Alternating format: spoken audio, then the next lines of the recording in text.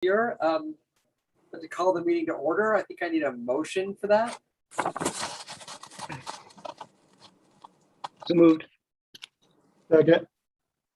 Great, thank you. We are in our meeting. All right, we have 3 public hearings this evening. I'd like to get started with those. The first one is for 26 Warren Street. It's a continuation of the public hearing for 26 Warren Street, which is a site plan approval for a change of occupancy from R3 to R1, changing the use from a single family residence being used as a bed and breakfast to a hotel. The property is in the central commercial zoning district and is a permitted use. Do we have the applicant here to update us? I'm here. Great. Yes, and Welcome. Doug Huntington from Barless Wedlick Architect as well. Oh, great. Thank you. Does either of you want to start? Do you have things to share? How do you want to proceed? Yes, yeah, no, thank you for hearing the application here again tonight. I'm here with Ben to review some of the items that came up during the last meeting. As you indicated, Larry, this is a proposal to change the use of an existing R3 residential structure being currently run as a B&B to an R1 hotel occupancy. During the last meeting, there were questions raised about some exterior lighting, accessible ramp details, security and operations. We'll run through those details in a moment here, but Ben, I believe, is going to give a high-level kind of introduction and explain the operations and security. Yes. Great. Thank you. Can you hear me? Yes. Great. So good evening. My name is Ben Rinsler, and I own the property at 26 Warren now in front of you. I'm not a public speaker, so pardon me for reading my initial comments off of paper. Further to last meeting, had Doug or myself anticipated there'd be so many questions outside of the scope of the application, I would have attended that meeting to answer them. So I'm here now so we can discuss any and all questions regarding my application and the operation of the property. When reviewing the YouTube of last meeting, I was quite surprised to hear some of the issues my neighbor Phil Foreman brought up. After reviewing the meeting, I did call Phil and discussed his concerns at length. We had a good conversation, and I want to say that Phil voicing his concerns publicly has not diminished the fact that I really like Phil and Paula Foreman, and we have always had a cordial relationship, and I told Phil as much on our call. I've actually spoken, texted with Phil and Paula many times, and even drank hard cider and ate cookies on their porch while enjoying the company of their wonderful dogs. I really do like the Foremans. I understand they have concerns, and I hope to allay all their concerns tonight. I don't want to focus this time on the Foremans, but wanted to state publicly I respect their opinions and concerns. Before I jump into addressing the board's concerns voiced at last meeting, I want to present a not unrelated fact. As you may or may not know, I purchased the former Barlow Hotel at 542 Warren Street this year, where I meticulously preserved the exterior, the existing historic interior banisters and woodwork, and upgraded the entire facility to match. The lobby is a celebration of this thoughtful renovation. It has been renamed the Hudson Weller to celebrate the rich history of our city. I presently employ 9 people at the Whaler. My 2 managers were the former managers of Barlow and are longtime Hudson residents, and I kept them on because they're wonderful people. Also not unrelated is that real estate and property management is my day-to-day work, and I maintain all my properties to the highest level of safety and utility, and the property at 26 Warren and 542 Warren are no different. 26 Warren Street, which I refer to as the Mariner, is a registered short-term lodging provider which pays taxes to the city of Hudson as such. The building itself has lovely pumpkin pine wood floors, high ceilings, gas fireplaces, a kitchen, and a fenced-in backyard my dog can enjoy. As the board and the public know, a change of use to a hotel is an approved use for this district and in line with the history of this property as a registered B&B.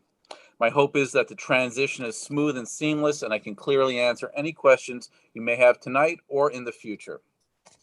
The Hudson Whaler Hotel has 9 dedicated employees, and the Mariner has 3 employees dedicated to it, and it alone. The 2 managerial staff from the Whaler also manage the Mariner and are intimately involved in the day-to-day operations and are often on property.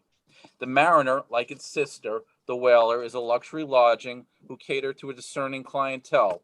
The Mariner is presently monitored with security cameras, which are purposely visible on the exterior and in the common hallways and common areas of the premise as well.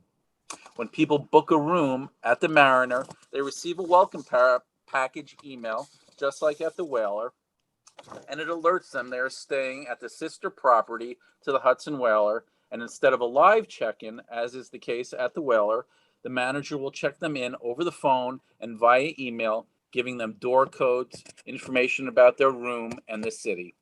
They're given the manager's personal cell phone. They're given my personal cell phone, and they're given a 24/7 call line with a live human operator run by a company called Ruby. Guests are encouraged to call for any reason at all 24/7. One of the 3 Mariner employees live 5 houses away. One of the managers lives a 2-minute car ride away, right on Warren Street, and the second manager is not further away than that, and I am often on property in room 5.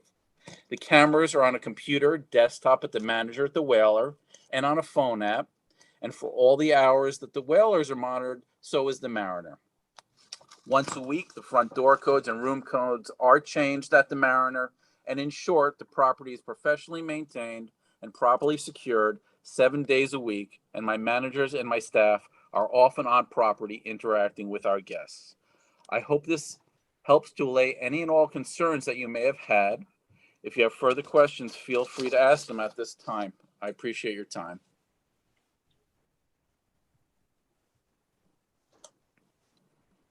Okay, board, do we have any comments or questions for Ben or Doug?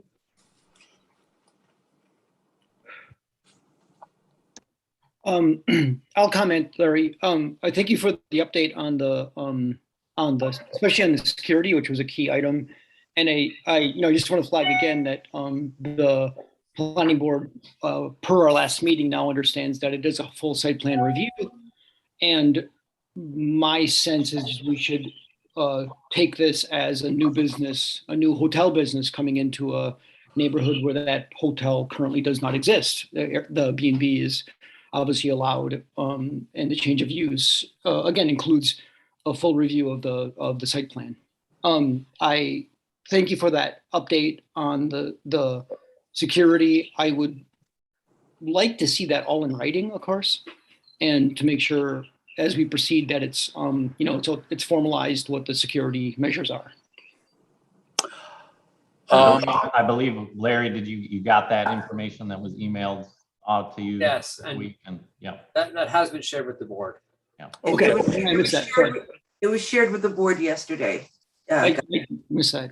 So you know. Thank you. So, and I don't know that the public ever got to see it. But thank you, Clark. I have a couple of questions. Sure. I read your report, Ben, so thank you for You're welcome. your letter. And I just heard you. I'm still confused. You have 3 managers for the Mariner, and those 3 managers are for the Mariner alone? Or No. So Let me clarify. because your letter made it seem as though it was hard to understand what you were saying. Let me break it down in segments so it's easier to digest. And pardon, I don't mean to confuse things by mentioning the Whaler, but it is part of the management of the Mariner. So the Whaler has 9 dedicated staff, okay? The Mariner has 3 dedicated staff. There's 2 managers that manage both properties. So all three people that will be working on the, at the Mariner or involved with the Mariner also work at the Whaler. So there's not a dedicated staff. No, the What am I three missing? people that are dedicated there are dedicated and only work at the Mariner. Is one of them a manager at the Whaler? I guess I'm not understanding here. No, they're not. The Okay, two managers from the Whaler manage both properties and are independent of the employee count I gave you. Separate from the managers, there's 3 staff for the Mariner and 9 for the Whaler. and the positions of the three staff at the, for the Mariner, since there's not a manager on premise, I guess I'm not understanding what those three managers might be doing. They're not managers. I mean, They're those three staff people, I'm sorry, they're basically there to maintain the property, cleaning it, doing repairs, mostly cleaning of the rooms and monitoring the facility. so they're not in management. No, the two managers manage both properties. And one of those managers, you say, lives a block away from the Mariner. One of the employees lives about 5 houses down. One of the managers lives about 2 minutes away on Warren Street.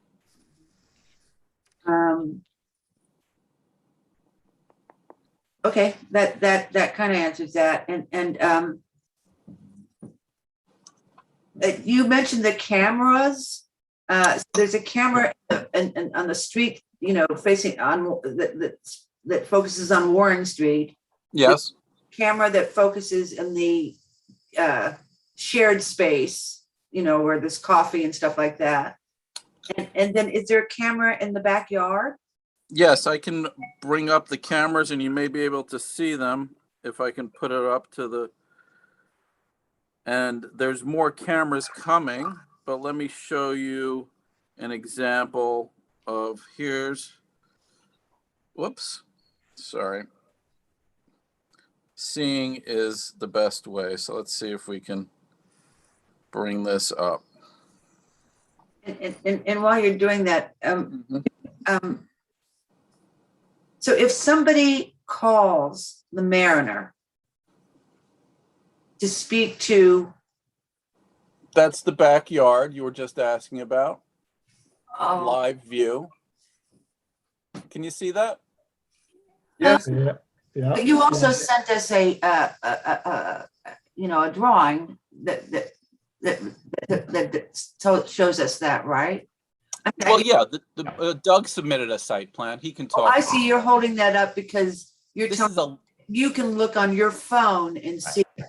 yes, that's a live security camera right now.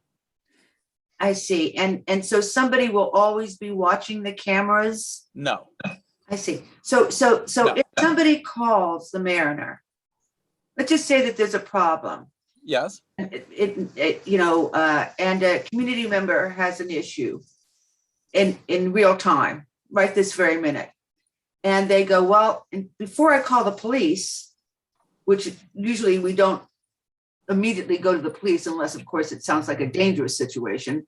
okay. Call the management. Let me call the Mariner. I call the Mariner. Who's going to answer the phone? What hour of the day is it? And I'll tell you who will answer.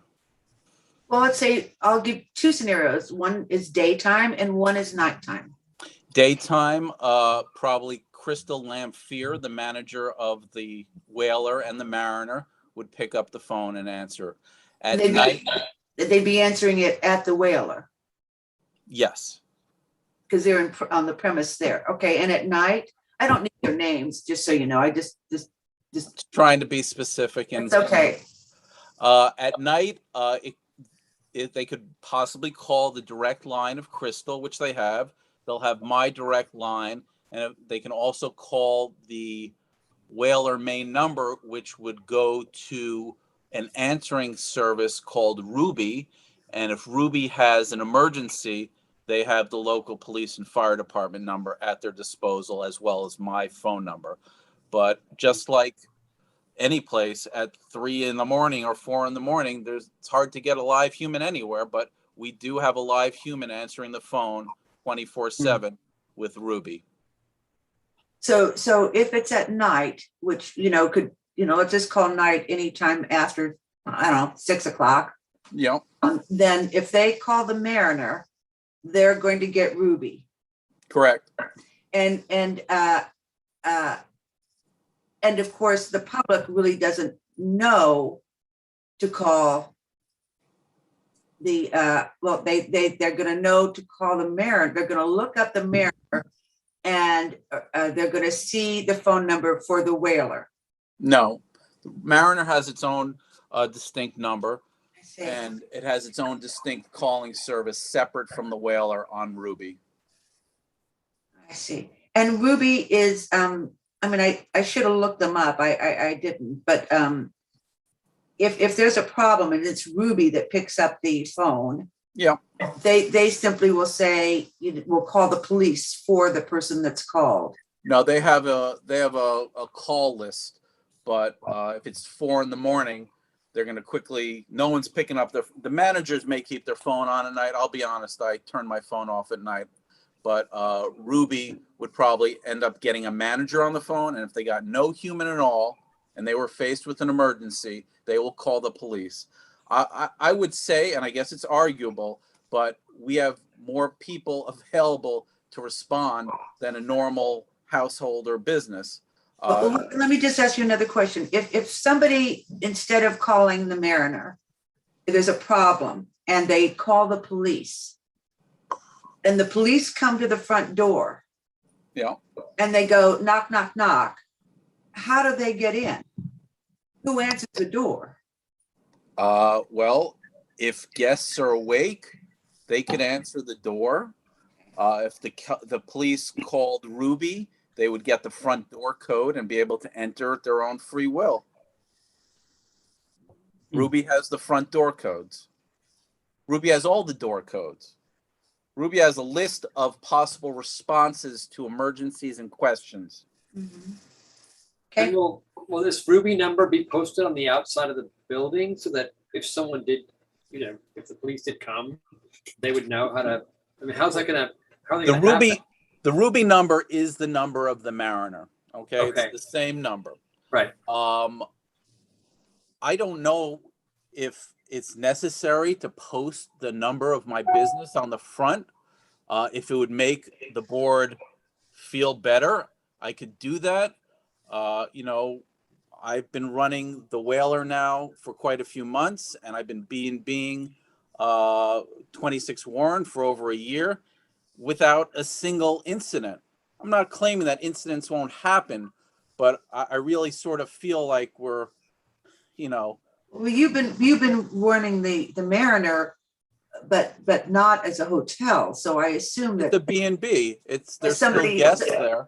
Well, yes, but you've been there. I mean, you're running a B&B. Doesn't that mean that you're there? I'm there most of the time. I'm not there every night. I'm not required to be there nightly. Hey, you kind of are, at least with, right? Am I right? Didn't that law pass? That's what I'm I a thought. Yeah. Well, that's I okay. sleep there every night. Is that what the law said? I don't want to. I think you have 2 months out of a year that you don't have to be there.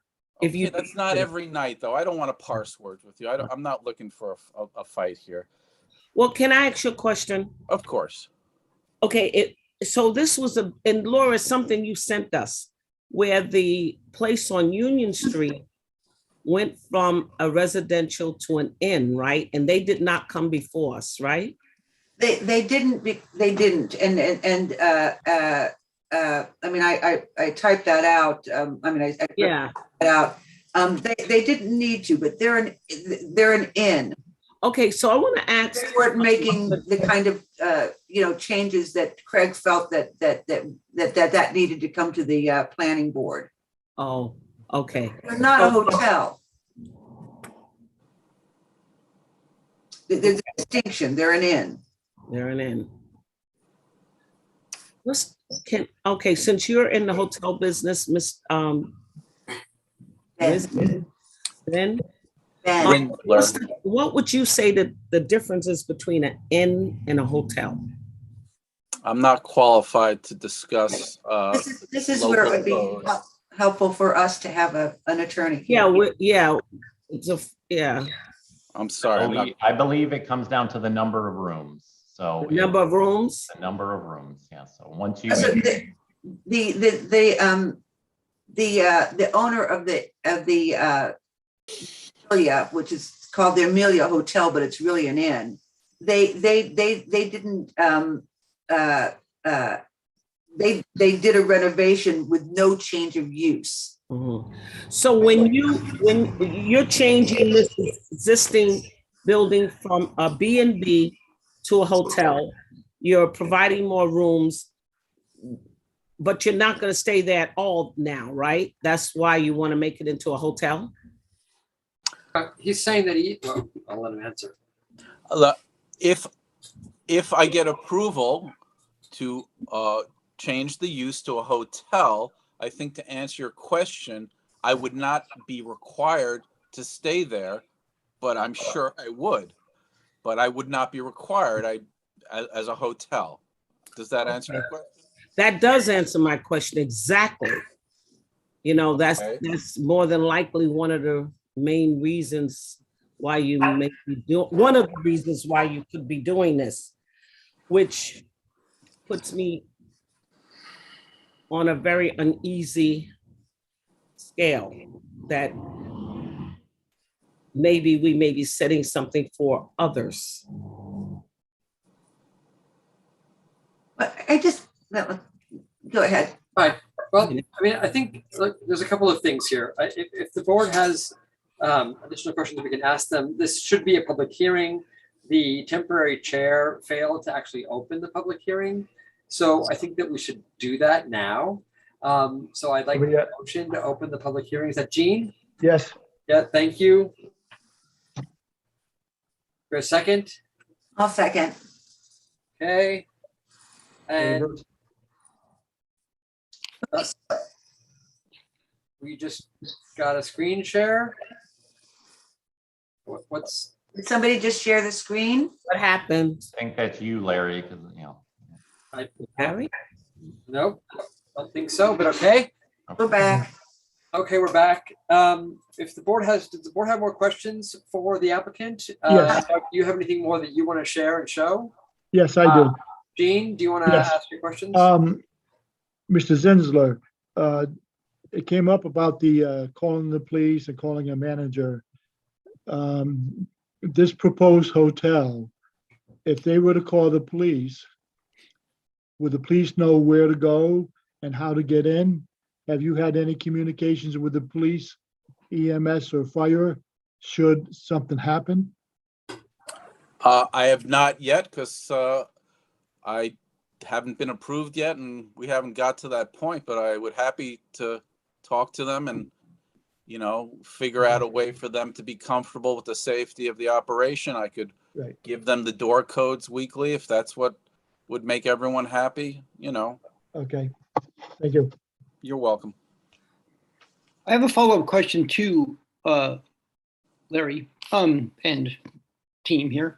I mean, I realize it's not apples to apples entirely, but the Whaler and the Mariner are sort of sister operations, as you describe it. And I guess my concern or question is one of them clearly is staffed at a much higher level. And I guess based on our concerns, that staffing clearly allays many of our worries about security, health and safety of the occupants. So I guess my question is why is the Mariner receiving such, higher levels of staffing, and your plans for the Mariner are significantly less? Sure. Well, first of all, the setup of the Whaler is set up to be a traditional hotel. It has a large lobby, a large conference room, and all the hotel rooms were built in mind for guests to be there.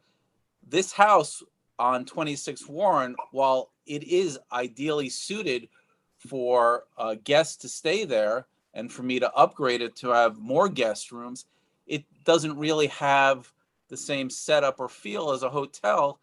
And honestly, I don't think it's necessary to do that with the sister location being so close by.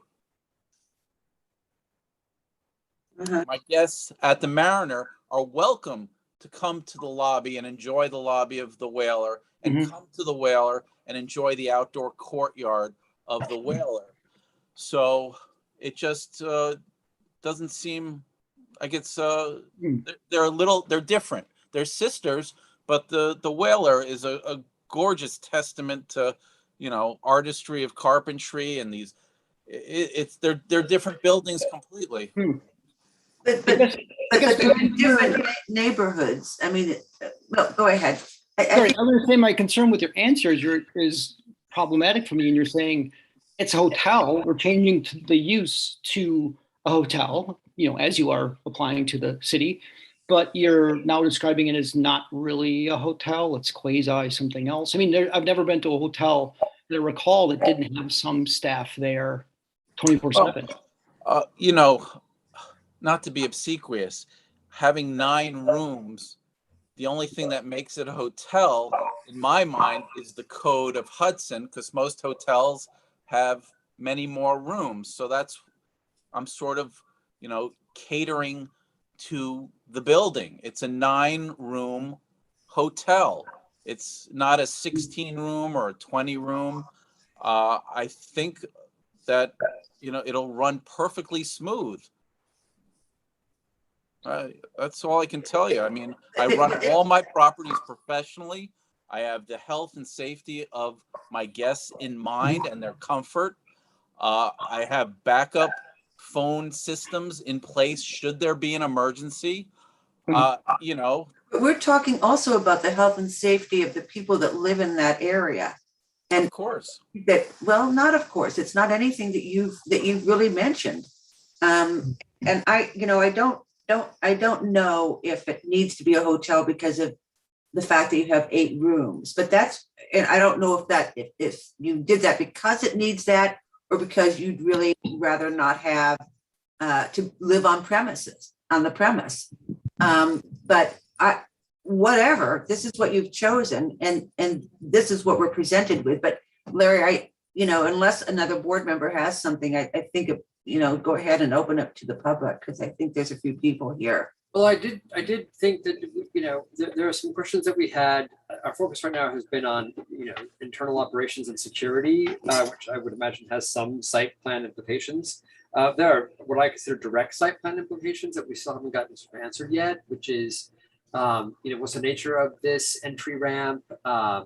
Still not totally clear to me how we're going to manage trash, what the expectations are for deliveries. Do we have, there's no back of house, right? So there's no alley access. So everything happens off of Warren Street. What's the expectation for linens, laundry, food service? How are we managing trash so that we know that we don't have a vermin problem on the premises? Those are basic for me. Those are fundamental and basic site plan operations that are unique to this property in Hudson because it has no alley access. Can you guys? Also, another thing, Larry, just to add, because I think you're right, we need to discuss that. And we do have that drawing. So I think that maybe we want to look at that. I think you made some changes, Doug. Did Yes. No, we Before can. we do, I just want to add to your list, and it was brought to my attention about fire safety. There's I don't think that you can't get to the building from the back at all. So because, there's a house there and they don't have access to the coming through the back. And then there's that ramp where right now I'm understanding is where the trash is going to, that area is where the trash is going to be hidden. And it's, I think, and Doug talked to that, and also the mechanicals, the air conditioning and stuff. And I don't know what code is in terms of access for a fire department to be able to get to the back of the building. So that's something to consider too, I think. But you brought up some good points, Larry, about food service. And I want to add also, sound. I know that it was mentioned in your letter, Ben, that that you would have any music or anything turned off by 8 o'clock. I think you said in that letter, but you didn't mention. I mean, but people will still be allowed to be out there, or is it just the music that you will stop at 8, or will people? We are going to suggest to our guests that any Suggest. music, excuse me? Suggest? Or, Yeah, suggest. That's what we can do. We can tell them the house rules are that they should not have music outside after 8 p.m. My understanding from Doug is that it's actually allowed until 10, but we don't think that we're going to have, I don't think it's proper to have it after 8 p.m. I don't think it's necessary or proper. So 8 p.m. is what my house rules will state. I see. So, but let's just say, that you have all the rooms are filled and it's a bachelor or bachelorette party or whatever, and families are in and they're staying at other hotels, but 8 of the people are staying at yours. And so, everybody decides they're going to, come and spend time in the backyard at the fair. So we've got 20, 25 people out there. Now, maybe if the music, since you're only suggesting that the music stop at 8, even if they take your suggestion and stop the music at 8, you still would have, say, 20 people out there with all their voices in a in a place that resonates. Am I correct about that? That in other words, people can be back there after 8. They just can't be playing music. Is what you're suggesting to them? I'm willing to take the board's suggestions on how you would think it's appropriate to operate the facility. I don't think there's going to be parties there, but you never know. If there's a complaint from one of the other guests, we'll know immediately and can see it on camera, and we could stop it. Just like if people started gathering in the back of the hotel at the Whaler in the courtyard there, and someone complained, we would stop it. It's not neighborly. Yeah. Again, there's the people that are staying in the hotel, and then there's your actual neighbors. But do go ahead, if Doug, I guess, if Larry, if it's all right with you, can Doug bring up that drawing? Absolutely. Yep. So this was the site plan that we looked at last time that just kind of explained the zoning rules and the location of the proposed ramp. So we zoomed in here a little bit to demonstrate both the lighting and the ramp details here, and there's an elevation of that ramp. So currently, the lights that are existing are these lights that are highlighted in yellow. So the building is actually, there's a street lamp right in front of the building, and then we are proposing to add a light here in that entry portico, add a few lights along the side of the building here and along the ramp. I think to touch on a couple of the things that you brought up, Larry, the deliveries. There are no real deliveries intended. There aren't. Food service is not going to be a part of the operations. Trash is going. In that case, trash will be minimal. And so it will be handled here in the front of the building where there are currently two trash receptacles that should be able to handle that light load of trash. There's no deliveries of linens, and I thought that you did have in that common area that you would have coffee and crumpets and stuff. I thought that there was some food. Yeah, low quantities of waste.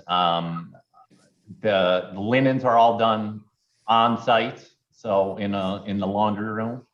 So no linen deliveries will be needed.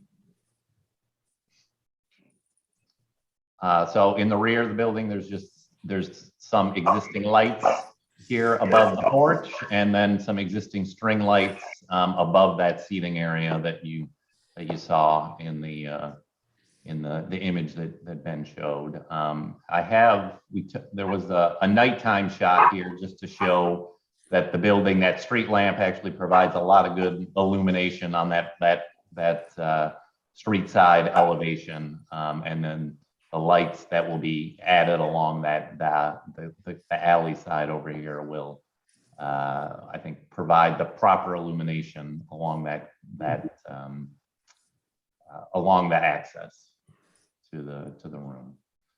You didn't happen to take a picture of that from in the back, did you? Because with string lights, like, will the neighbors whose fences are on either side, will they see this? Will that be above the fence line? No, it's hung from the fence and dips below that, so it's not above the fence line. And then we just did here a quick elevation here to show you how the ramp works on that elevation here, just coming up to the entry door here, and then a few steps added to go to access the rear yard. And then with your pointer, where's the air conditioning and where are the trash cans? And The trash cans would be here in the foregrounds, about here. And the air conditioners are here, and you can, the ramp is 4 feet wide, and extends.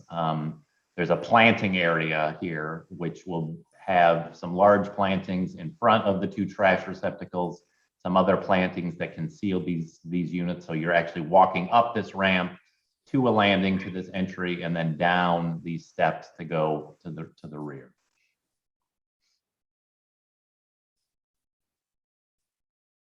Okay, board, do we have any other questions for Doug?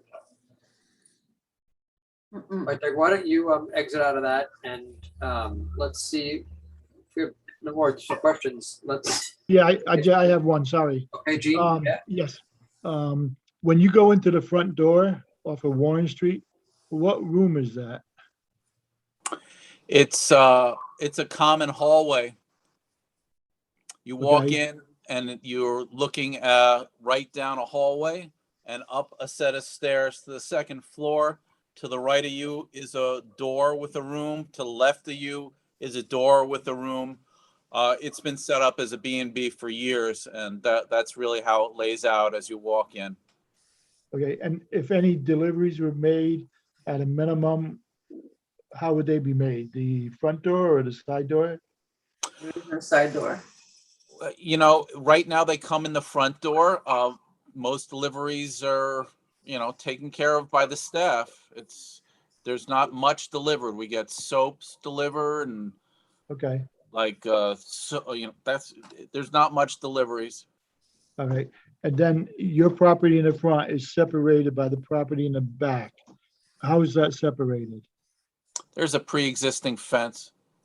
And you can't get access through that fence to the alleyway with the other property owner? I bought the property from the owner of that rear parcel. Yes, I'm not sure how he was able to sell me this property without access to Prison Alley. I've opened up conversations about possibly being allowed to get an easement or at least permission to cross his property with garbage. I can't say it's been the best conversation, but we're still talking. He did mention he may sell his property. If it's a reasonable price, perhaps I'd buy it, and that would help a lot of things. right, okay, Ah, thank you. Thank you. You're welcome. okay, board, any other questions? All right, let's see if we have any hands or anyone from the public who'd like to speak. Phil, you're muted. Hi, thanks So very try much, to keep everyone. it to 3 minutes, okay, boss? Not a problem. Okay. I should be used, I should be used to that by now. I thank Ben for his remarks opening this discussion, and I agree with everything he said. At the end of the day, there's a good shot it's going to be him and me sorting out some of this stuff, but I'm hoping that there is some guidance and direction from planning that will help both of us. But I've had no problem working with Ben, and I don't anticipate that I will. I guess a couple points. On a micro level, you will not be shocked to hear that I'm not totally in love with the idea of a hotel next door with nobody there. The scenarios for security and whatnot are worst case. It's not like that.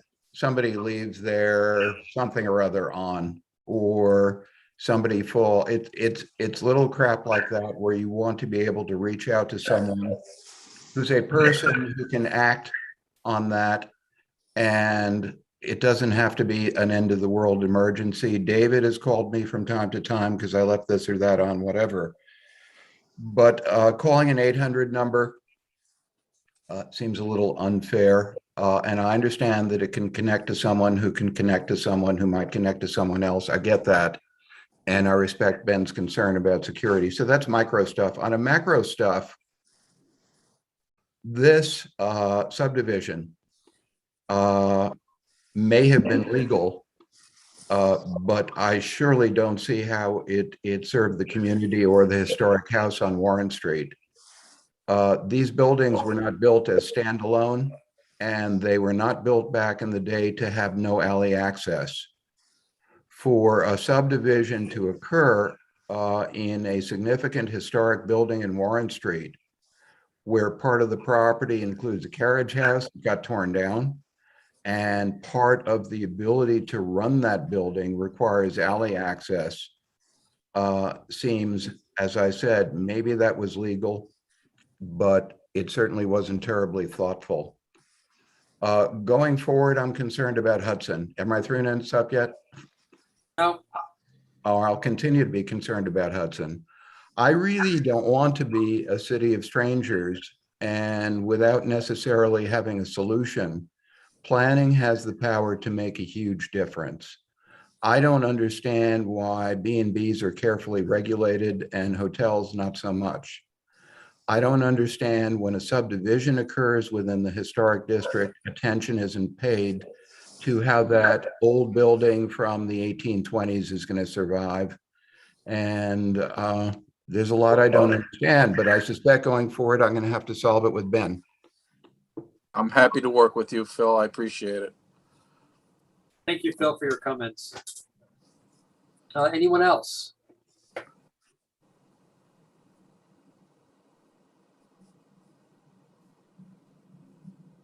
Okay, it seems like we don't have any more public commentary. I think, board, it's up to us now to determine what we want to do with this application. Do we want to close the public hearing? Do we need to keep the public hearing open for any reason? Is there any additional information we need from the applicant? Yeah. I have a question for the board. Does the city of Hotel have a definition that distinguishes the difference between a hotel and an inn? I do not know the answer to that.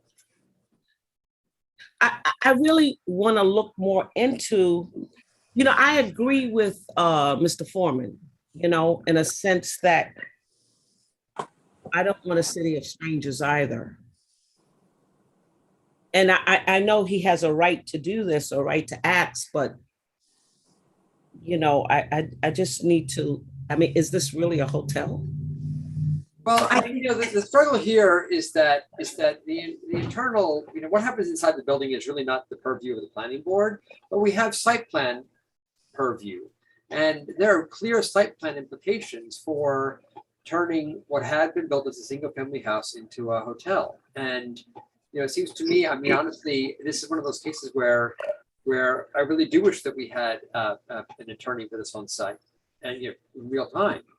because, Yeah, I see it like you, but I see it as taking a single family house turn it into a commercial entity. And that change has already been made, right? I mean, that change was made when they opened it up as a B&B, right? So it has not been occupied for some time as a single family But house. I don't think so. I mean, tell me if I'm wrong. Just because it was a B&B didn't make it a commercial entity. Right. I mean, that's the whole point, is that it's going from R It's going, to R1. But it's that going, is- it could have that's still what we need been a to single review. family house as a. Right, B&B. right. It's zoned Right. as a single family house, All and right. and we're changing it now, well, potentially changing it to a communal dwelling. You're right. So that's where I'm having a problem with changing a single family house or giving permission to do that to a commercial hotel. And I don't even know, I want to know, well, we had something on a place on Union Street that didn't come to us. How is that so? Just because people are given the permission or the right to come to the board to do things doesn't always mean that is needed in this area, or that is needed. So I'm kind of on the fence with this particular applicant. Teresa, that, I really appreciate everything you've just said. Just if you're, the Amelia Hotel is a single family house that is an inn. It's It's a single family house also, but is it going? it's an inn. It's not a hotel. Okay, that's what I'm saying, but this is a single family house that's coming before us to Hey, be changed to a So hotel. the good news is we have really smart people watching us, and they're chatting me, and there's a couple of choices that we can make as a board, right? One thing that we can do is actually refer this application to the ZBA, because our code doesn't cover an unmanned hotel, right? And it's the code did not anticipate that this would emerge. It's now emerging, and the board is clearly uncomfortable with that scenario. So one scenario here is that Our code does not accommodate a what? unmanned, unstaffed. Yes, I don't want to say unmanned because yeah, unstaffed. an unstaffed hotel. The other option is that we can ask the applicant to set up an escrow account so that we can have the consultation of an attorney next month, so that we actually know in real time what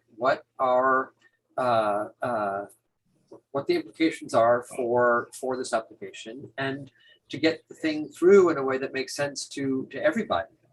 I think that's a very good idea. I think the thing that I'm most uncomfortable about, other than the safety issue and the safety issue for the public, is the fact that this is uncharted territory and we don't have an attorney. I also feel that the fire department needs to be notified, and they need to inspect so that they can see that, what issues they might have getting into the back of the building if they needed to, for example. I think that needs to happen. But I think that idea of having an escrow account for an attorney is the best. Can I ask a question? Why would you said something about referring them to the zoning? What would that be? Well, because it is a zone, the change here is also a zoning change, right? From Yes, it is. R1 to R3. And because my understanding from this discussion, our zoning does not adequately describe or account for a scenario in which a hotel is unstaffed. So we may refer it to ZBA so that they can weigh in and let us know what what ought to be happening here, what our jurisdiction is. And again, when I spoke about this application with Jeff Baker, he was fairly clear that the internal operations of the building are not really our purview, except and until they have site plan implications, which is clearly also at play here, right? It's impossible to actually look at this thing without looking at the site plan and looking at things like the lack of alley access, everything coming to the front door. The operations have direct site plan implications because there is not a way to easily and immediately contact a responsible party. So But Larry, I- may I ask a question? Yeah.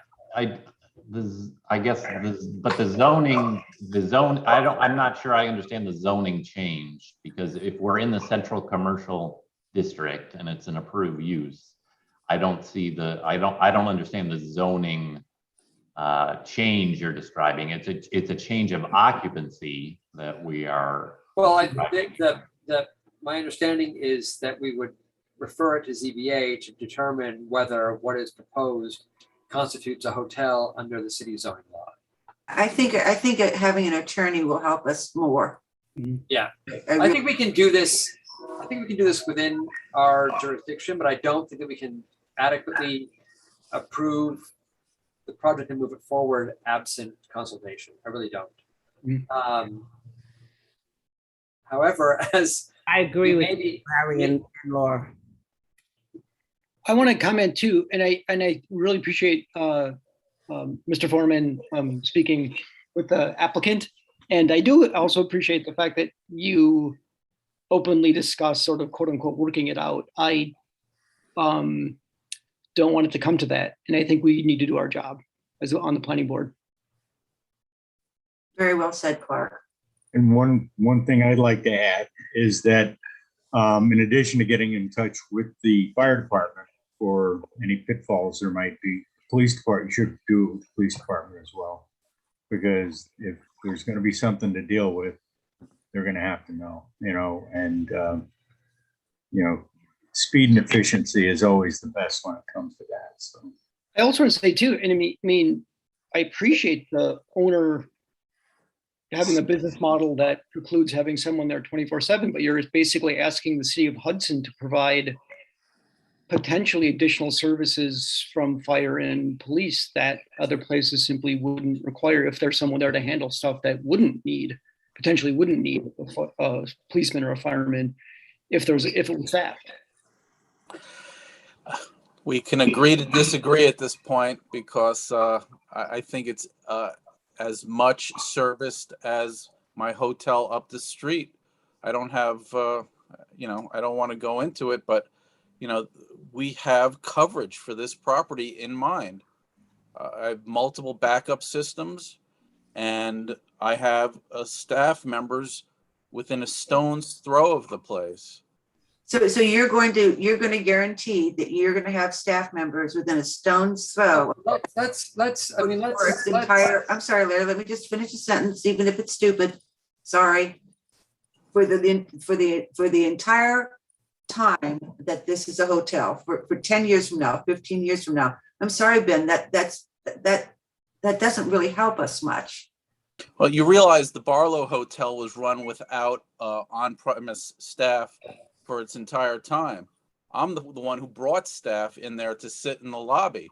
So this has been going, the fact that I disclose this is just me being transparent. But the Barlow Hotel that I purchased was unmanned. Not when I'm in there, but okay. You disclosed it was part of your requirement to come to the planning board to ask for a change of occupancy. So we're doing our due diligence here, sir. I understand. I'm not faulting you for that. This isn't above and beyond what anyone else would do. So I guess I'm not quite clear on your intent to make that statement. So I feel like I feel like we need to do our job in terms of making sure that the site plan, et cetera, meets our standards. Okay. And I think, Ben, I for one certainly appreciate the willingness you have had to describe the operations that you're proposing. I hope you can also understand that this potentially sets a precedent that exceeds our direct experience with a thing like this. And, I'm going to recommend to us that we actually do continue the review of this application until our next hearing. I'm also going to ask that we set up an escrow account that we can actually have an attorney look at your application and weigh in on the application and advise us during the next session. So if the board is in agreement with that, maybe one of you who are more experienced, Laura, John, do we need to make a resolution to request an escrow account? I think Teresa knows that better than any of us. Yes, you do. Clark. Let's put it this way, it's safe Okay, do we to, have a motion to set escrow? So move. so moved. Do we have a second? I don't- Second. All of us have to agree, I think. Okay, all in favor? Aye. Aye, so it's unanimous. Any opposed?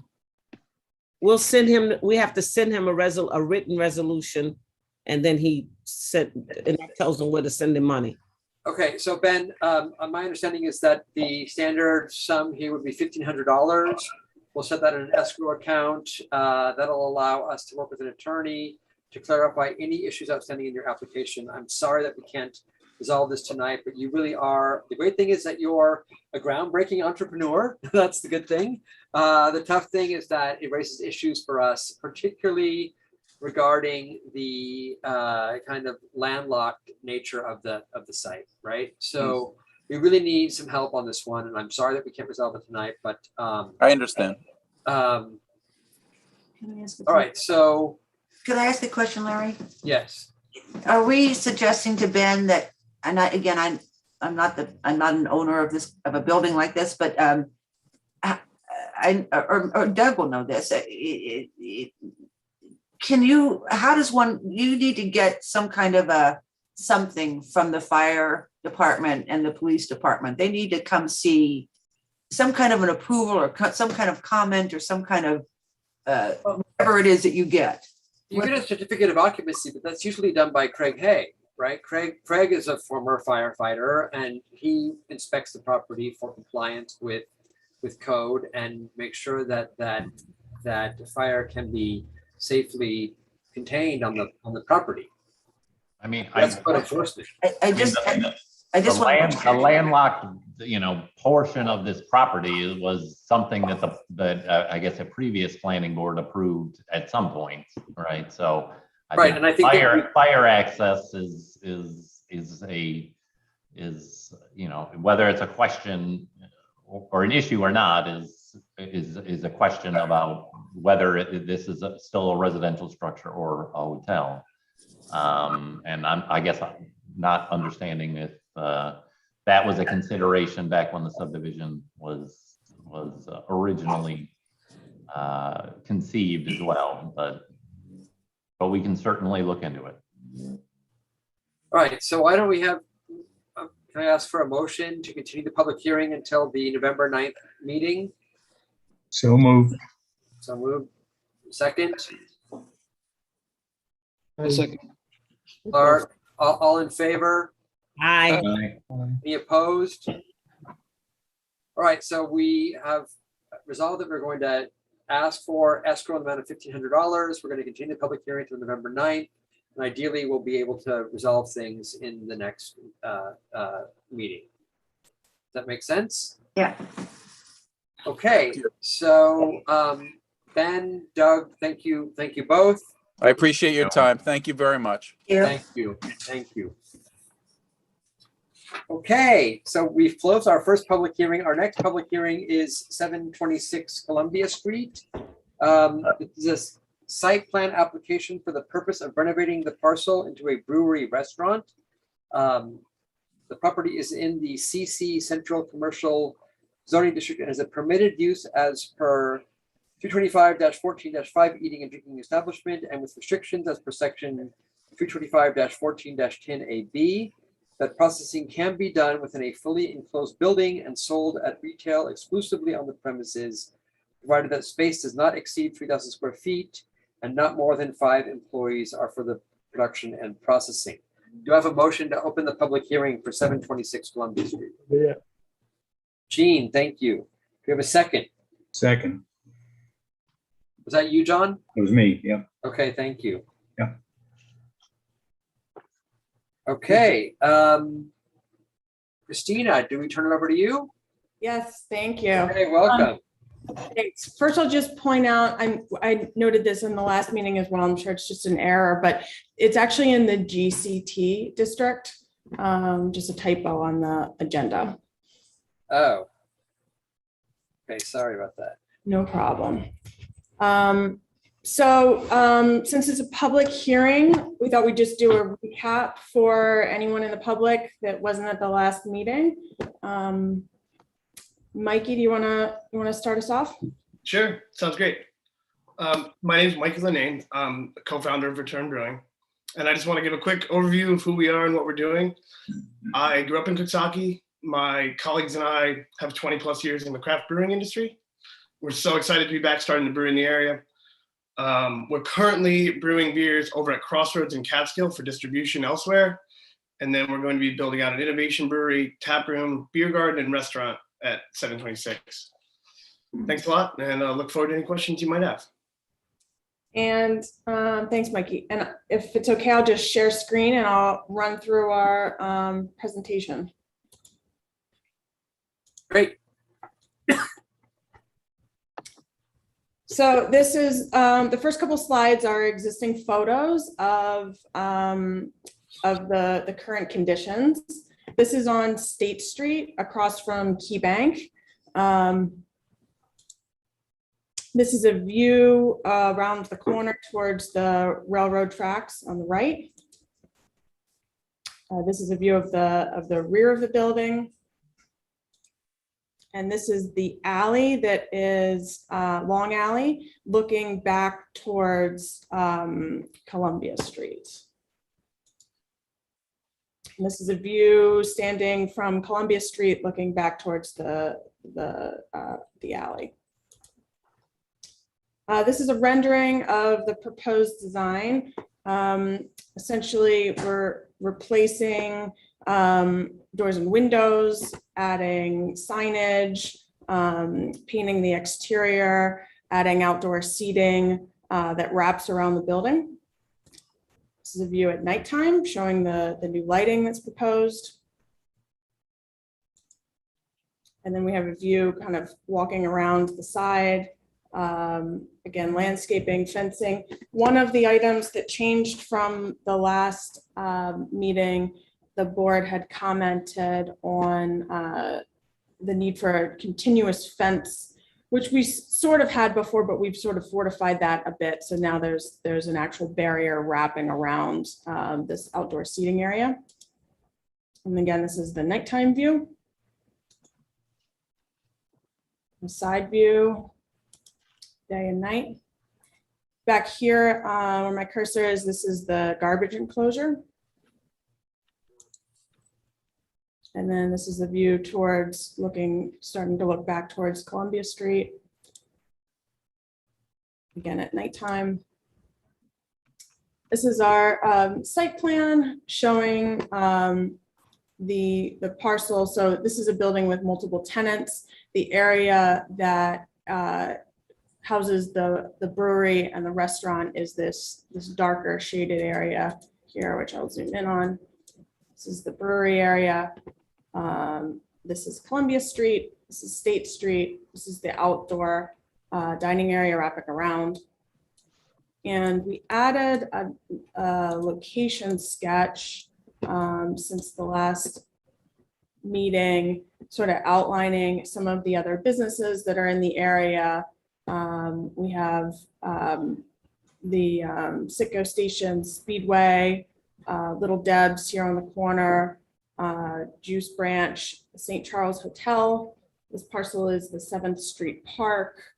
This is the Thai restaurant, community tennis, and Bank of Greene County.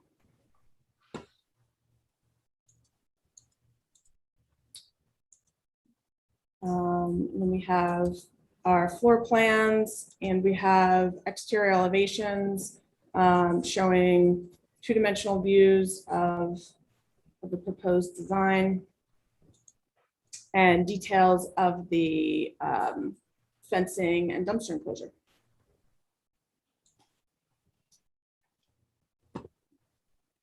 So, any questions? Or do we have any questions for Christina? On the Long Alley side, can you go back to that? Sure.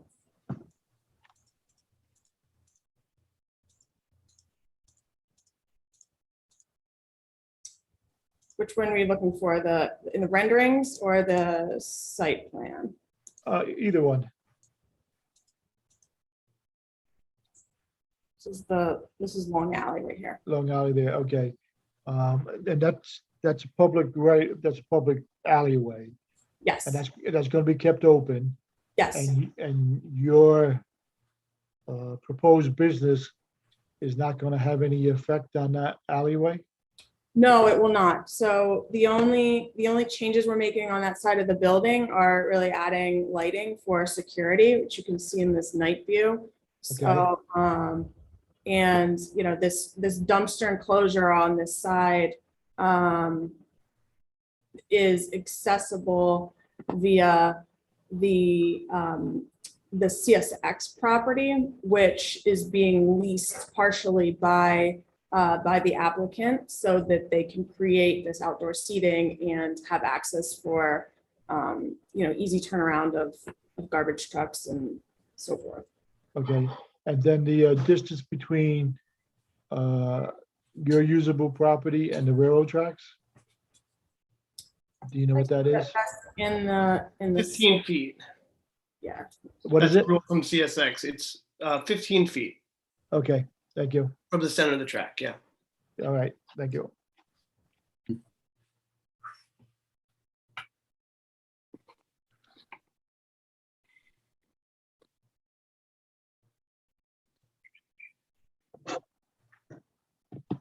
Board, any questions? I have a question. What's the height of the fence along the railroad side? You know, where it says forklift access path? What's the height of the fence there? 36, 3 foot 6 inches. So 42 42 inches. So this is a detail of it. It's basically like the, you know, the back of the bench and fencing. Is it 42 in the rendering, or is the rendering at a lower height? Because 42 is a nice height, but it looks awfully low in the rendering. Yeah, let's flip to that. I think visually in the renderings, I agree with you. It does look lower, but it will follow the architectural details. So it will be constructed at 42 inches. And can you go to the elevation again? Sure. So that's 42? Yes, this is a blow up of it here. So it's really easiest to see in this detail.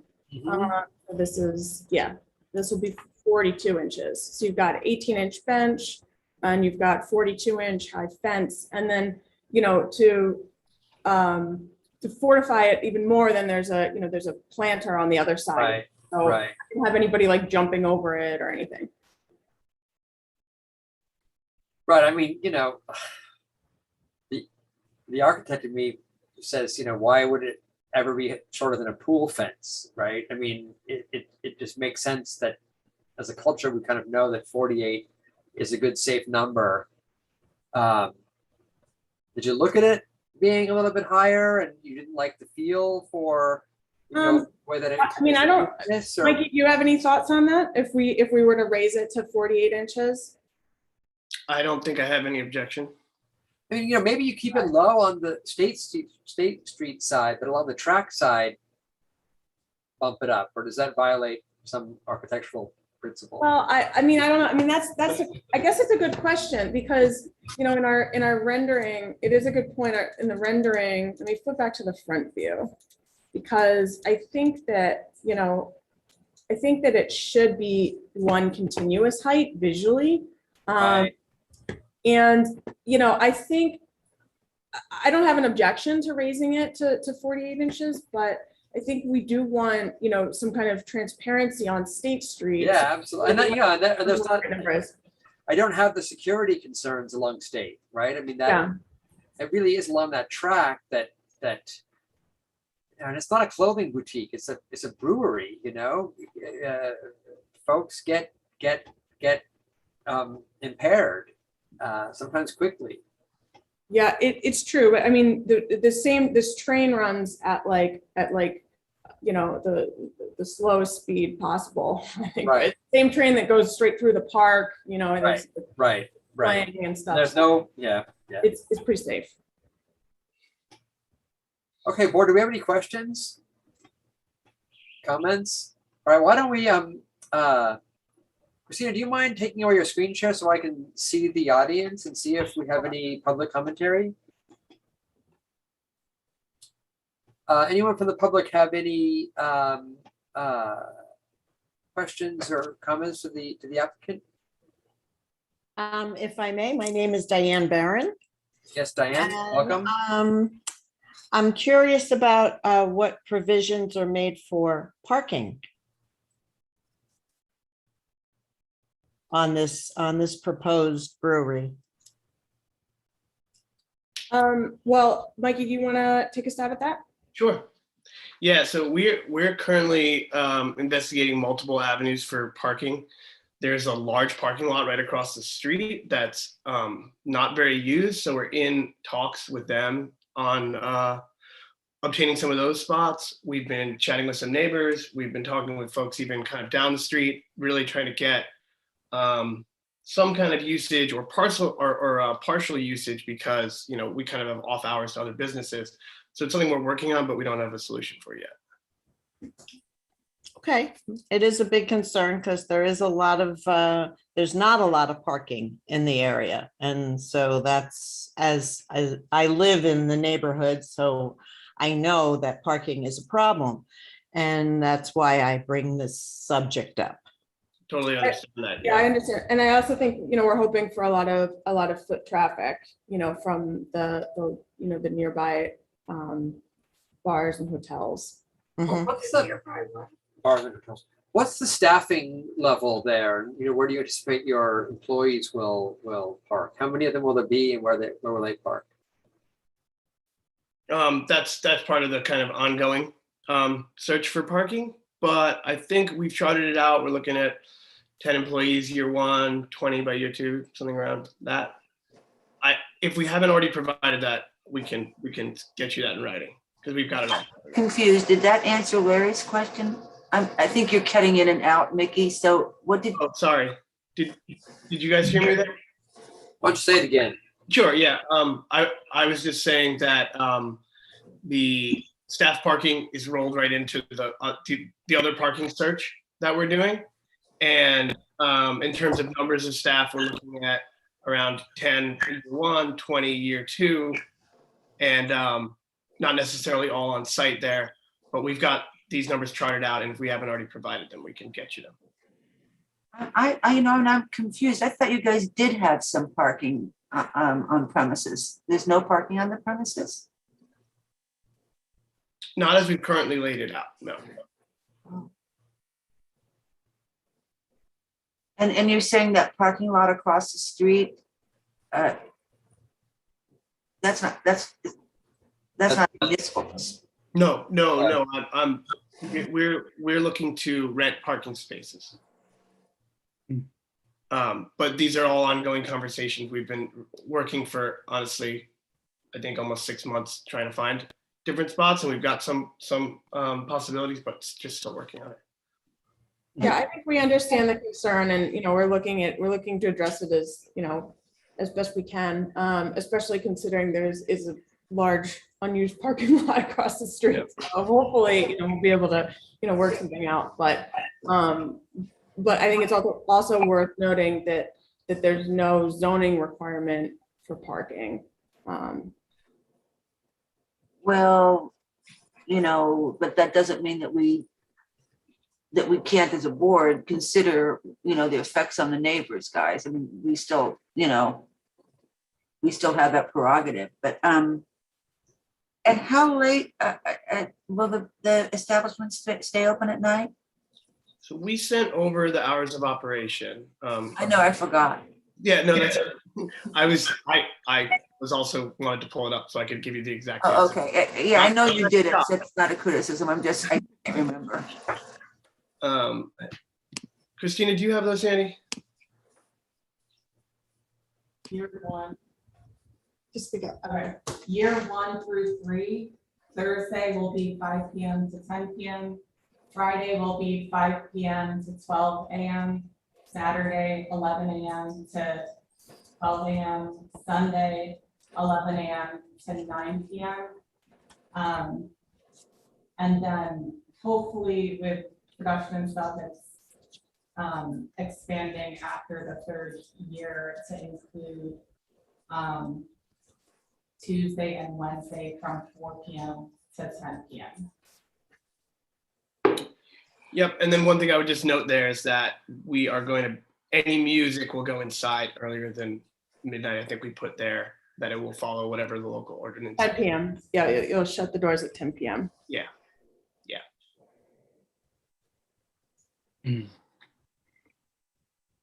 And there's no outdoor amplified music or sound. Any outdoor amplified music would be moved indoors with the doors shut by 10 p.m. Okay. Follow Thank the noise ordinance. Thanks. Is there outdoor amplified music the work week? Sorry, you cut out a little bit during the, is there outdoor amplified music? During the work week? Doing Monday, Tuesday, Wednesday, Thursday? Well, we open at 5 p.m. So no.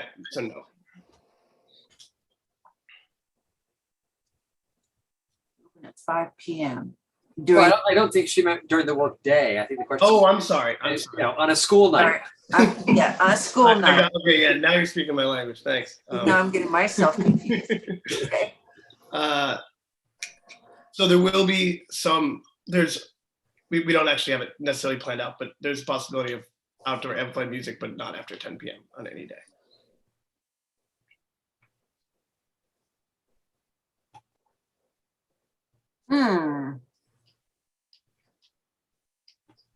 Okay, board, do we have other questions for the applicants? How do you guys want to proceed?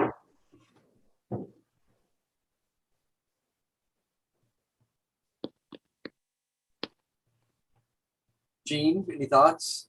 You look like you're thinking. Just reviewing my notes here. I don't have a problem with anything here.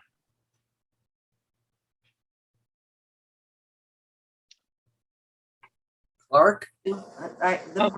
And amplified music during the school week, the school days. I think that's an issue because there are neighbors. There are neighbors there, and it's concern about parking. I kind of am mad at ourselves for having let that slide. I thought, I don't know why we didn't bring it up before.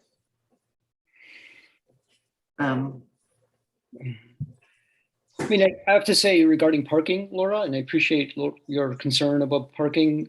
You know, the applicant reminds us there's no requirement for parking. I do think that the level of staff and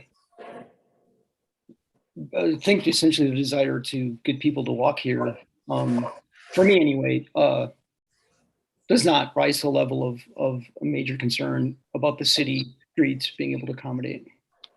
Well, but Clark, let me just ask them, I know that we've talked about this, but what's but at full capacity, what's the capacity? Capacity is 163.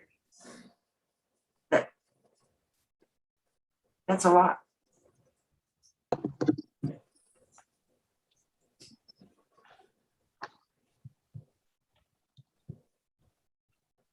What to do?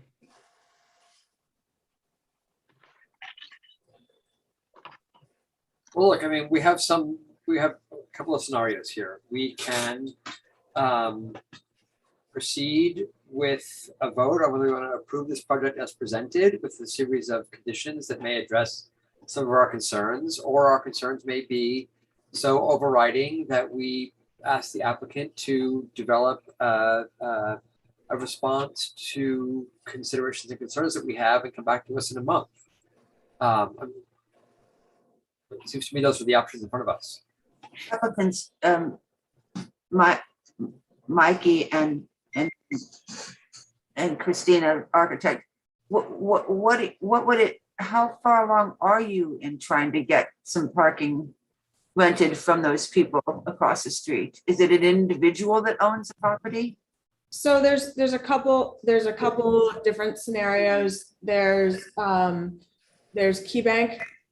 There is actually CSX. There is a liquor store that has parking. There's a church down the street that has parking.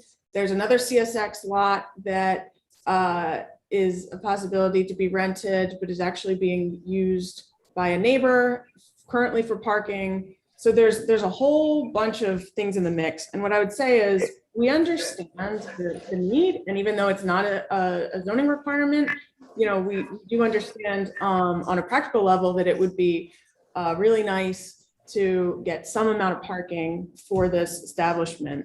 And Mikey and his partners have been really working diligently to try to come to some agreement with somebody about that. They're willing to rent it. They're willing to, spend some money on renting parking, but they haven't really been able to get anybody to cooperate to date. So we're continuing to work on it. It's continued discussions.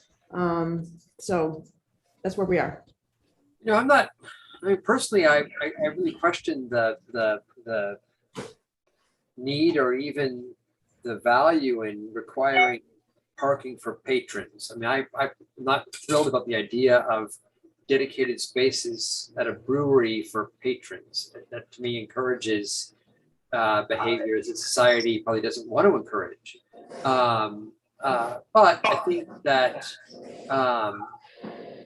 the staff is a different issue, right? They're going to take up a space for 8 to 10 hours each time they come, and there's 20 of them that really could impact the surrounding neighborhood. And it seems to me that it might be one of those things where employees are required to park elsewhere. Either you secure those spaces from a private entity nearby. The St. Charles Hotel is a huge lot that rarely seems to be full. Or you do what some other folks have done and lease municipal permits in one of the municipal lots and have your employees walk 2 blocks to work if they want to drive. So it seems to me that at a minimum we might want to think about the staffing requirements, and I'd be happy with that, and not necessarily requiring patrons drive to your establishment and have a space right out front. I don't know how the board feels, but that's my own, personal take on the thing. Well, I think that's a good idea, Larry. I don't think that we can change society and tell people that, hope because there's no parking that they shouldn't drive to get a drink. But I think that 20, 25 spots rented, it's for staff is a good idea, because if we can keep the people that are there for the longest off the streets, I think that's a good idea. Off the area, that's a good idea. I also want to put out there, some kind of a compromise on amplified music during the weekdays, ending sooner than 10. Having the doors closed. The amplified music is only outside because you've opened the door. The equipment's inside. Am I correct? So not. Am I breaking up? Am I not being? No. Okay. I'm listening. So it's a question. The amplified music is located indoors, and then when you don't want the amplified music to be outdoors anymore, you just simply close the doors, right? Do you have speakers outside or the speakers inside? No, it would be enclosed within the building. There would be no amplified music outside of the building after 10 o'clock. So it's a matter of closing the doors. So wait, right. I think see, I'm not sure you got the question. So I think the question is, when you do have amplified music, are the musicians potentially, or the DJ or whomever, potentially outside during the designated hours when you can have amplified music? I see. Mikey, do you want to comment on that? I'm actually not sure if we have speakers designed outside. We don't have any speakers designed outside. I think the question is, like, if there was a band that came and was going to play, are they going to set up outside in the outdoor seating area potentially, or are they going to be within the building, just with the doors open. Oh, yeah. Well, I think we are planning on having some music outdoors, but I'm all ears on how that should be handled. So live music outdoors. You consider, We're not a music venue. We don't have like what I'd say any concrete plans on anything of the sort. I just wouldn't rule it out. well,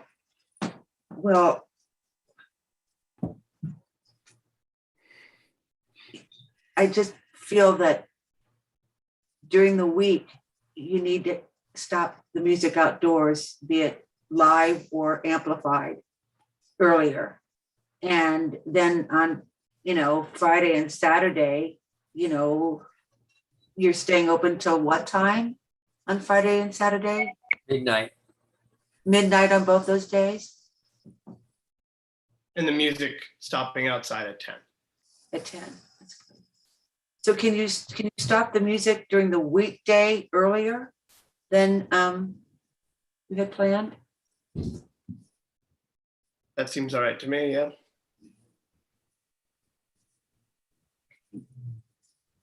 So we're talking conditions, Larry, of the parking space for at least 20 people for staff and ending the music earlier during the week? I think what we should do is actually look at a draft resolution. Yeah. Let me share my screen. Can I just clarify on the staff parking? Would that be requirements for how many staff we have, or requirements for how many staff we are projected to have? No, I think it would be a requirement for how many spaces you need to secure. Okay, so it wouldn't be 25 spaces the day we open. It would be. It would be, well, Is that right? you're talking about having a 10-person staff for a certain amount of time that then moves to 20? Over the course of years, yes. And That's just the, how it's projected. and the 10 staff that you're talking about the first year and 20 the second year, all 10 going to be there at the same time, or is it going to be variable? It'll be variable. So because you got your front of house and you got your folks during the day who work in production or marketing operations. So you could have 5 at one time and then maybe 7 or 8 another time. Yeah, But you probably a max of 10 at a few times. right. Okay.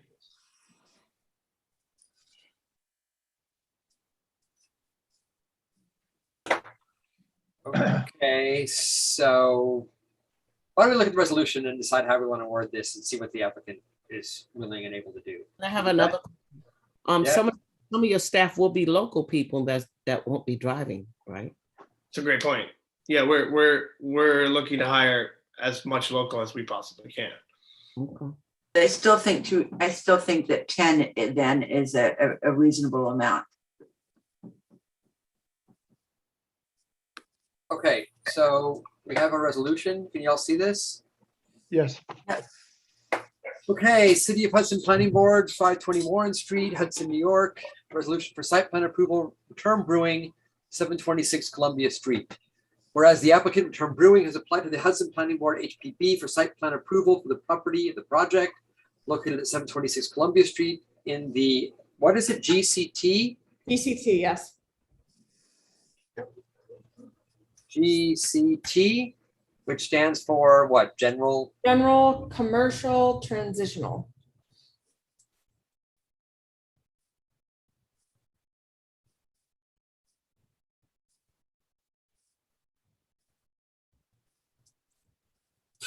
GCT, General Commercial Transitional Zoning District comprising tax block lot number 110.53-2-23, the property, the application, and whereas the HPB considered the application at its meetings on September 23rd, 2021 and October 14, 2021, and whereas a duly noticed public hearing was held on October 14th, 2021, during which all who wished to speak were heard, and whereas the project is a Type 2 action pursuant to the State Environmental Quality Review Act, (SEQRA), and whereas the project requires HPB approval pursuant to section 325-35 of the city code, whereas the HPB has reviewed the criteria for site plan approval set forth in 325-35, and now therefore be it resolved that the HPB hereby grants site plan approval as presented on the site plan dated September 9th, 2021, and finds that the project satisfies the site plan approval criteria set forth in section 325-35H of the zoning code, subject to the following conditions. Board, what do you say? 10 secured parking spots for primarily for staff. And then Hold on. Mikey, what time were you gonna stop the music on during the weekday? Not any day but Friday and Saturday? 10 PM. Yeah, it seems that the local ordinance would be the governing factor there. I don't really, if that's how all the other businesses are governed, that seems like a reasonable time to me. What, 10? Yeah. Oh, so well, no, they're not, he just said they're not gonna change it. They don't change it, but I still suggest that we make that a consideration. Would- I mean, you could potentially have a live band out there till 10 o'clock on a so-called school night. And then Sunday you close at what time? When people have to go to work in the morning?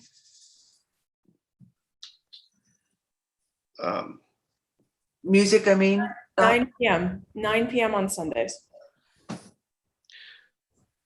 I would also note that I'm not sure what neighbors are being referred to in the conversation, because if you look in the surrounding buildings, it's a commercial brewery, a parking lot.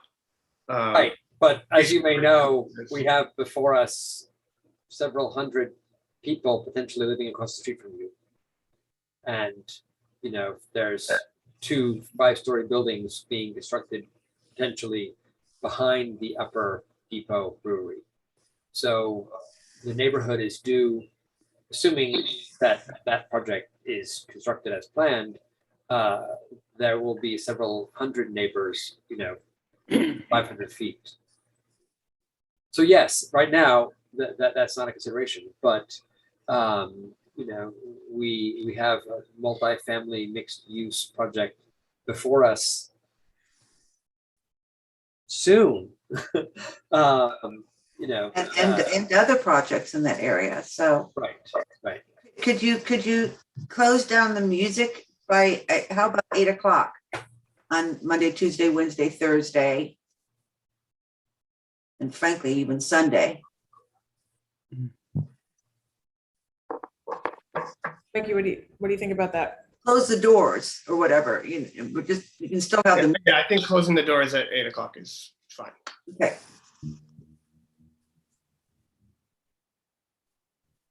And if you happen to have live music outside, that has to end then too. And 10 PM Friday and Saturday? Is that what I heard? Yes, that's what we said.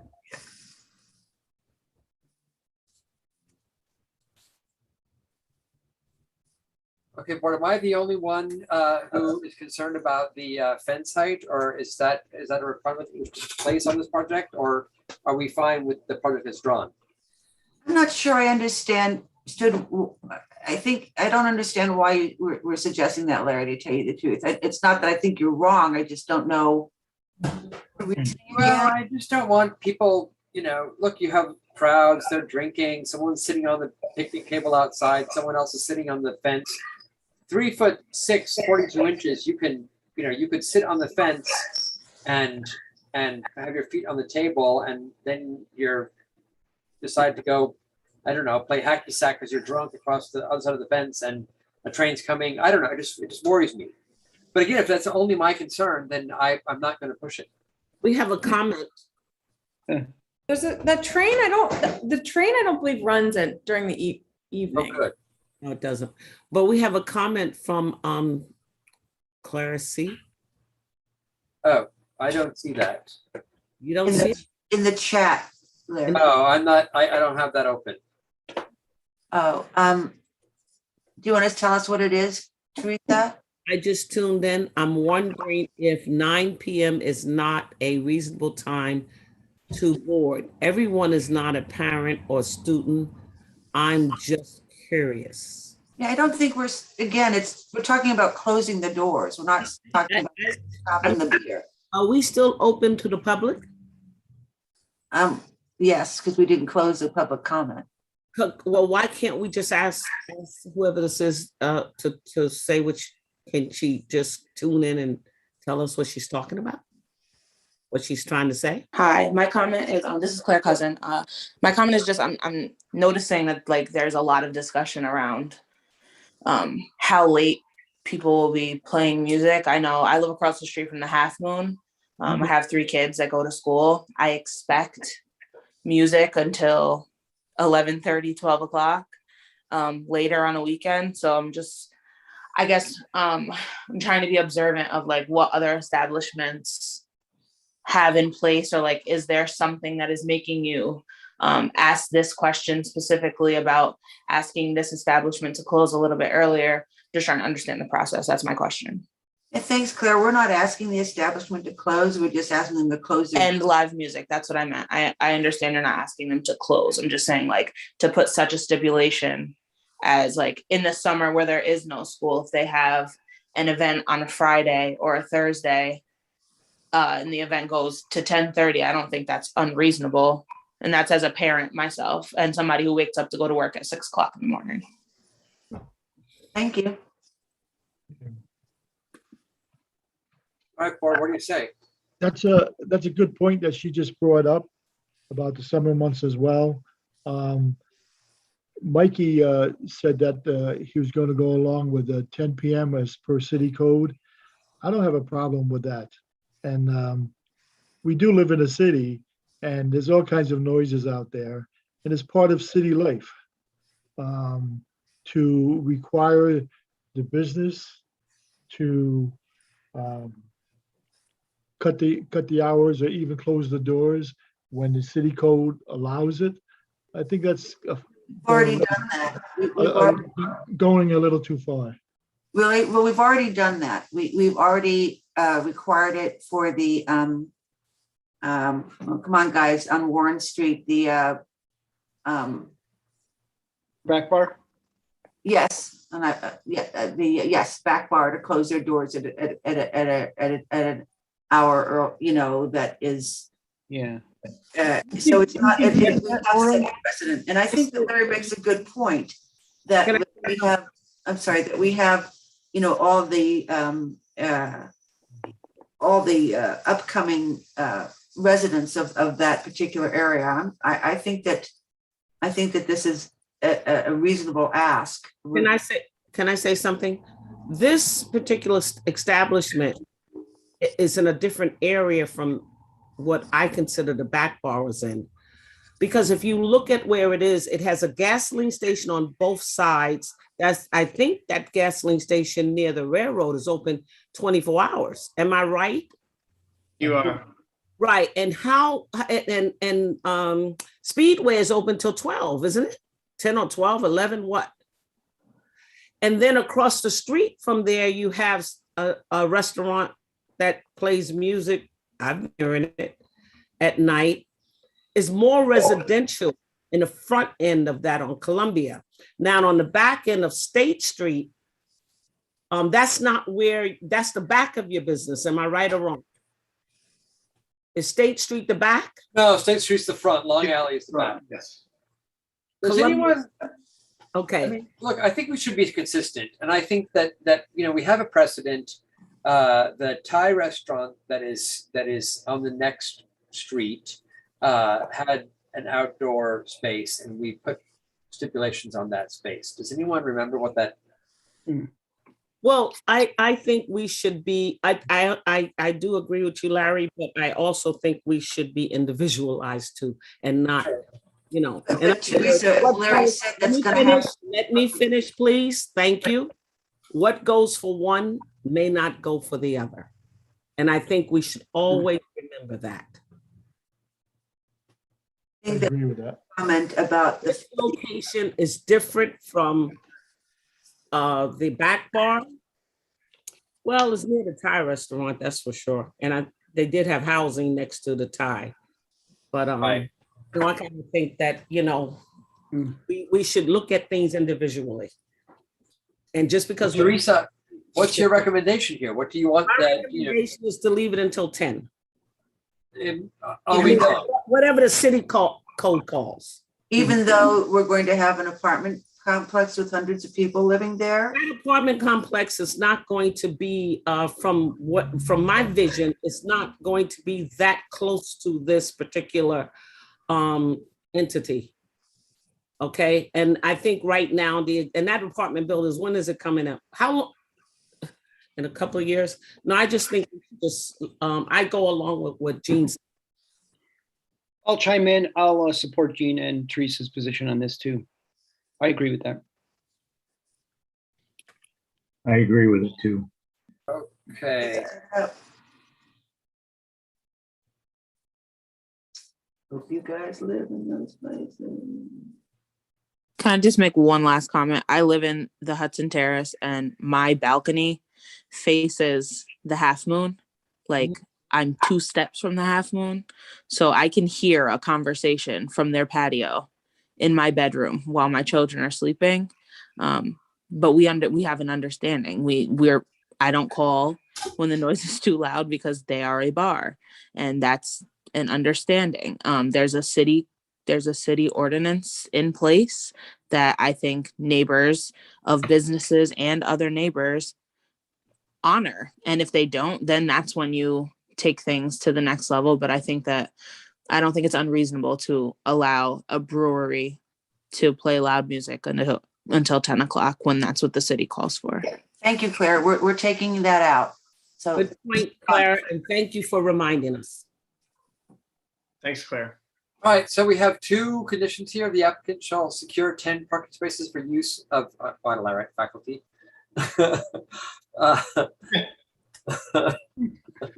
The applicant, sorry about that, folks.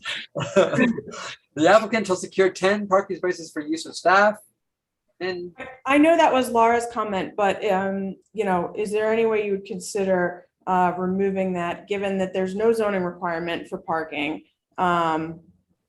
in this area? I mean, it is our intention to encourage the staff to walk to work, and to ultimately secure parking somewhere else, but there's no requirement for it. And, it's. well, just so we're clear, Christine, there's no minimum requirement in the code. And that means that each application that comes before us has no minimum bar set, but that does not eliminate the necessity of the planning board to undertake a site plan review that looks at the implications for the project on neighboring streets and sidewalks, including available parking, right? So, I'm thrilled there's no minimum parking, but that doesn't mean that we are released from the burden of having to figure out what the impacts are of the project. You have 168 possible people there. So I think 10 spots for your staff is kind of reasonable.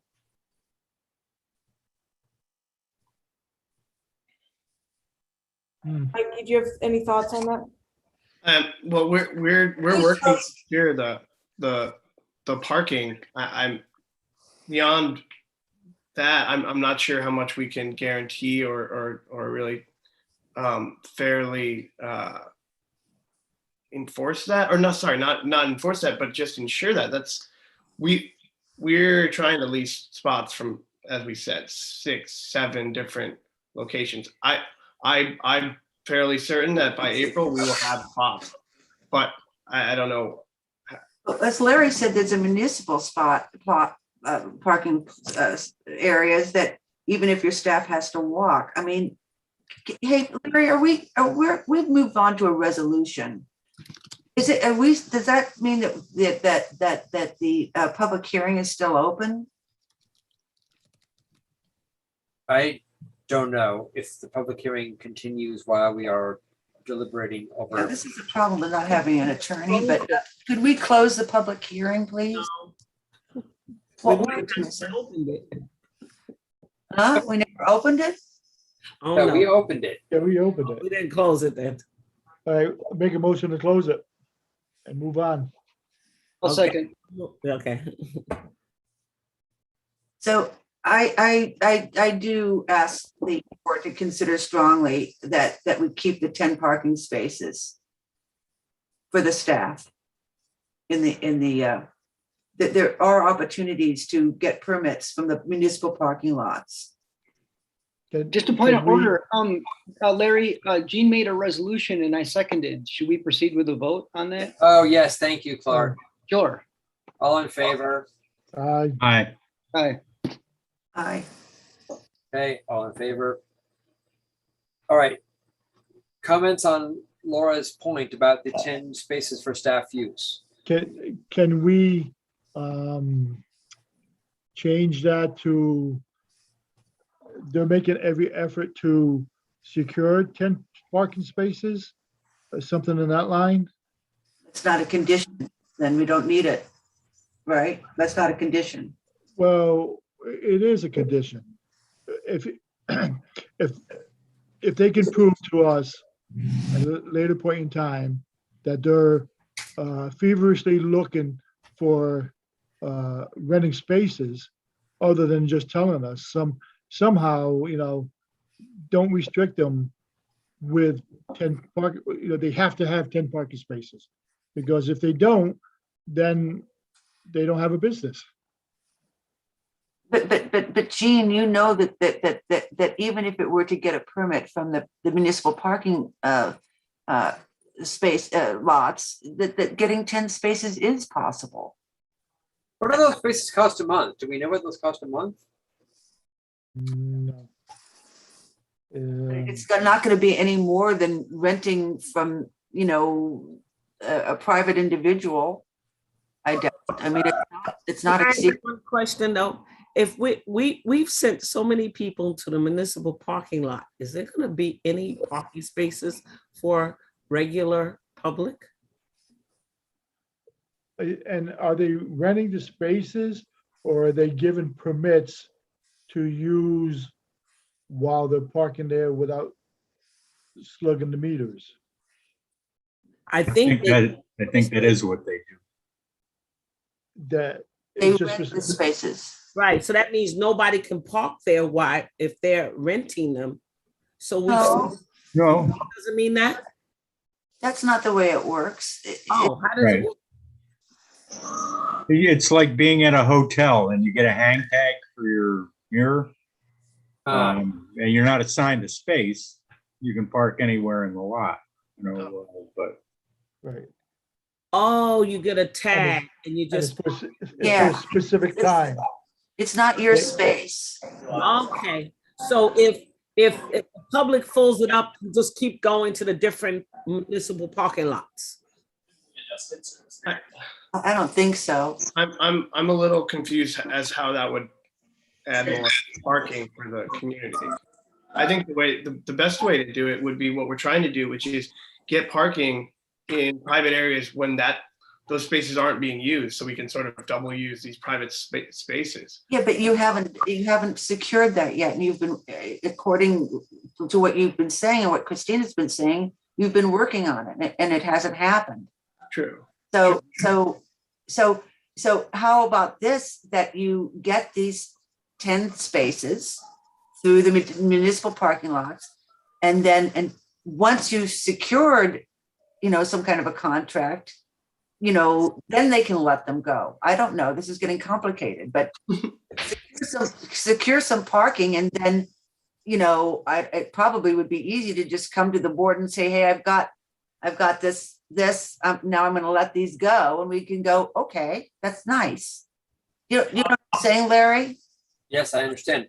I mean, look, the only reason that I brought up the municipal option is that if you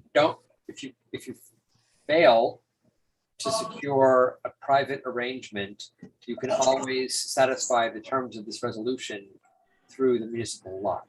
I think you're right. that you can get the spaces however you see fit. I think the question for the board and, frankly, for you as an applicant is, do you want us to vote right now, up or down? And if probably that means that we're going to have to require some stipulation that you provide something, or we can say to you, go back to your world, figure out your parking and come back to us in a month. And I don't think that's an option that you prefer, right? So. Excited for that one? What? It's a fun piece too. Getting a lot of feedback from somebody.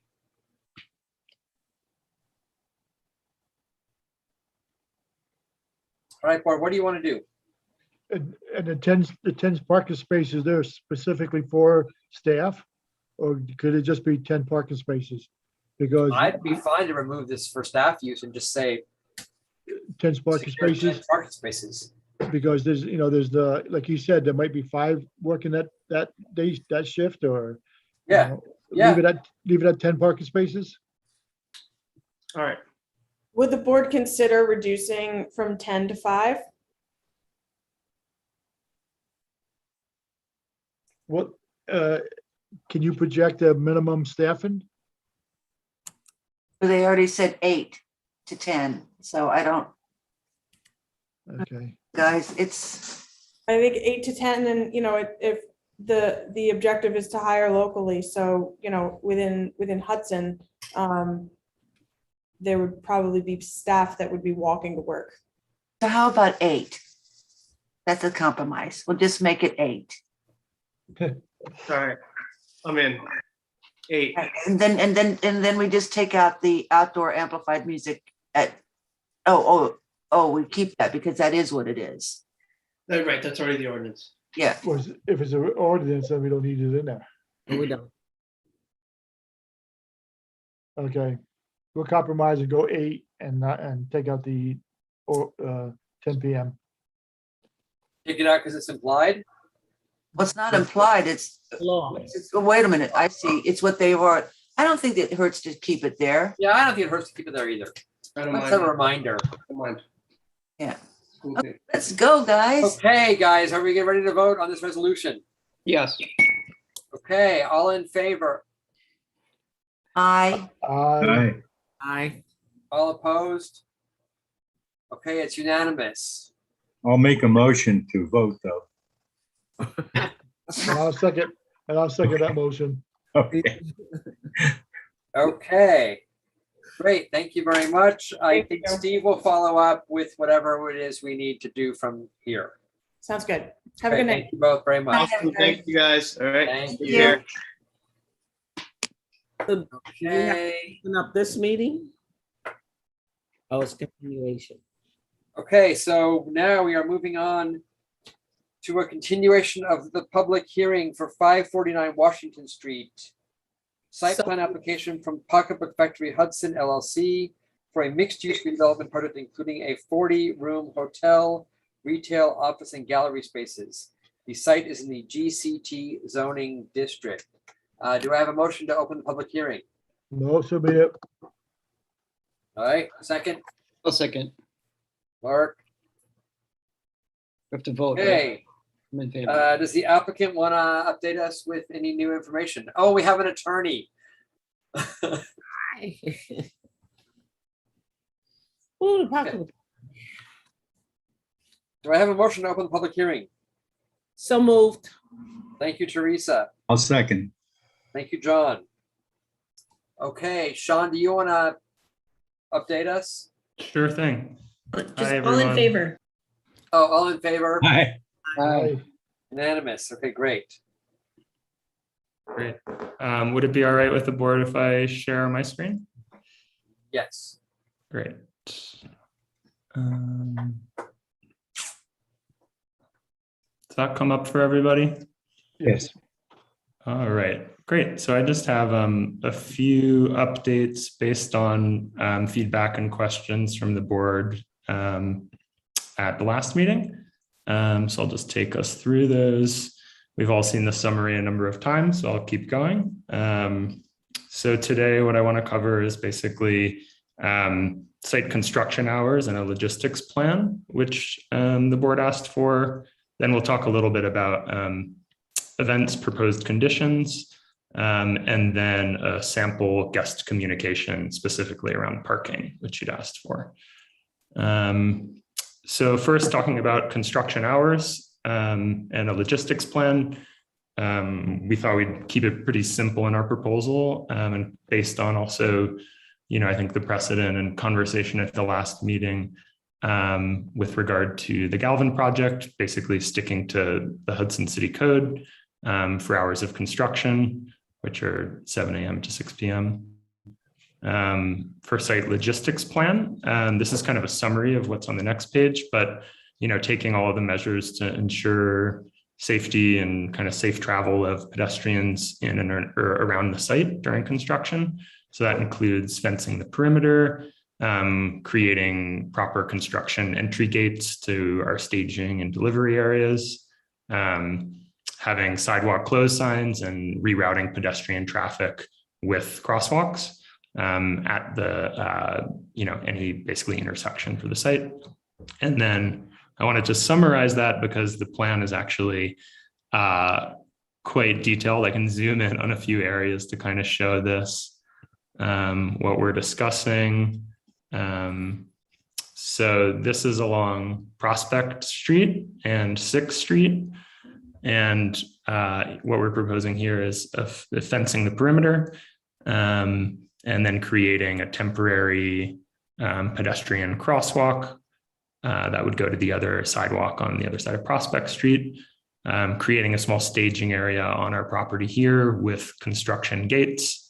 And then, we do have a very significant amount of space in the courtyard that we'll be able to use for staging and construction site work, obviously, but I think this is a benefit and asset to our site versus some other sites that perhaps don't have quite as much open land or space on their property. Coming around the building, we're on 6th Street. So you'll see, once again, perimeter fence, obviously providing access to the fire hydrant that's already located here. Once again, double swing doors for construction materials to enter our perimeter. Coming around to Washington Street and 6th. Once again, doing a detour sidewalk, pedestrian crosswalk here, and then fencing our perimeter once again. And if I'm missing anything on here, or if there's kind of technical questions, we do have Brandy Nielsen, our civil engineer, on the call who prepared this. And then going on to the next slide. Let me zoom back out, sorry.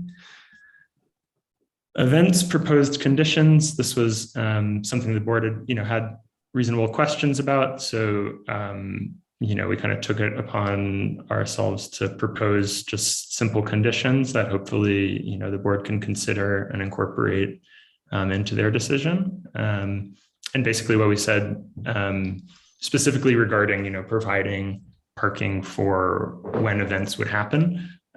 So we thought just keeping it really simple and basically saying for any event that's larger than 75 people, which was that threshold that we talked about last meeting for what constitutes an event or a gathering in the city of Hudson, we would commit to providing attendees with a shuttle service to and from designated parking areas to our building or to the site.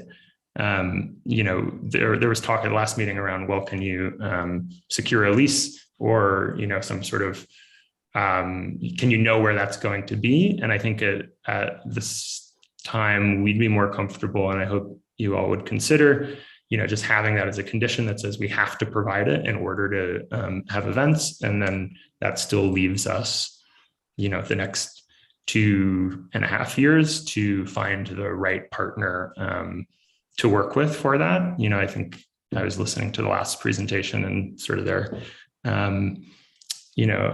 conversations with property owners. And I feel confident that, we've had pretty productive conversations, but I think if we're just able to condition that we provide it, then we'll be able to find the right partner before that happens.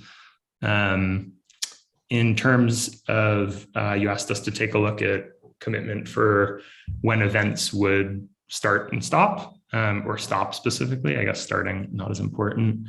And we took a look, basically once again at city code and noise ordinance and proposed something in line with what already exists. So from Sunday to Wednesday, any events that would happen outside in the courtyard would stop before 11, and any amplified sound would stop before 10. Thursday to Sunday, events outside would stop before midnight, and amplified sound would stop before 11. There are also, interestingly, like decibel levels in the code that I think are there for the protection of residents and their peaceful enjoyment of their property. So there are provisions for that, which I was interested to read about, and just wanted to point that out. And they're pretty reasonable, actually, from my understanding or research of it. And then the last follow-up from the previous meeting was just sort of like a sample of what a guest communication might look like, and a commitment from us that we'd be willing to, send this to someone who booked a room at the hotel or inquired about coming to a business within the complex. I think we're happy to do that. And actually, I think it was a great suggestion, and writing it out was pretty helpful to really kind of lay out, our ideal way that people would also arrive. And so those points are really just, reminding guests that traveling by train from metropolitan areas is greener than driving. So encouraging that, realizing some people will drive, and asking that they park in the municipal lot that we have committed to purchasing permits in at 547 Columbia Street. And specifically requesting that they don't park on street around the site. And then I think we're also comfortable messaging and committing to those municipal permits, there being no charge for guests to use those. Kind of highlighting that one of the best ways to experience Hudson, especially for people who are visiting, is by walking or biking, and encouraging that behavior, and also having like a bike loan program for anyone who's staying on the premise. And then, just a very simple recognition and an appeal to visitors that they be mindful of neighbors and families, and that they treat the area and neighborhood with respect as if it were their own city or their own neighborhood. And so those were the slides. The only other small change I just wanted to note is we're currently also presenting before the IDA, and there's no real change in use, but there was just sort of a change in our thinking from feedback from community members and the IDA around having some office space within the building. It still falls under that could be used for community organizations or leased by one organization. Previously on this diagram, we'd noted this as art space on both floors. It's the same use code, same occupancy code. So I don't believe that it really has any implications beyond that, but I wanted to basically show that that's a possibility and be transparent, that those are ongoing conversations with community members and the board for a use for that tenanted second floor space. Those were my slides. And I can stop sharing or go back to any slides if the board would like. Or do we have any comments or questions? Sorry, Sean, can you go back to the first slide, the narrative on the events? Yes. Construction events. Yeah, and I guess I was just thinking, the providing attendees with shuttle service to and from is one thing, but requiring them to do this may be an entirely different thing. So I'm wondering if you can toughen up some language, essentially saying we will, if we have an event, we'll require attendees to park at a offsite location with a shuttle service. Absolutely. Yeah, I think we'd be comfortable with the condition being written that way. Okay, thank you.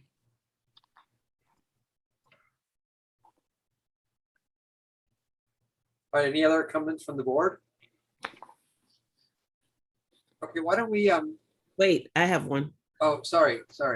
The last one that says from Thursday to Sunday, events taking place outside in the courtyard should cease on or before 12 a.m.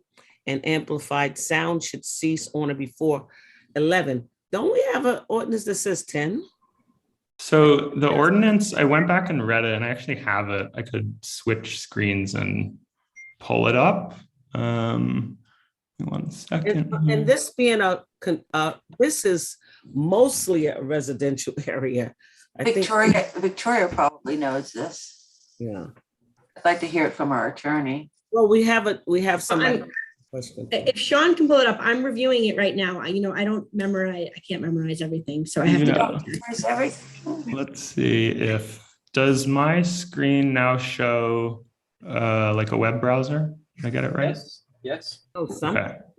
So we have the relevant paragraphs, to my layman knowledge, are that there are basically decibel levels set, and then there is a provision under, 210-5.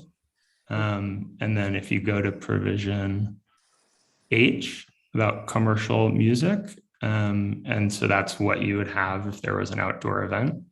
Amplified music is, I think, the other way to say that. And that is, there will be none, I think it says that, there's a restriction that you can't have that between 11 p.m. and 7 a.m. So that's where that number came from. And then the 10 p.m. Is kind of in the next section and is regarding decibel levels.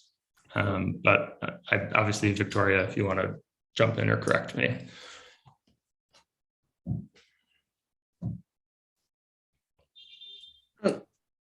So, the sections you cited are based on a decibel reading.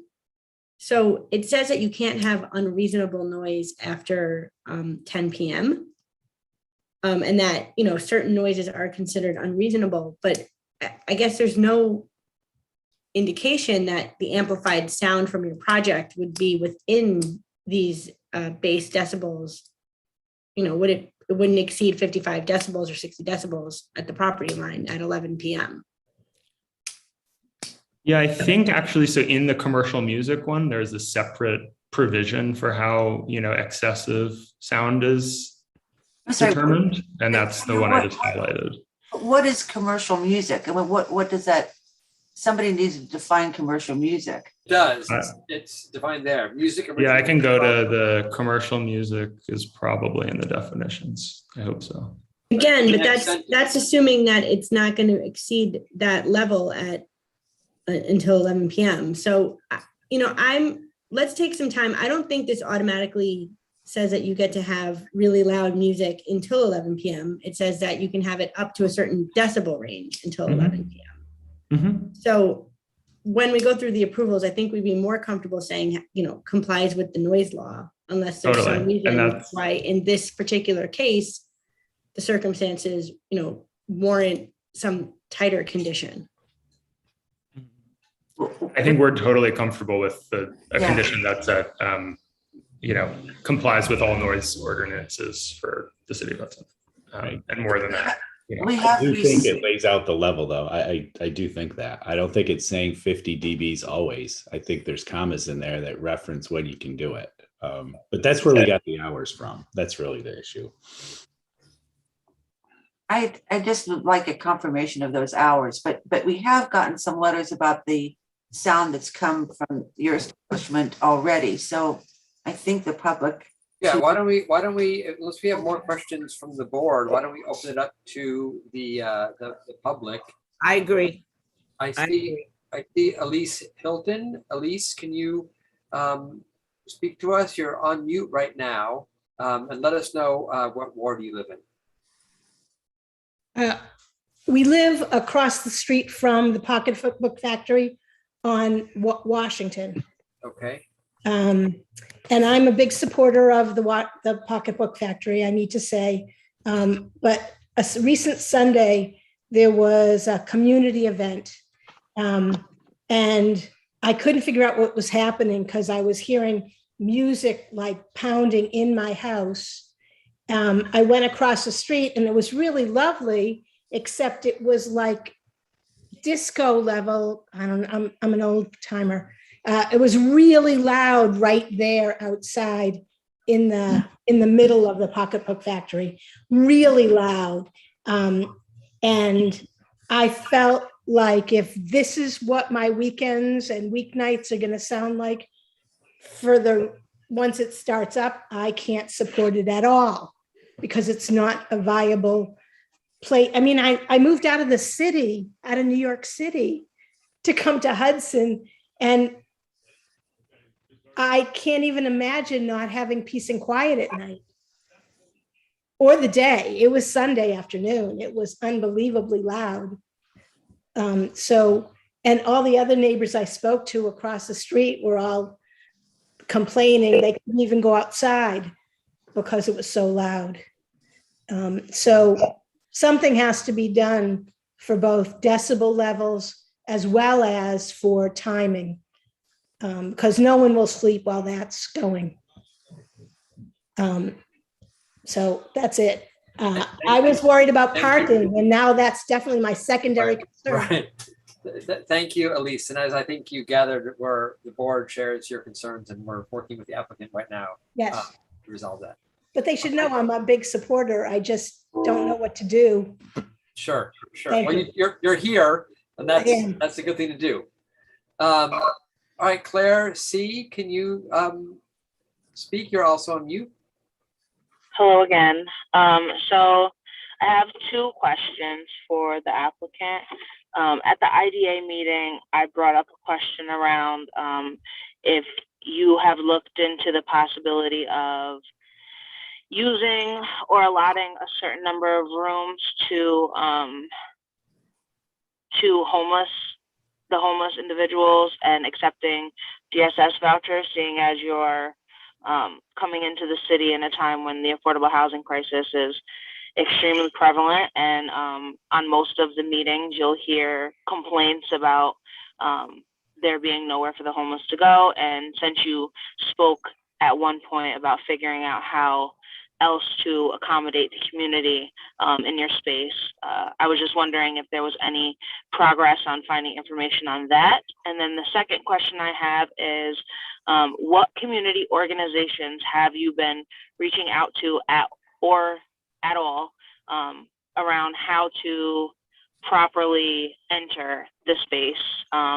And have you been working with neighbors on, specifically just neighbors, not just at planning board meetings or IDA meetings, around how you can best enter the neighborhood and be of assistance and offer your space as it says in your application you plan to do?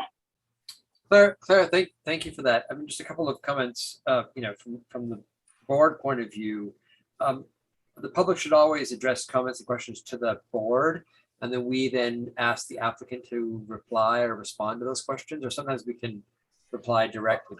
And I'm happy to have the applicant do that. I think your first question might be better actually asked at the IDP, but I'm happy to hear Shane's response now if he's still, I don't see him, but Sean, sorry.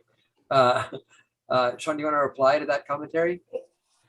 Yeah, on the first question, that was 2 weeks ago. So I've started doing preliminary research on the topic. I'll have to admit, I'm not super educated in how it works with those vouchers or what that looks like. But, I'm doing the research, and since it was asked of the IDA, I'd prefer to answer it there, since I think it's kind of more in that realm.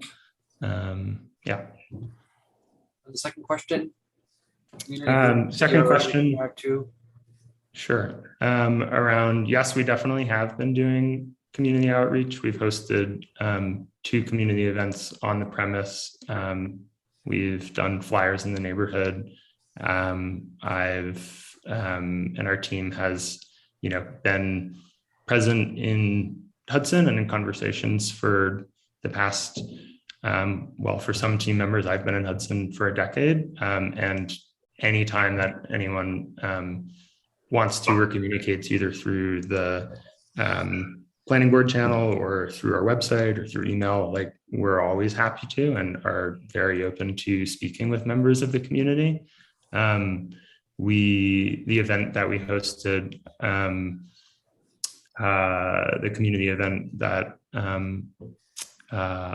was a few weeks ago that we were just talking about with Loud Music, which I'm also happy to speak to, was a collaboration between Grow Black Hudson and a colleague or collaborator of ours, Suwane Upege, and her organization. I'll just sort of restate, even though this is outside of the planning topics, that we truly are open to dialogue, and we really see, this planning process is the beginning of a long road to figuring out how all the pieces fit together and what the organizations are that we can be supportive of. And, even carving out and finding space in the building for local organizations and nonprofits. I spoke a little bit about that on the second floor. We've also talked about space on the ground floor on Prospect Street that we call the garden room, basically being dedicated as a community or education space without any rent expectation attached to it. So that could be available to different organizations in Hudson to use around a variety of, uses and programs. And so I think there's multiple ways that we're addressing that, and we're open to new ones and suggestions. Can I address is it okay with the board if I also talk a little bit about the noise, the comment about the noise from that event? It was definitely, that was a learning, we wanted to host something in the courtyard. We wanted to make neighbors and community members feel welcome. And I think a lot did. I also totally appreciate the comment that it was loud.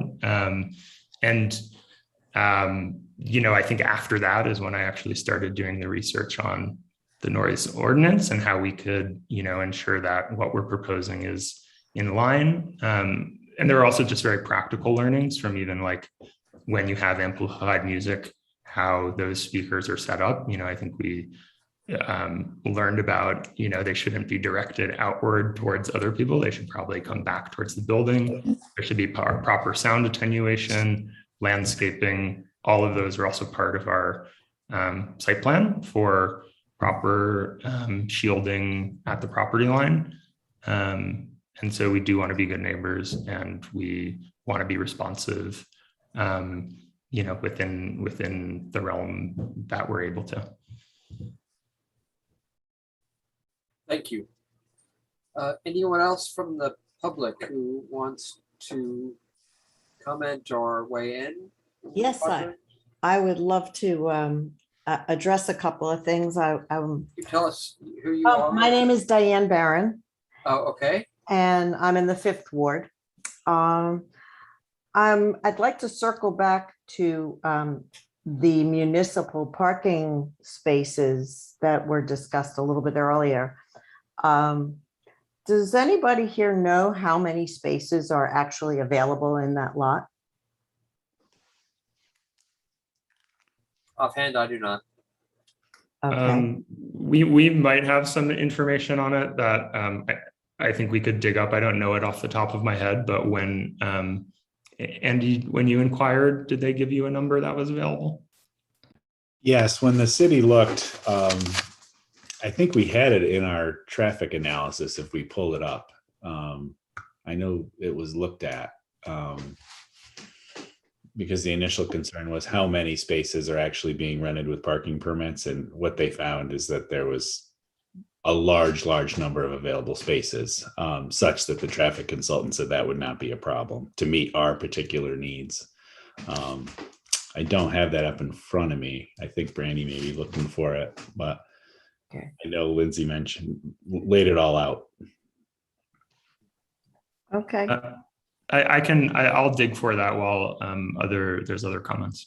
okay. Well, since we don't know how many spaces are available, we don't know what the number of permits that the city is actually issuing for that municipal lot. So my question is, are there enough spaces? And is the city overselling permits for that lot? Because then it trickles down again to a parking problem. Sean mentioned, that an event is considered 75 people. And I don't know whether or not, if he's going to shuttle people in, are you planning on shuttling people from the municipal lot or another off-site parking location? Sean, do you want to answer that? Sure. I think what we were suggesting was that the board writes a condition to our approval that simply says we have to provide parking and that we have to require guests of any events to use that lot. So in the example that, we're utilizing 20 of the permitted spaces that we've bought permits for, and there was 50 other ones available, then there might be a world where some of the guests would be parking in the municipal lot, and then we would have to comply with the ordinance and also use a different lot. I think there's also the more likely possibility for kind of ease of operations is that we're able to find a partner that's willing to just, make spaces available whenever we have an event. And then that is where everyone would go. So we're not running multiple shuttle locations. So it'd be kind of a cleaner, easier operation. But yeah, I think once again, the mechanism is that, we have to comply with that in order to have events and are comfortable, showing and, when the time comes, coming back to the board and making sure that they're comfortable and we're complying with that. Aren't you saying, oh, I'm sorry, go ahead, Victoria. Oh, no, I just wanted to address Ms. Barron's concern that the board did review the number of spaces in the lot and its consultant did review the number of permits that had been issued. So it's not that the work hasn't been done, it's just that we do not have that information at our fingertips. And it doesn't appear that Ms. Zefting is here tonight to respond. I think that, and correct me if I'm wrong, Sean or Andy, that they're going to get 40 permits in the municipal lot. Am I right about that? Correct. Yes, this is Brandy Nelson. I'm the civil engineer from Ty and Bond, helping support Sean and team. So in our last meeting, we had presented information that we had contacted the city. They told us they had 70 available permits for that lot. And so we asked to reserve 40 of those for this use. And then what Sean was just saying earlier in the meeting is that, and if I understand it, so I might be wrong, I think you were saying that if you have an event that's going to have 75 people, then you are going to have that parking for that event somewhere else, and you're committed to doing that. If it's an event with 75 or more people, they will not be parking in that area, but rather the parking will be somewhere else. Is that what you're saying? Yeah, that's correct, Laura. And we also agree with Clark's comment that needs to be firm, that there shall be a designated space. And we did that really, I recommended that to Sean and the team for the reason that, if you recall, at this point, they aren't intending to be an event space. They're not running an event space. However, the board's concern is a valid one to say, okay, what happens if 2 years from now, you want to have a one-off, you want to have an event, be it for the hospital or for some other organization, there should be a condition in place. And so that's why we're proposing it in this fashion. Got it. In terms of the sound though, have you had a sound engineer come in and do some mitigation to figure out what, we did get we got the comment tonight, and I don't know if it was Elise that wrote us a couple of emails or letters through our email system, but we have been getting some comments about, I guess, 2 at least events that you've had where the sound has been pretty loud. So do you? Yeah, we haven't yet hired a sound engineer. I think that, to be honest, both of the events that we hosted this year were learning experiences for us to, sort of try out some ideas around how the space could be used specifically for community members. And we've definitely learned things, and we're, very willing to process the feedback and hire professionals to help us design the, any sort of sound system and also sound attenuation with regard to fencing, planting, any sort of treatment that can help to, kind of what I heard was about the echoing of sound outside of that space. And so I think that was something we didn't anticipate before, but, we definitely know now and are willing to. It's a Hudson problem. The echoing is a Hudson issue, or where you are in Hudson, and it's something you have to be aware of, especially in such a residential area. I think the other thing that is good here is that the city does have some pretty specific regulations when it comes to sound. And so again, with the intention not to be an event space per se, but to have occasional events outside, and looking at how comprehensive the noise ordinance was in the code, we said, look, this is certainly something we will live within, and we'll be in compliance with the requirements. And so that's where we kind of came up with those standards that we put out as conditions. But the experimental part, Andy, is what's a little worrisome. In other words, it can't just be an experiment and then, oh, now we know to set the sound level to 3. I mean, oh no, I completely agree. No, I completely agree. I think the thing is these were basically very informal events to just basically bring the community in to see the space.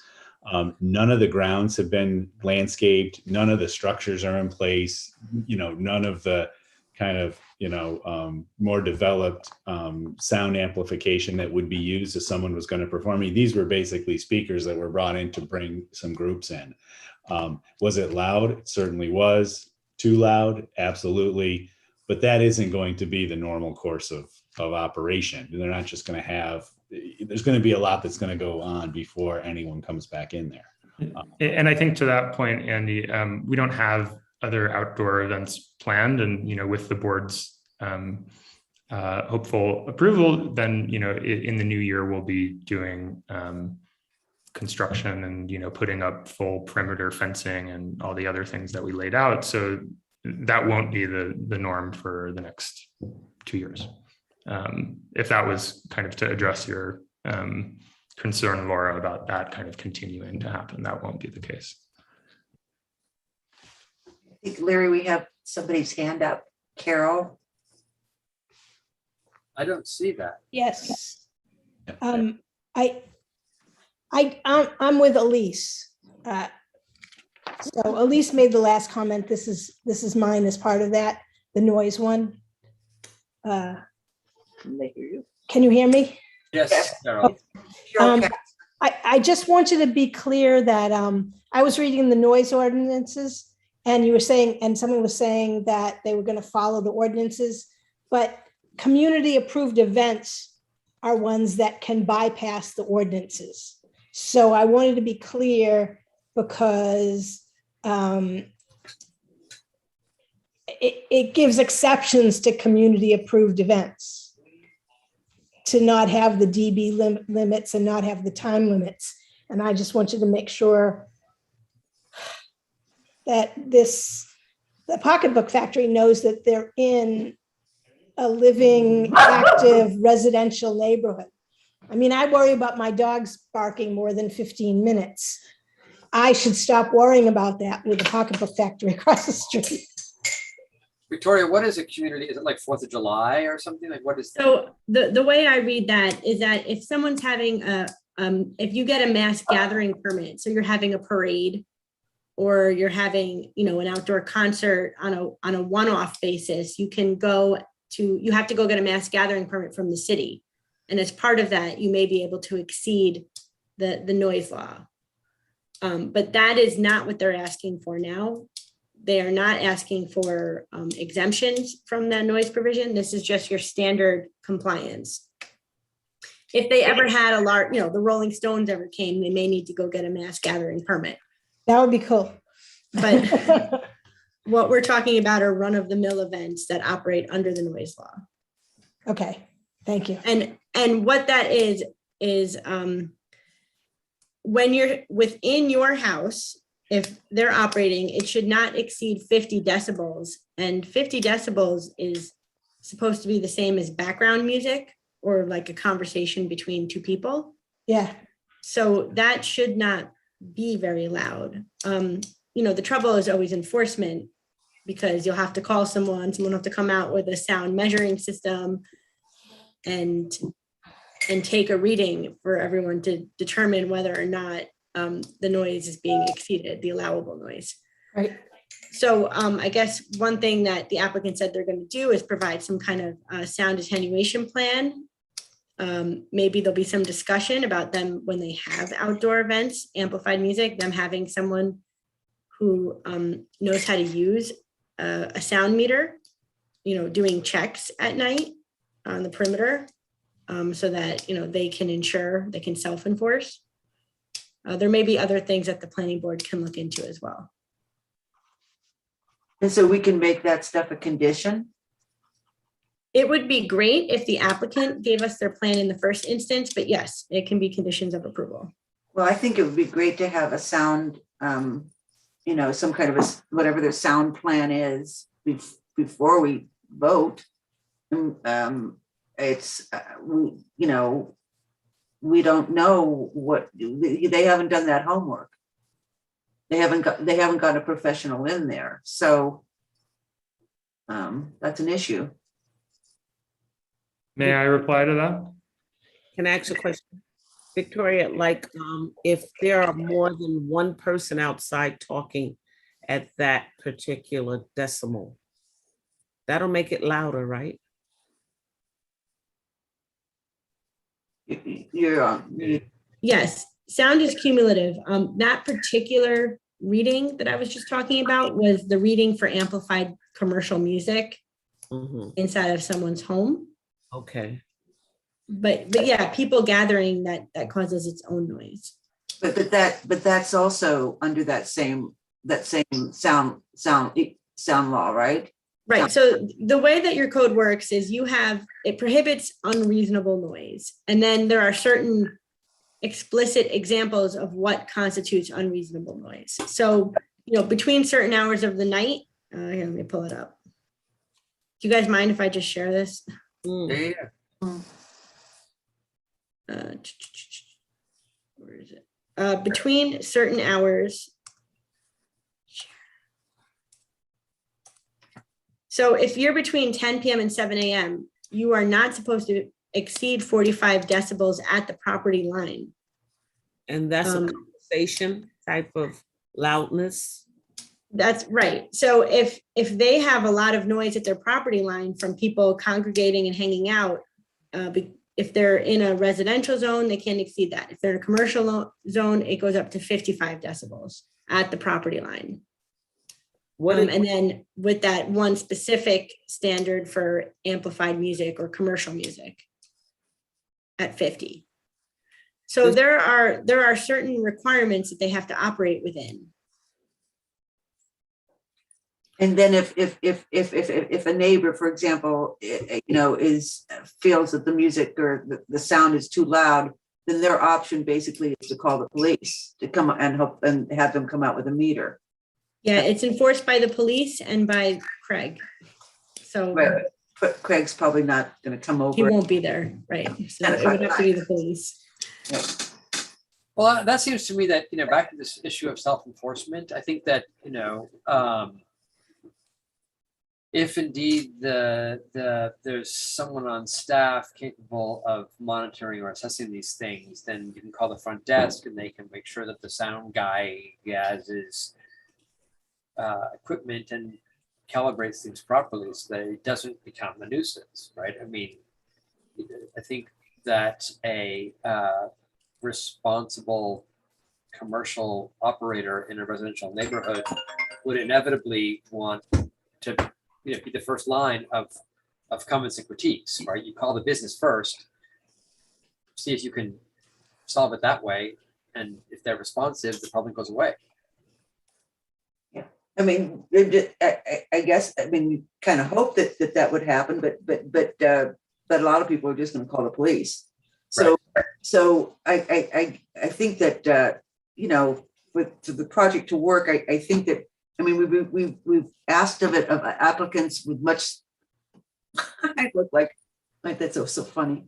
A Seuss character with me. I think that with other applications, we asked for, you know, them to bring in a sound expert and come up with a plan to mitigate the sound. And I think that in this case, and this is even more residential. So at least in terms of numbers, I think that would be a good thing to have the applicant do. I was thinking back to Back Bar, Laura, and company. I mean, that's exactly what we did. There was a lot of back and forth in terms of the hours, the doors closing, and they did do a sound mitigation plan with some physical structures that were built. And the community that had been opposed, you know, came around. I mean, they did the work and people appreciated it. And so one of the biggest complaints, you know, person that was most bothered, you know, turned his thinking around and became in favor of it. It was very helpful to the community. I guess, may I go ahead, Andy? I hear what you're saying. I think the thing is we're not looking for this space to be an outdoor event space. So we've seen projects that this board has approved where they, you know, we're certainly willing to comply with the standard and we're willing to have that be a condition that we do so. And even if there's some sort of mechanism, if we failed to meet those requirements, but, you know, it seems to me like, you know, this is morphing into something that we're not proposing to do, you know? And so the level of policing and all of that, when compared to the use and compared to other uses where people are running restaurants or breweries and they're not doing that, it just seems a little bit, you know, out of bounds with regard to what we're proposing here. Does that make sense, Sean? Am I misspeaking in any fashion? I mean, if I am, please correct me, but it just seems like this is like a new thing that we haven't really. Yeah, I mean, I wonder if almost in the same way that we say we'll provide parking if events happen, you know, if events happen, then we will, you know, have a sound engineer that will ensure that we're in compliance with city code, if that might be a simpler and less time consuming and, you know, since basically, as you said, Andy, like we're not planning on being an outdoor event space. Yeah, I'm not trying to be dismissive of the concern. It's just that we're not proposing to do 25, 10, 5 events per year. If we were to do that, going to Sean's point, we'd bring that person on. We could have that be a requirement. I don't like your answer, actually. I mean, I really don't like your answer, Andy. I mean, you know, look, you haven't built anything yet. You haven't planted anything yet. It makes sense to engage an acoustician, a consultant now that can actually guide you so that when you build what you're going to build, you've thought about potential sound implications so that part of our thinking now. We're not proposing any of these events outside. So we're going to do a study on something we're not proposing to do. And Andy, you're saying then that and I know that you don't mean this, that we could put in a condition that says you have no amplified sound outside ever. I mean, in other words, what we're saying is we have this space. We've shown the landscaping. We've shown the public park component. We're making sure that the public can come there. The board was very concerned about that, which we agree with, to have it open to the public. So and not be restricted, to let them all do this. We're saying all of those uses will comply with the code with regard to a noise ordinance. When there starts to become concerns about amplified noise, about parties, about events, that's not something we're proposing. The applicant themselves brought this on. We've had a couple of things and we've been getting the letters. So and really, do you want Now, look, guys, you have a huge project that's costing $1 billion.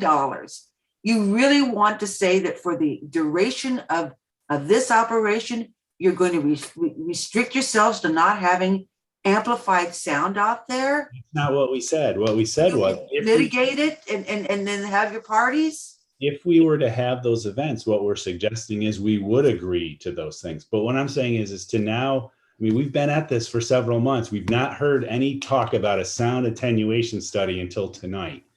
And we're not. You weren't going to do this, but you have since then. No, it's not that we're doing it. We were bringing the community in to see the space, and they played some music, and obviously they played it too loud. That's different than saying we're going to go have a weekend event space for the next 10 years. We're not proposing that.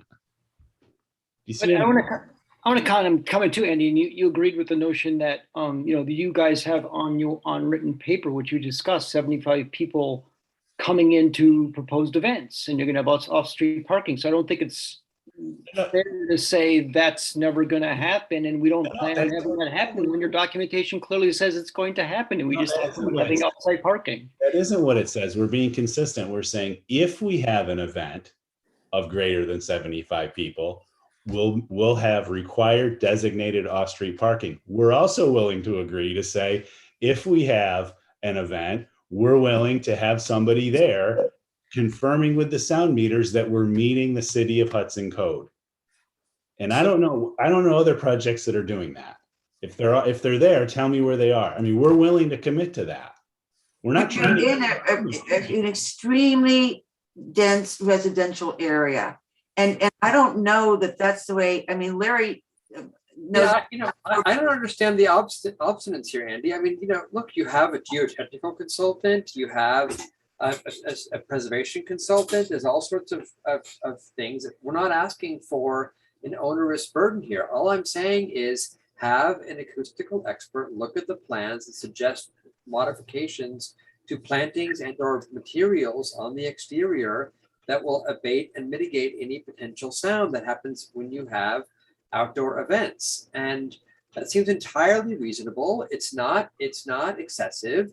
It's probably 3 hours of a consultant's collaboration with your landscape architect and your architect to make sure that the choices that you make are ones that don't amplify sound, but deaden it, right? I mean, it's a simple thing. And it's this is what is that? What, I'm not a lawyer, but Victoria, what is that thing? This is a self-imposed harm, right? I mean, you guys, you guys made, you had the events, and now we understand that there's an issue in the neighborhood, and all we're asking you to do is to figure out the best way. You haven't bought any trees yet or any plants yet. I'm not an acoustician, but they might tell you that if you get this bamboo instead of that arborvitae, it's going to be a much better sound barrier, right? And that's all we're asking you to do. Run it through a sound consultant, and you haven't spent the money yet, right? Like it's so simple. The board needs to know that you will be able to have amplified music in the courtyard that doesn't exceed those thresholds, that there's a way for you to meet that DBA.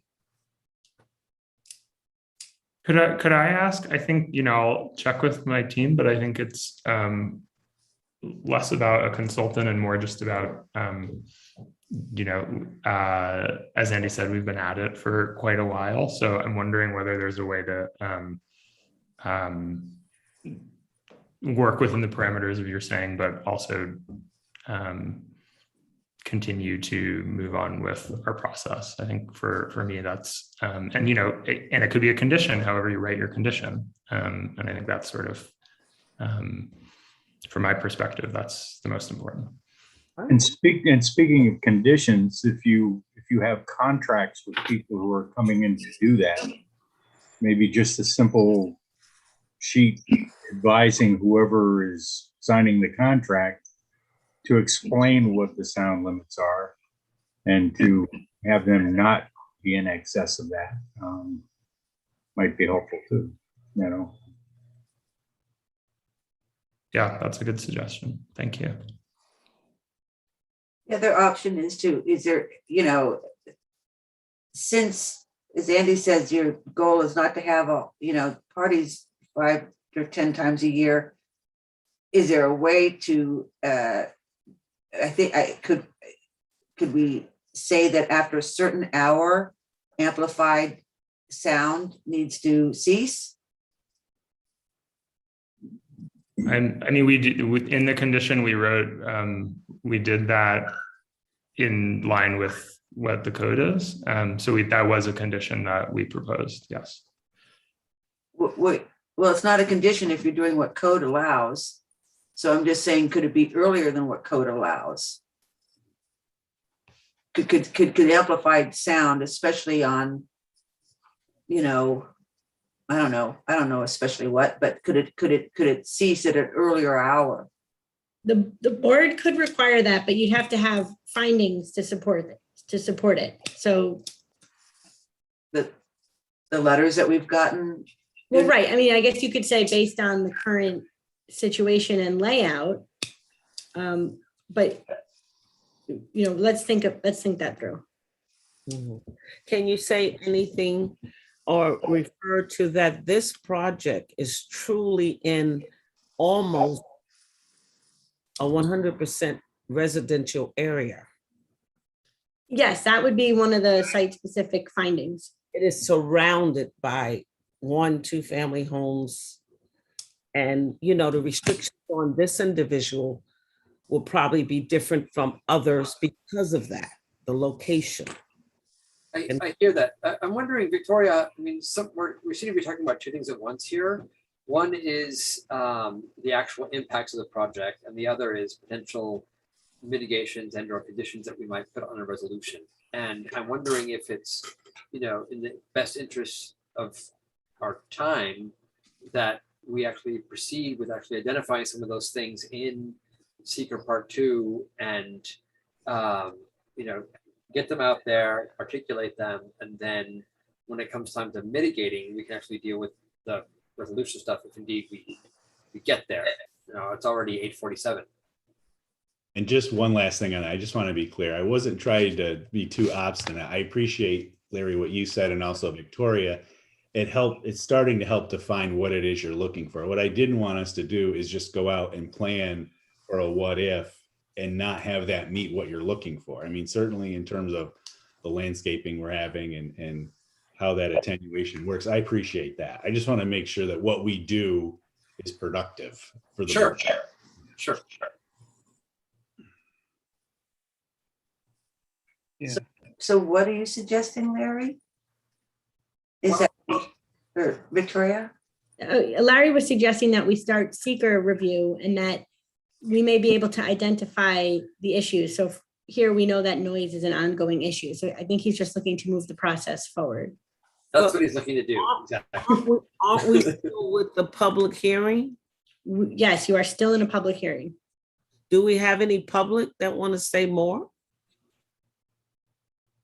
Public? Do we have any public?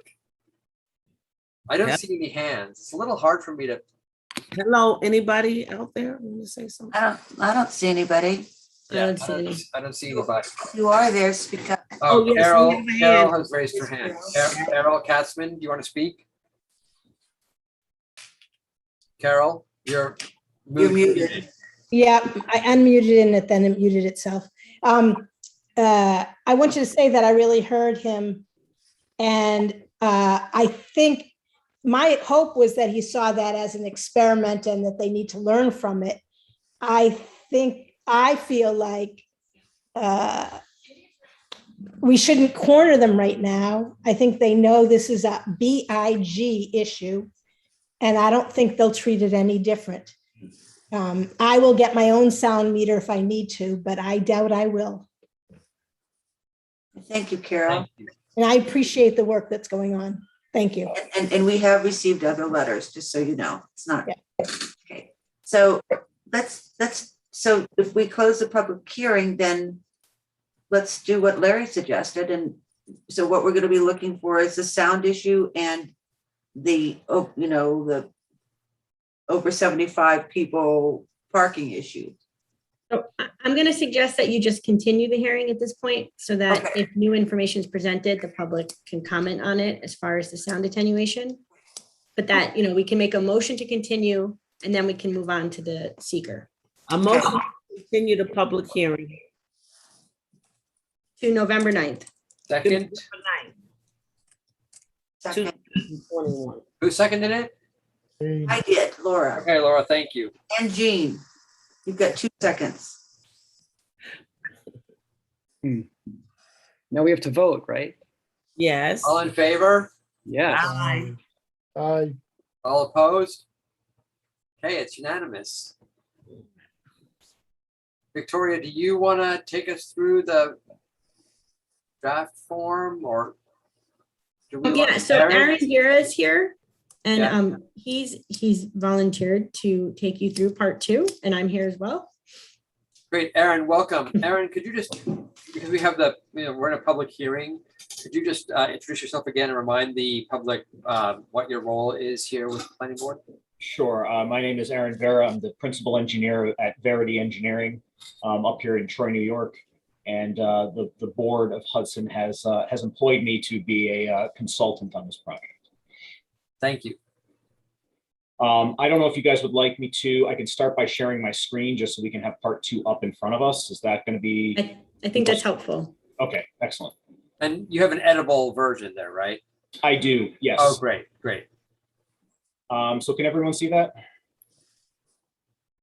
Not yet. Not yet? Yes. Okay. Yes. Excellent. So I'm assuming that everyone on the board has seen one of these before. So I'll skip over the first section and hop right into item 1, impact on land. The question posed is, does the proposed action involve construction on or physical alteration of the land surface of the proposed site? This is typically answered yes. And then we go through A through G, more specific questions, which I've pre-populated here. This is all based on the information that was provided by the applicant. So, the proposed action may involve construction on land where depth of the water table is less than 3 feet. No to small impact may occur. Okay. I don't know if you need me to go through each and every one of these line by line. I can. Or you can accept that the response of no coincides with the information. Just summarize it if you can, right? This. I mean, essentially, all of these is the type of construction that's being done here significant, right? Is this out of the ordinary? And it isn't. It's very in line with the city that's Hudson size and the size of this lot. This isn't anything out of the ordinary.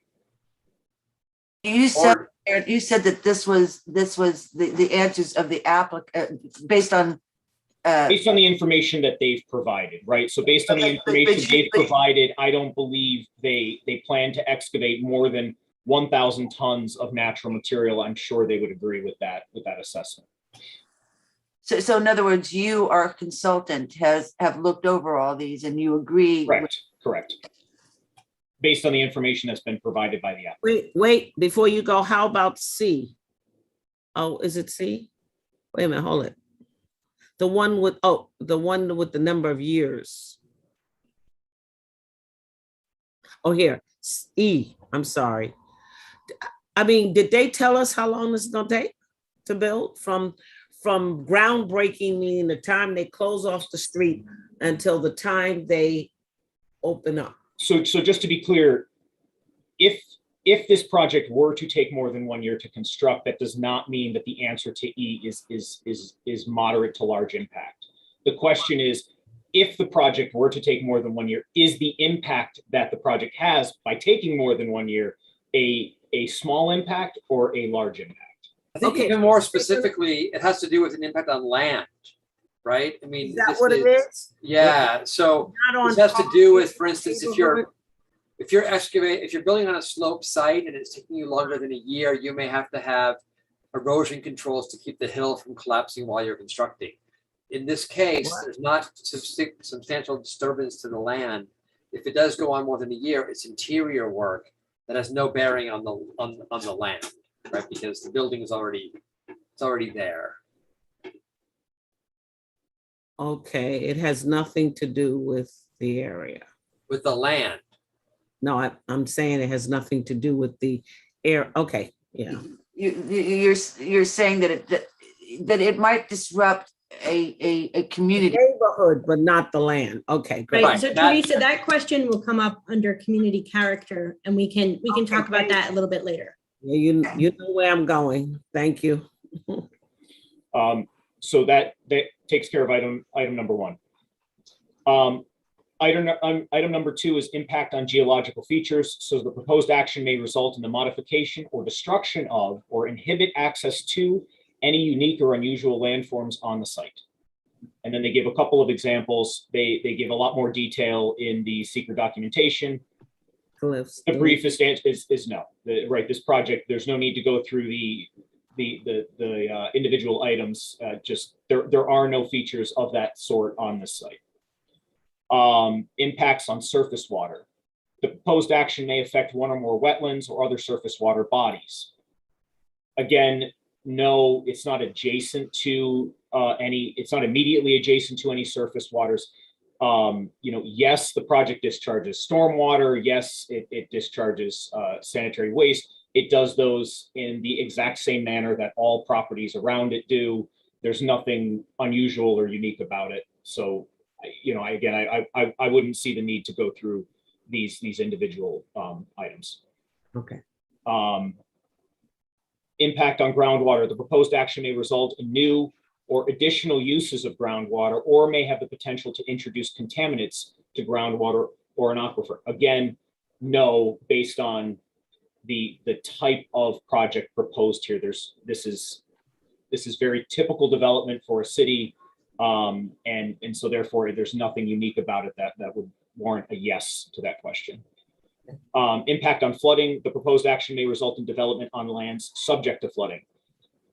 Based on the information provided by the applicant, it's my understanding that this project is not located within the 100 or 500-year flood zone. So therefore, the answer to this would be no, because it's not in land subject to flooding. Impacts on air. The proposed action may include a state-regulated air emission source. Again, based on the information provided by the applicant, the answer to that is no. Can I ask a question? Wait. Sure. Like that flood zone question. Yes. Did you actually check it yourself? I did. Yeah, I looked at the map myself. Yeah. Okay, because I didn't hear you say that. I heard you.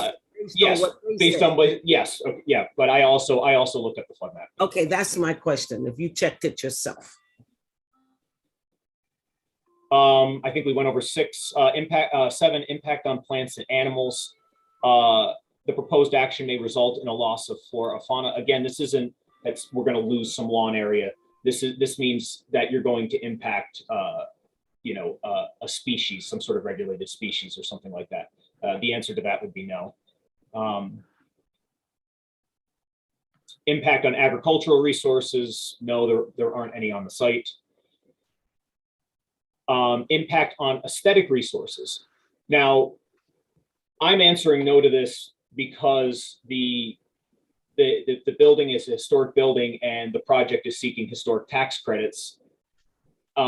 Is again my understanding. So if they are seeking those tax credits, SHPO has a requirement that that they're maintaining the building and the look and character of the building. So it would seem reasonable that the answer to this could be no. You could also answer yes to this and then decide to go through these individually, but I think a no answer is more acceptable. Well, I think we should at least pay some attention to this, guys. We're a historic city. Yeah, I would, this to me seems like it does have an impact, and then we need to look at whether any of the impacts rise to the level of moderate to large. But certainly just acknowledging that the use is a sharp contrast, would seem to indicate that the answer needs to be yes. Right? I mean, the proposed action is different than current land use patterns. And It is different than the current land use pattern. I don't believe it's different than the underlying zoning code. Your zoning code does allow for. Right, it in the area, right, correct, right. But either way, we can go through A through F here pretty quickly. So Yeah, we don't have to rush, but Victoria, were you gonna say something? I was just gonna say that this question is not about it's about the use, but the use in contrast to a scenic or aesthetic resource. Say that to eighth graders, me. there has to be a scenic or aesthetic resource nearby in order for this to have an impact on it. Right. So we need to identify what the scenic or aesthetic resource would be that it is impacting or potentially impacting. Itself. Buy a house. It is itself a historic resource. No, I know. So that's, I mean. Yeah, the city of Hudson. No, but itself, I mean, does that actually count? I mean, it is itself. Yeah, I don't think there's any, I truly don't believe there's any harm in answering yes to the larger question of 9 and then proceeding through these. You know, I think if we would have done that at any of the other ones previously, we would have found that we just checked all of the no's in the column. Right. So right. I mean, it's better to err on the side of caution here. All right, so let's just go through it. Go through it, we should. Yeah. So A, proposed action may be visible from any officially designated federal, state, or local scenic or aesthetic resources. So again, it's not someone's house next door. It has to be officially designated in order for this to be a moderate to large impact. Or it has to be pending. It can be pending too, right? It doesn't have to be. It says officially designated. Okay. Something deemed eligible could be. Yeah, that's what I mean. Scenic or aesthetic resource. I mean, there is a slight difference between a historic resource and aesthetic resource, but it's fine to talk about them all. Okay. Well, again, I just go back to the city of Hudson. Is a, you know. Right. So this will be visible from maybe a historic district or some of the historic houses. So assuming it's visible from everywhere, would that be a small impact or a moderate to large impact? Well, again, considering the building is existing. We're Right. not proposing the building. So It's an existing building that will be refurbished. right. It seems, I mean, I just read through them. They all seem to be small, or they're beneficial, which is not, you know, really what house seekers design. But I would say the answer to all these is, well, at least through E, A through E seems no to me, and then the answer, yeah, I mean, they all seem no. Or what do you say? What's G? I can't see it. Oh, those G is other impacts. That would be if the board, usually that would have come out in the discussions up until now. There would be an impact that you've discussed that would fit this category that isn't explicitly listed in A through F, and we would include that here. I don't know that it's applicable to this particular proposal. Yeah, I agree with Larry that these seem like they're small impacts. Any other item you want to specifically discuss, or do we want to just move on to number 10? Has everybody had the chance to look at the Yeah. I think we're good. I'm good with no's. Impact on historic and archaeological resources. The proposed action may occur in or adjacent to a historic or archaeological resource. This was the easiest one for me to fill out. So the answer is obviously yes. And then the following questions, there's 3 of them. I guess I don't need to read these word for word. That's okay. Look, at least give us a chance to read them. Right. Yeah. Even though we've done this several times, it's not like we memorized it.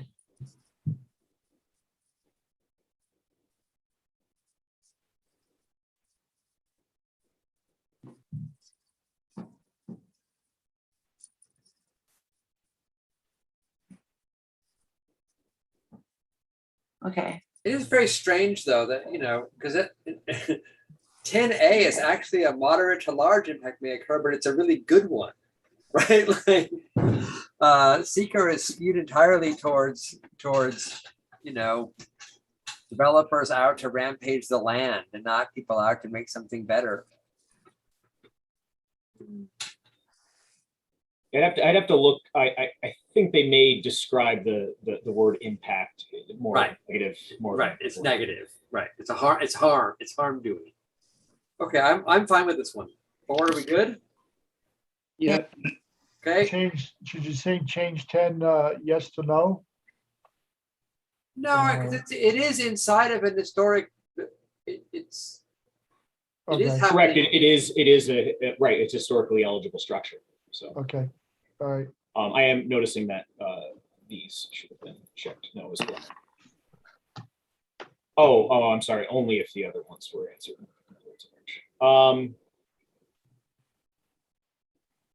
Impact on open space and recreation. The proposed action may result in a loss of recreational opportunities or a reduction of an open space resource as designated in an adopted municipal open space plan.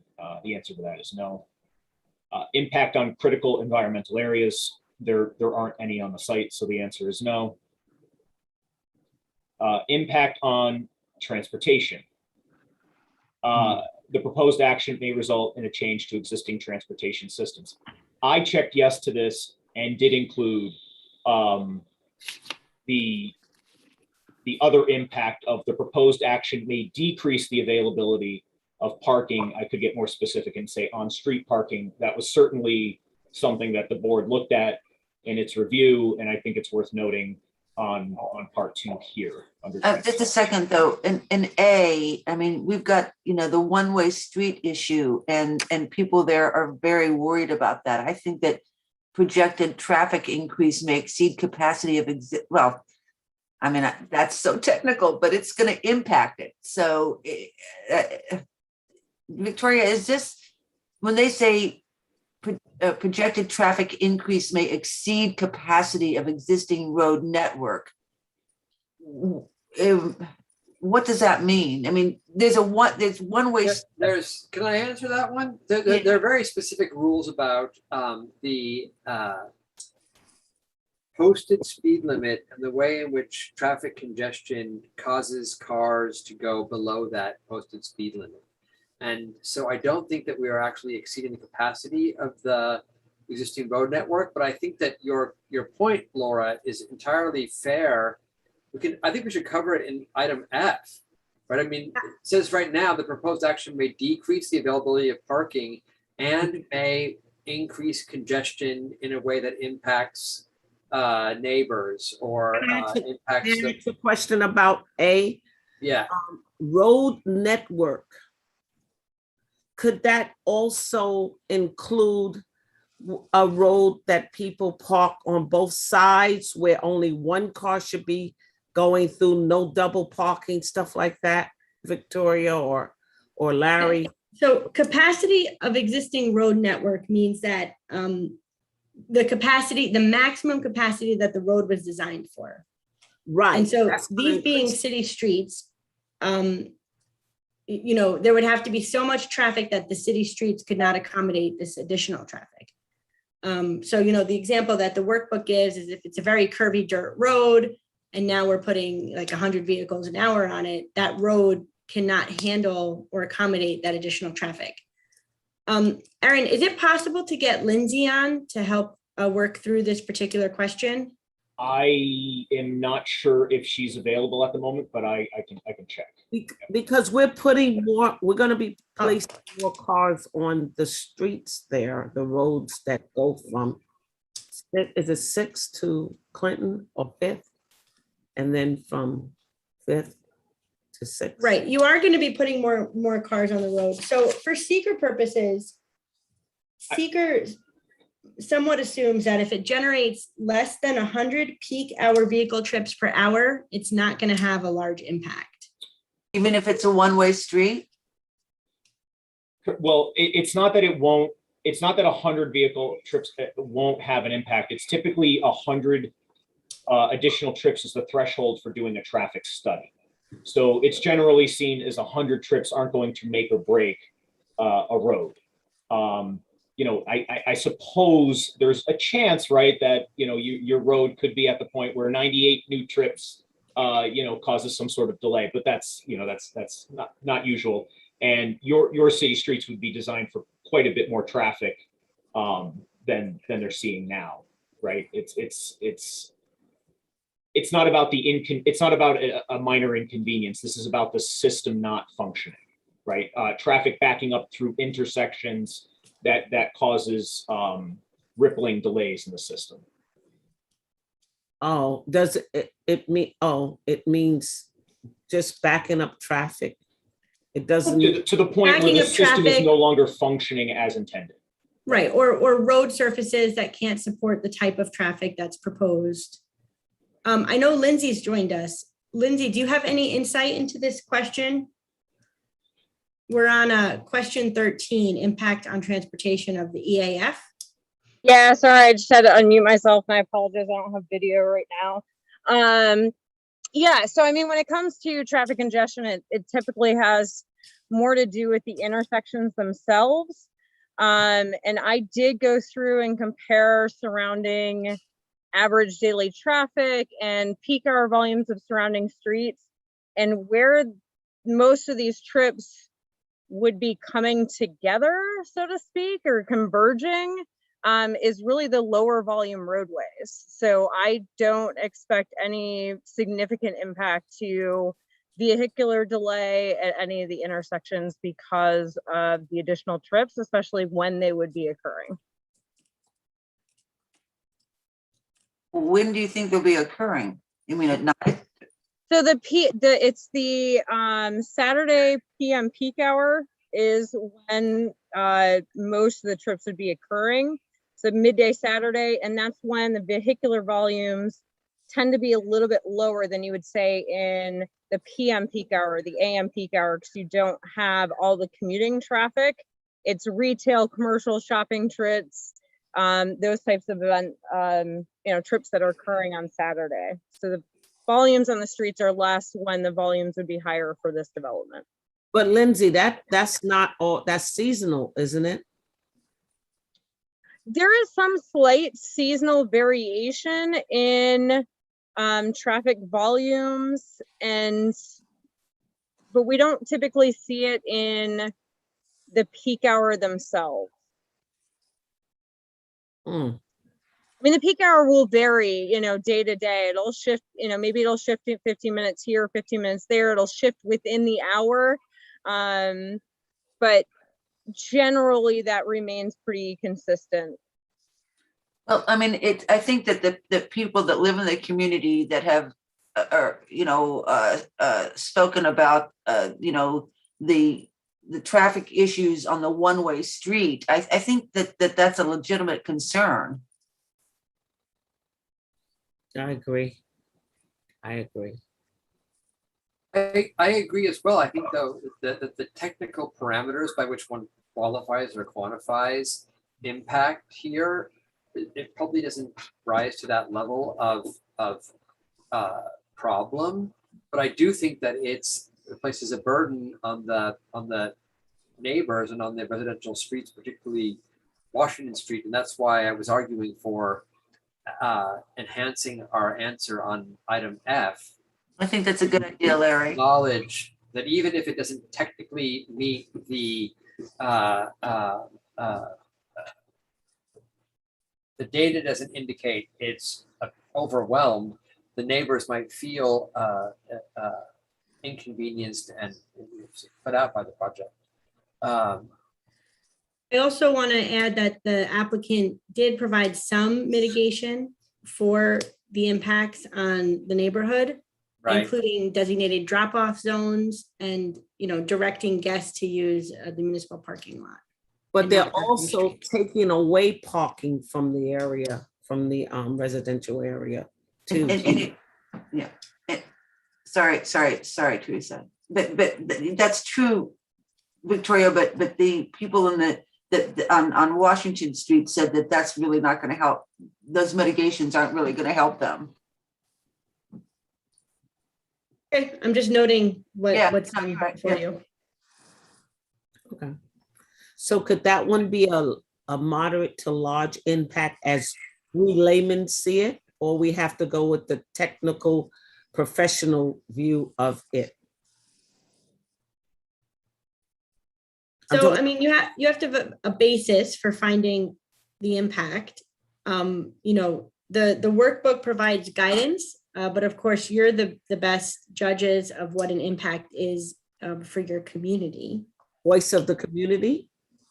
But I guess the next question is if you find the moderate to large impact, and if you find that the applicant has not mitigated it through the drop-off spaces and the parking passes and all those things, that would then, the next step would be what? I mean, they've already done some study and Lindsay has reviewed some of the steps. I mean, some of the peak hour numbers, and she doesn't think that it rises to the level of a significant impact.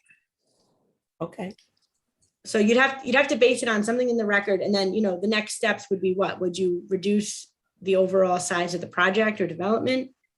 Oh, but again, do the opinions of the community make a difference? I mean, can you base something on the views of the community? So community input is important, but you cannot make decisions based on generalized community opposition. It has to be based on the information before you.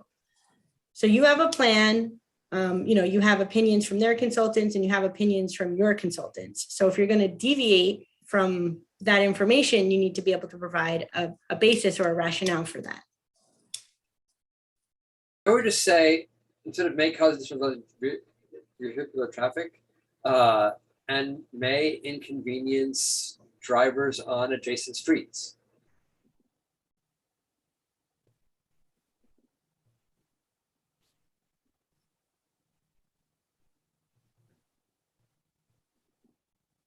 Oh, not close.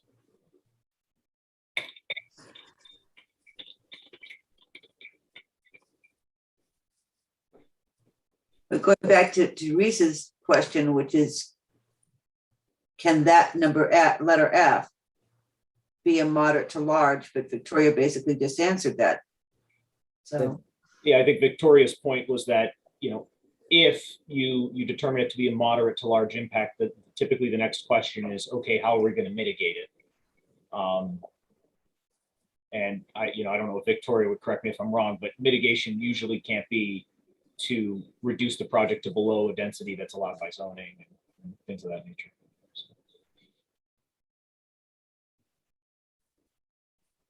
How many parking spaces are taking up? 5? Do anybody remember? At the public lot, I think it was 40 permits. No, not at the. Along Washington Street. Yeah, along Washington Street. How many spaces are they taking up? 5 or 6? Anybody remember? You mean taking it up as far as eliminating because of the curb cuts that they're. Okay, the curb cuts, and then they're gonna have 2, I think, handicap. And then I think they're gonna do something with 1 or 2 from the corner to the curve cut. So how many spots is that on that particular street, Washington? Yeah, I mean, maybe Brandy can give an actual dimension for that space, but I would be careful in classify. I mean, a handicap parking space is still a parking space. Yeah. That's So true. even though they're designated as such, they are still providing that parking. So they're not eliminating that space. They're just designated as handicap. And that's, the city would do that if they were striping parking spaces anyway, as we discussed the last meeting. If you're talking these two, it looks like two spaces are being eliminated for this turnout, if that's what you're referring to. And the other 3 are for anyone, right? The 3 coming from the corner into the first curb cut. Correct. Those are not restricted. Correct. Okay. All right. So Alex, are you sure it's 3 because you have the curb cut? Take the entrance and the exit look like another almost full parking space. So that might be more than just 2, correct? Well, we also have the loading zone down there where that's taking parking spaces out. So Right. so there is there is a reduction in currently undesignated parking spaces. Yeah, I mean, The curb cuts are, sorry to interject, the curb cuts on Washington Street, one of them is existing, and on Prospect Street, both of them are existing curb cuts from the previous industrial use. Okay. But people park in front of them, don't they? I think I have. Yeah, I just noticed that's where the two handicap spaces are. All right, okay, I got you. And again, Brandy Nelson, just to interject, so we are proposing to delineate these spaces, and that creates more organization in the parking.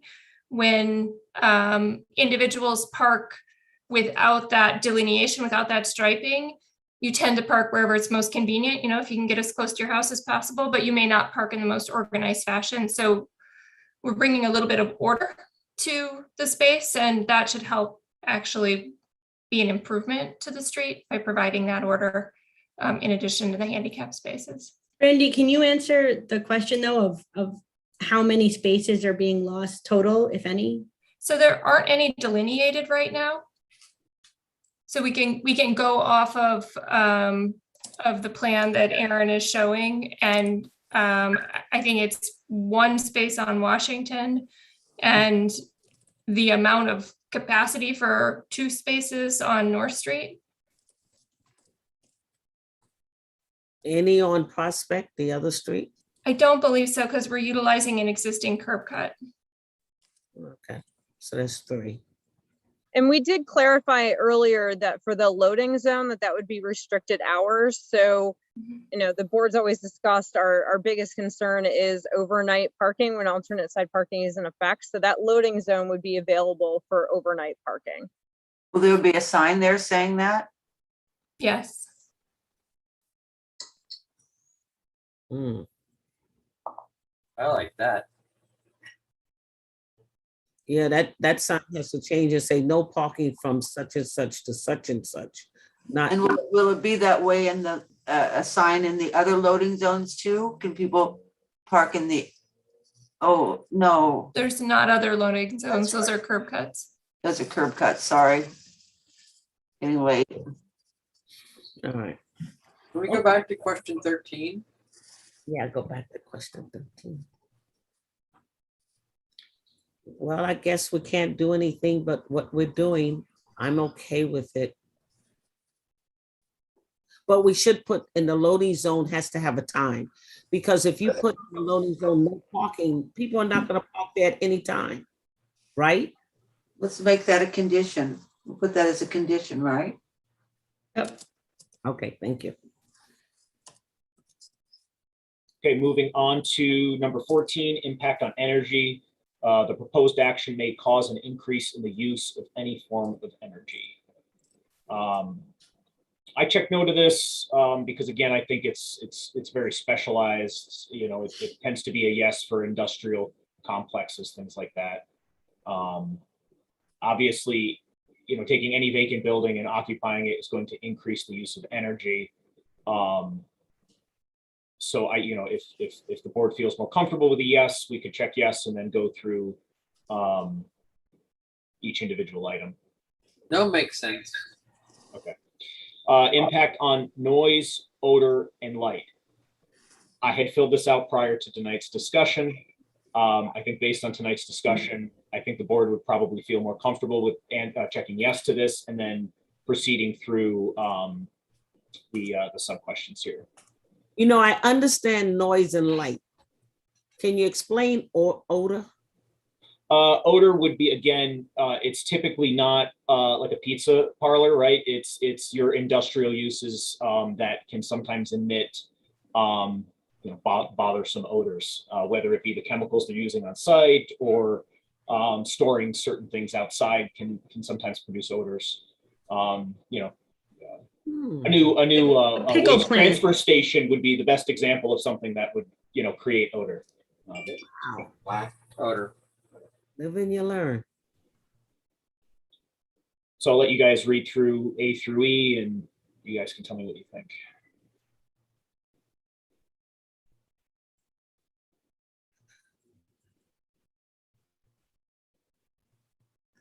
Number A could be, I mean, can you say, I mean, they just did it by accident at An accident. when they had, right, so, Yeah, it seems like 15A needs to be moderate to large may occur.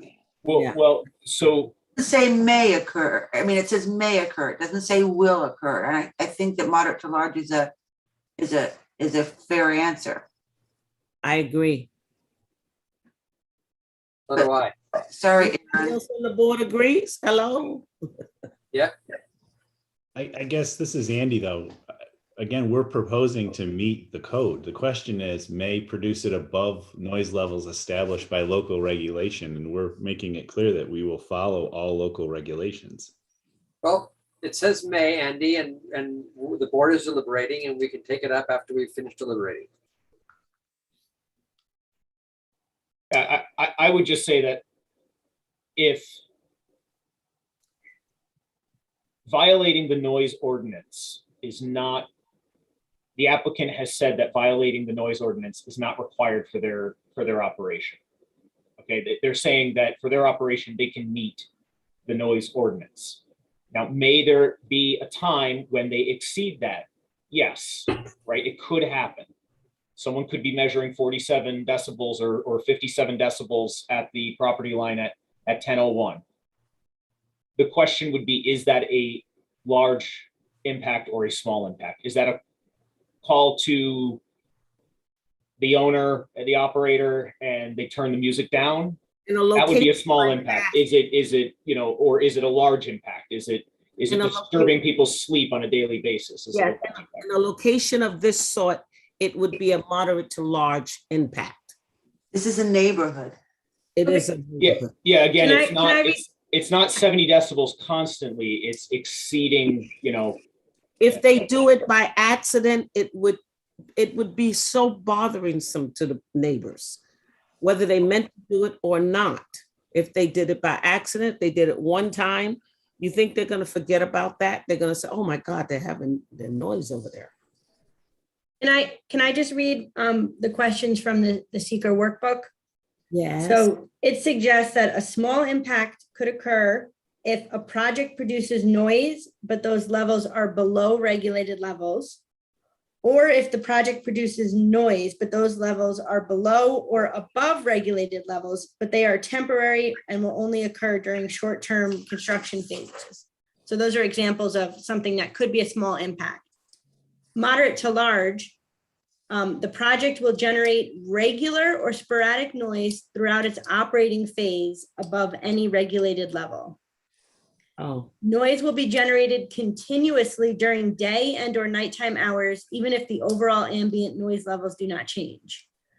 Noise will be generated sporadically or continuously, and there are residences, businesses, hospitals, clinics, daycare centers, or other sensitive receptors adjacent to the project.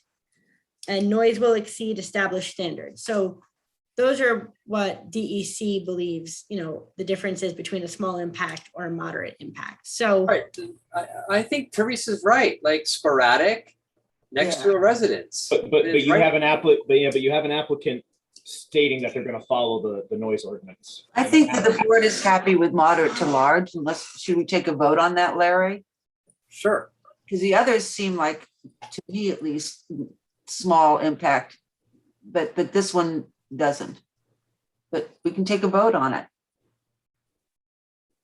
Okay, all in favor of saying moderate to large on 15A? I do. I do. Oh, No, okay, who wants to say no or small impact? I'm gonna vote no, James. small. I'm going to vote no to small also. So it's a tie. Or no, small. Boy, you guys. Let's call Steve. Yeah. Larry, what are you voting, Larry? I voted moderate to large. Look, I think during seeker, I think it's imperative that we be tough. And then if it comes to mitigation, we can actually use the issue now to make sure that the applicant in our resolution has parameters that we know they're going to follow. So to me, the hardness comes now, and the lassitude or ease or laxness comes in the scope of the conditions in the resolution. Yeah, it's not like we're saying we don't love the project, let's make it work. We're saying this is something we now deal with when we come to the resolution. Yeah. If you're finding a moderate to large impact here, it has to be dealt with before the resolution. You have to have the mitigation identified before you make your seeker determination. If you're going to do a neg deck, and if you're going toward a pos deck, then you would, suss out that mitigation through an EIS. Right, but you could do a neg deck, couldn't you, if you had a moderate to large? If you identify a moderate to large impact, then you need to go to the next step of identifying, the duration and whether it's going to be a significant impact. Yeah. But normally you identify mitigation to explain why the project will not have a significant adverse impact at that point. So the mitigations actually do happen now, is what you're saying. We've already suggested some mitigations, and I don't know that the applicant is, we suggested being, I can't say the word acoustics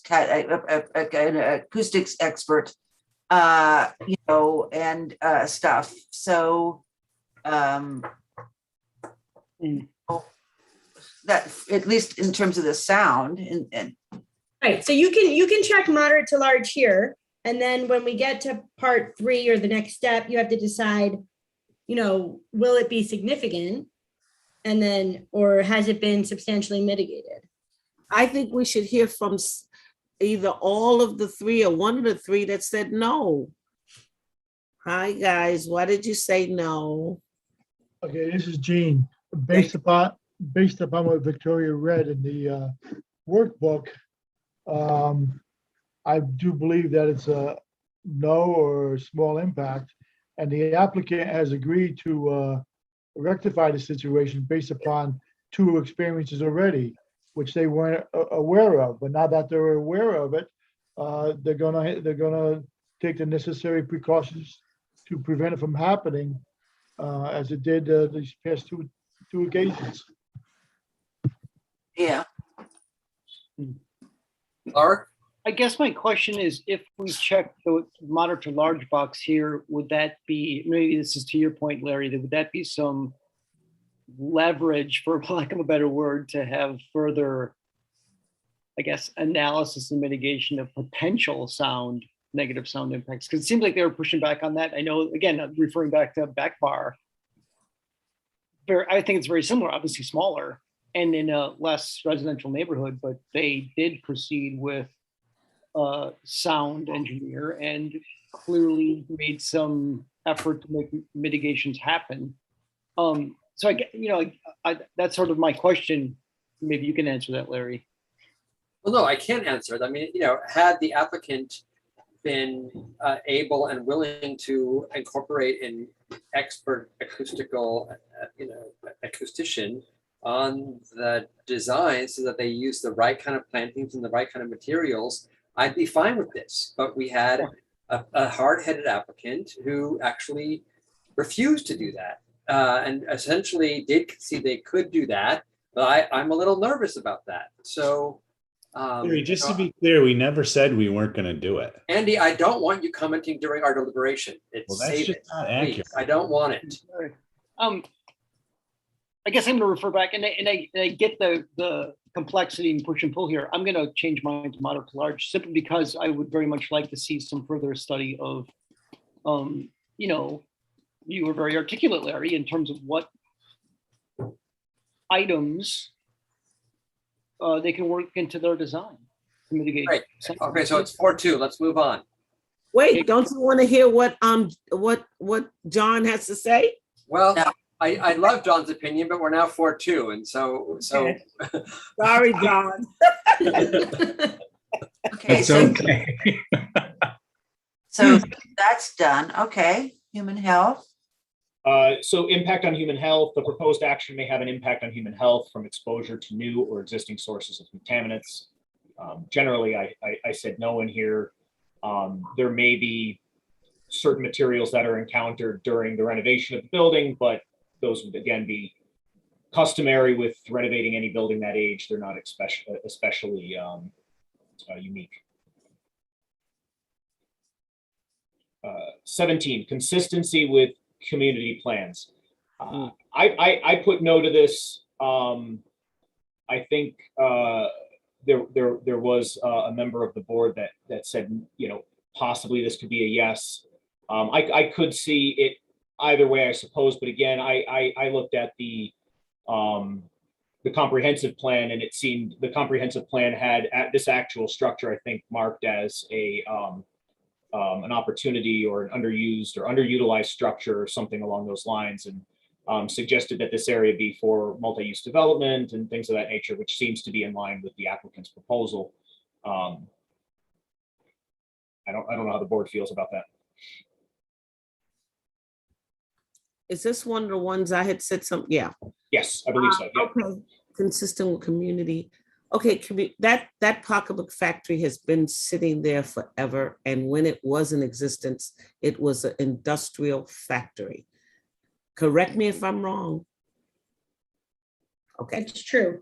Okay. So now here comes, and they say, okay, we want to make this building that's sitting in a predominantly residential area into a hotel with a restaurant and spaces for the public and such and such. Is that consistent with the neighborhood now? Yes, is allowable because they have, you know, they're here. I think I just want to move ahead quickly to 18, which is consistency with community character. I think your comments. What does community plans, what does that mean then? Consistency. So again, that's your own, the city's own comprehensive plan, zoning code, the plans that the city has adopted as its, you know, vision moving forward, which again identified this exact property as being an underutilized structure and suggesting an adaptive reuse and suggesting, you know, so your plans essentially would suggest to developers out there that this is exactly what you wanted to have happen. Okay, so you're saying because because the city gave them approval. No, the city adopted a comprehensive. About the comprehensive plan, Teresa, the one that our comprehensive plan that already exists. Said what? That this pocketbook factory should be a hotel in the. It identified it as a previously a previous industrial site that was currently vacant, and identified it again.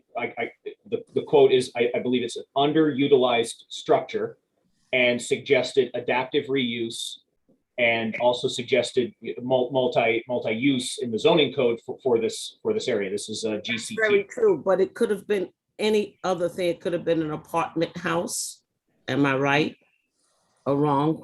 That would an apartment would be an adaptive reuse. Been more. It would not be mixed use, which is the zone, which is what the zone encourages. But if it was an apartment house above and maybe something different on the bottom, that would be mixed use, and that would be exactly in line with the code. Yes, with the code. So this is what I'm trying to say. It is not. It's a hotel. So, you know. No. It's a hotel is in line with the code, and your example would be in line with the code as well. It's an allowed use in the code, right? If it require a use variance, it's allowed. Right, Teresa, this question is asking whether it's consistent with your zoning law. You know, do they need a use variance, or do we need a zoning change or something like that to accommodate the project? Your concerns about, you know, this particular project being commercial in a residential neighborhood, I think would come under question 18 about the existing community character. Okay, you explained it better. You don't, Aaron. You are a riot, Teresa. But while we're switching, we love you, Aaron, and it just, you know. Don't we want to go? Do we want to? Victoria too, and she's our attorney. I have a question about the 100 cars on. Is it 100 cars per hour, Lindsay? Where somebody is asking. So that's the peak. That's the peak hour. It's the 100 trips generated during the peak hour. That was the threshold, Laura. Someone took what I said as being applicable to the project. I had mentioned 100 cars added to the peak hour as what the workbook and what DEC considers to warrant the next step in the SEQA review, which would maybe be a traffic impact study. I didn't mean that this project was proposing 100 cars in the peak hour. I was just giving you actually 1 hour of a peak. Is a peak hour consist of 1 hour? I've never. Usually there's a morning peak and an afternoon peak, and it's usually on a weekday. It's when people are going to school and work and coming home from school and work. And on the weekend, it's a little bit different because it's when everyone goes out to go shopping. And Lindsay could probably describe that more artfully than I just did. You did it really well, Victoria.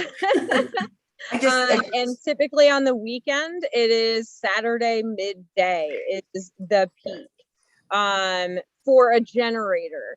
In this case, for this development, their highest trip generation is during that Saturday midday.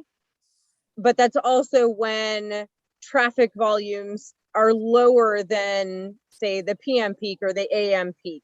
So it won't have as much of an impact on level of service or delay the fact that they're generating more trips during a Saturday midday hour.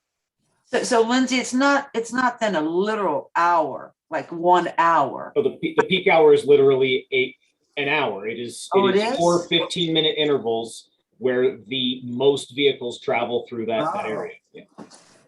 But that is also people coming and going. So it's not like you're going to have an influx of 100 cars and then 100 cars leaving.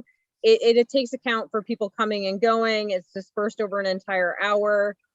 You know, so if you break it down, 100 cars on Washington Street in an hour would be ridiculously. Would be less than a car every 30 seconds.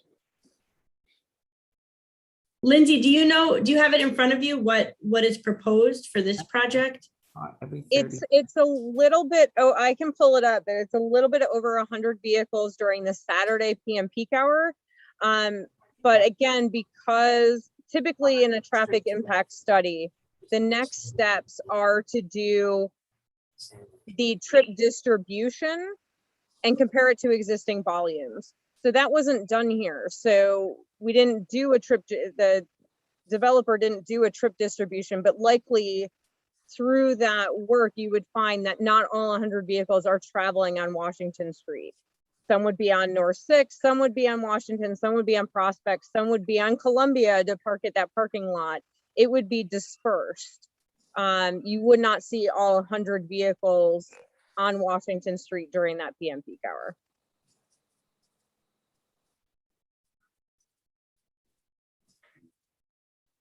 Well, that answers my question, but boy, okay. Number 18. Okay, this is the one.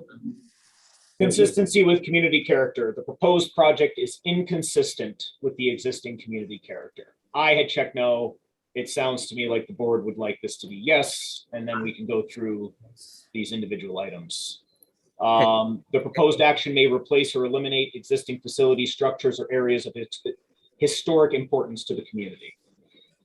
It's probably no or small. Right.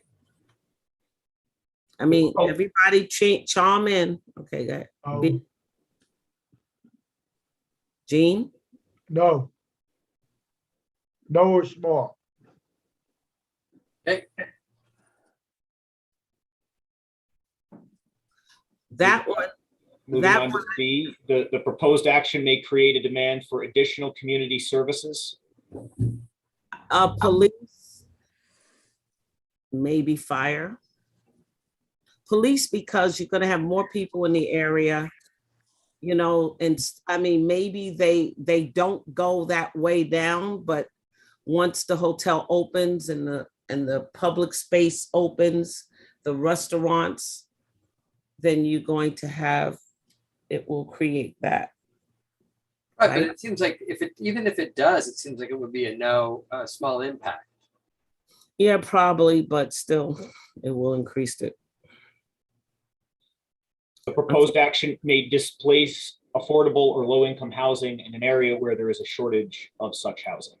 Yes. Large impact. And what, Victoria, can you shed any light on that? Because when it says displaced, does it mean the project is proposing to take up area that is already this housing, or does it mean it's taking up area that could be that housing? So, I mean, my understanding of the question is that if you were redeveloping an affordable housing project to be, luxury high-end housing, then you'd be displacing affordable housing. But let me just refer to the workbook so that there's no question. So the workbook says displacement of housing could mean that structures are physically removed and replaced with other land uses or housing that is no longer affordable. It can also mean that existing housing is rehabilitated or restored in a manner that gentrifies the area and results in higher rents and land values. So it has to do with a project that rehabilitates or replaces housing. So if this were already low-income housing and they were proposing a high-end hotel, then the answer would clearly be a moderate to large impact. But since it's vacant, there's no displacement. Is that?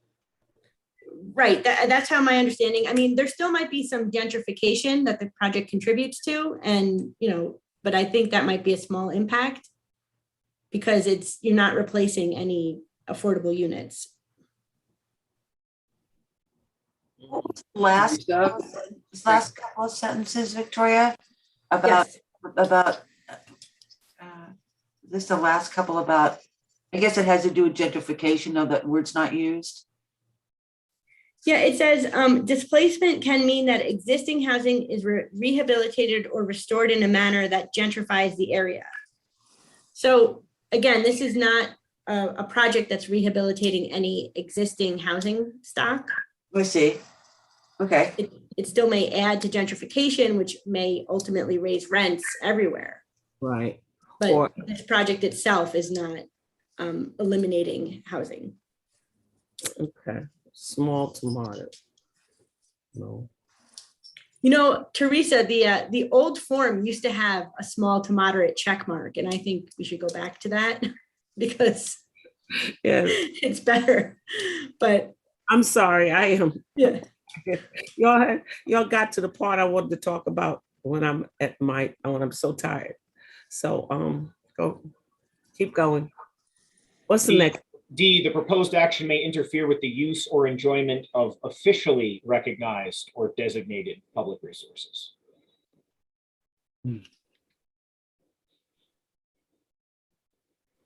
Well, since we no longer have to worry about they're trying to park at the Oakdale, I guess, that's okay. I'm trying to think. What do you think? We're not taking anything away. I don't see any interference. I agree with you, Larry. Yeah, I agree with you. Okay. E, the proposed action is inconsistent with the predominant architectural scale and character. And again, it's an existing structure. Yeah, that's it. That's no. The proposed action is wait. How can that be large, moderate to large? There's nothing like it in the area. But it's already there. But it's there, so right? That's if they were building it. Okay. Right. If they were building a high rise in a single family neighborhood, then you might say it's inconsistent. Right. It's hard to say that building is inconsistent because it actually probably predates a lot of the residential or some of the residential structures in the area. Yes. So F, proposed action is inconsistent with the character of the existing natural landscape. What does that mean? Victoria is going to have to help me out on that one with her work. Natural landscape is rolling hills and fields, but right. So I would say it's notice small, but I want to just make sure that natural landscape doesn't include something else. Yeah. So the way the workbook now, Aaron, now you understand why I have the workbook out. Oh, of course. Yeah. F, the natural landscape plays a large role in defining a community's character. For example, a municipality may define itself as a rural community because a large amount of open space and farming is present. It could be a mountain town in the Adirondacks, water bodies, etc. So it's talking about natural resources, Okay. that here, this is, I would say this is a built urban environment. This is an NA on that F. Okay.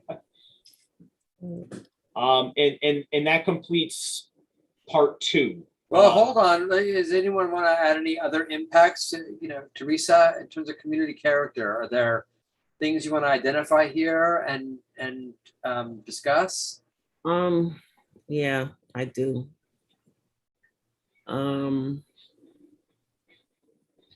We have to do it right now, right?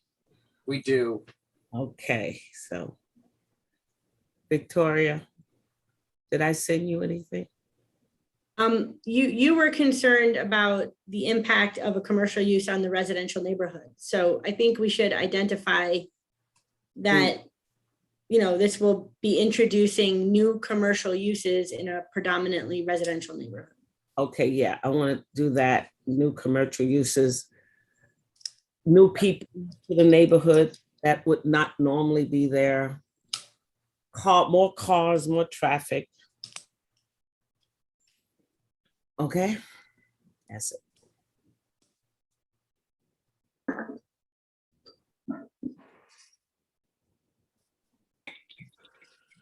Is this more or less what you're Yeah, saying? why don't you say the action proposes commercial uses that do not currently exist in the residential neighborhood? Yeah, that sounds good. That's true. Yeah, that's a good way to say it. That's a good way. Thank you, Larry. You're welcome.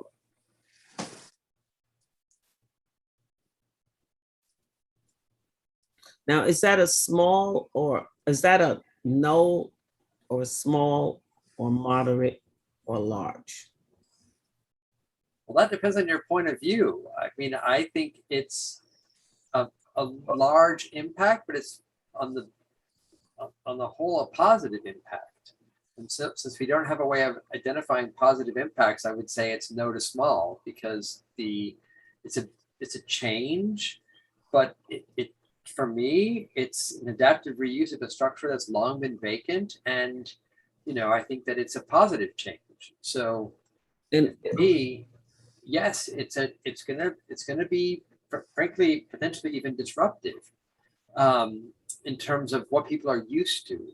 But it could be quite positive in that this building has been idle for so long, and now it's going to have new life. And I think that's great. And I agree with the fact that it's a vacant building that is now being refurbished to be of good use. But I think the use that they've chosen is going to be where the moderate to large impact will be. If it was a residential place, it would fit in, but it's commercial. You've got people going and coming. Well, I agree with you, Teresa, but the reality is that they're allowed to do it by code, I mean, you may think that I drink too much whiskey and maybe you'd be right, but at the end of the day, it's my bottle and my glass. And still, whether they have permission or the right to do it, it still will, it still will impact that community, in my opinion, in a moderate to large way. And also, I think you'll agree, Larry, that, agreeing with what you just said, is also, there are things we can do to make the, to make this change in this neighborhood, more acceptable in terms of, for example, the sound. We've been working on the parking issues. I mean, there are things that we did and we can still do, I think, to make this something that is not as disruptive to all the people that live there, while doing, while celebrating, the use of this historic building. what would that actually mean in terms of, mitigations or conditions or, anything like that? We've already talked about it, the idea of having the acoustic person there for the sound. We've already then there was one other, I can't, Victoria, I hope you wrote it down because I didn't. There was one other little thing that we were gonna do for a condition. Well, that you were gonna have, you know, someone on site responsible for sound meter, a sound it was- attenuation plan with landscaping and hard, you know, material choices that would dampen sound instead of increase it. Well, that might not even be necessary if they have an acoustics person come in. No, it was during this process, during this process. The only thing that we mentioned during this process was actually specifying the hours by which the loading zone becomes available to residents to park in. Yeah. That was the one that we were going to make sure that there was a sign, you know, a sign there for, yeah. So you, I mean, you can look at this by saying with those mitigations that we've discussed, it will be a small impact. Okay. Or, you know, you can identify it as a moderate to large impact, but then find that those mitigations adequately mitigate the impact. It's, you know, 6 of one, 1/2 dozen of the other. Yeah, it's similar to the one where, the other one where we answered that it was large, moderate to. I think you also have to take into consideration as you think about this, the setting. I mean, this is an urban environment where, you know, people are coming and going, and in some sense, there is already a mix of uses in the vicinity. You know, I know not in this particular neighborhood, but looking from from a larger view. I guess the question for me is that, you know, the sound and the noise and the other items that we identified, I guess, for Teresa and Laura are covered elsewhere. So I guess it's a question of whether those things. Yeah, I don't know what we go can into community character. Yeah, I don't think that there's anything that, if we did put, Teresa, I'm just suggesting if we did put moderate to large on this one, we don't really have a way to mitigate that, whereas we do on the other one that we put moderate to large for. Okay. All right, do we want to vote on this one? Do we find that the other impacts under G, 18G are no or small?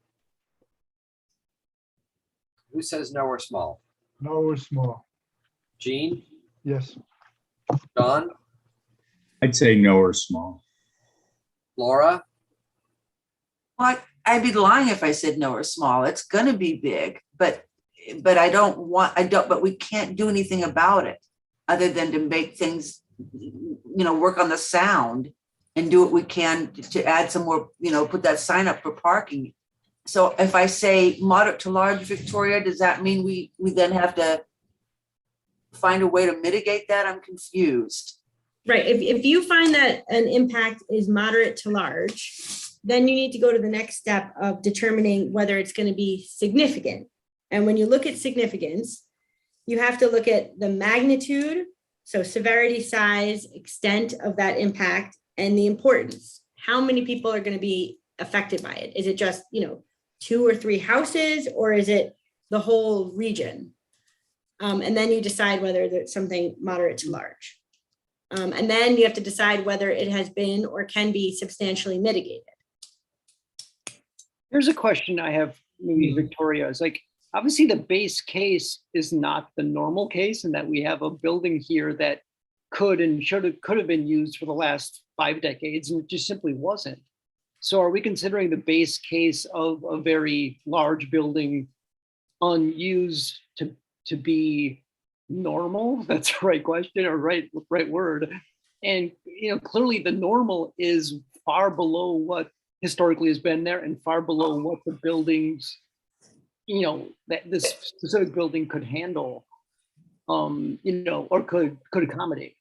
So maybe that's sort of some of the confusion here. Like, what's the delta is probably significant, but what's de novo or ab initio here? Well, we've had this conversation before, so I mean, right, the delta is very big, but it's definitely from a base level, which is way below what clearly has been there for. Sure. Historically, this was a very busy factory, right? And it had lots of cars going to and from. Right now, it's vacant. and it's not being used. So you're assessing right now from its current condition to what it could be, acknowledging that it's already built, that it can handle, sewer, water, and that, maybe in its vacant state, it's somewhat of a blight on the community. The what on the, no. Blight. A blight.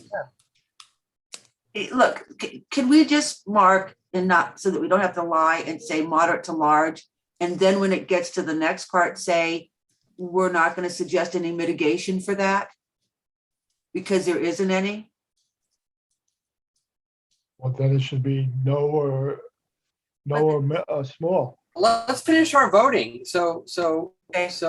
I lost track. Laura, you haven't So voted. I would vote yet. for moderate to large. Okay, Clark, I'm going with no or small. Teresa. Moderate to large. So, and you, Larry, Well, it's 3-2. So we already. So I'm going to say no. So Okay. it's 4-2. exactly. Okay. Okay, Why? this concludes part 2. Wow, you guys are getting faster at this. Yay. It's only 10 o'clock. Okay, so Victoria, what does that mean for our next step? So the next step is that you would vote on whether to find, if you're ready to vote now, we go through and we assess the ones that you checked for moderate to large. I have, let me see if I can share this. I don't think we did any moderate to large. Yes, we did. The noise The noise. is moderate to large. So I can't remember. we prepared a resolution for the board to adopt a determination of significance. And attached to that is a draft negative declaration, which goes through each of the questions. This was a draft and it doesn't incorporate all of the discussion from tonight. So I think we need to go to question, Aaron, what question is the noise? Oh, give me just a second. I was just emailing it to the. I got it, sorry. Question, here we go, 15. 15. So 15. we're gonna have to rework this and see if you guys are ready to vote tonight or whether you need additional information. Can we come back next week with it? No. I mean, next month with it? No. I mean, that's up to the board and your chair. I will note that the applicant is looking for IDA financing, and I don't know about the timing of that, but that doesn't move forward until this board completes seeker. That's not putting pressure on you. I just want you to be aware of that. I think that we have the ability to revise one section of the document. If the other sections are in conformance with what we've already done, then I think we need to tackle this one and just vote. But didn't you say it wasn't because it doesn't have what we talked about tonight? Victoria, is it in all of the sections are talking about what we talked about tonight? Well, that's what we were saying. We'll update it right now. See, moderate to large impact on. Voted moderate to large, Teresa, on noise. Yes. But this isn't where conditions are set forth, right, Victoria? This is. Well, it is in some sense, because if you find that noise rises to the level of being a seeker impact, then we need to deal with it under seeker. If you don't find that it rises to the level of a seeker impact, we can still deal with it under site plan, under standard site plan. Yeah. But seeker, gives you a little more leverage. So planning board has identified potentially moderate to large impact on noise from the project during. Article in there, sorry. Oh, sorry. In operations. That may have outdoor events with amplified music that may exceed, let's just say that may exceed local regulations. We have an Aaron article in the first sentence, impact on a noise, it should be just noise. Yep, thank you. And also, should we say, before we say that, should we say the board identifies no significant impact on light and odor?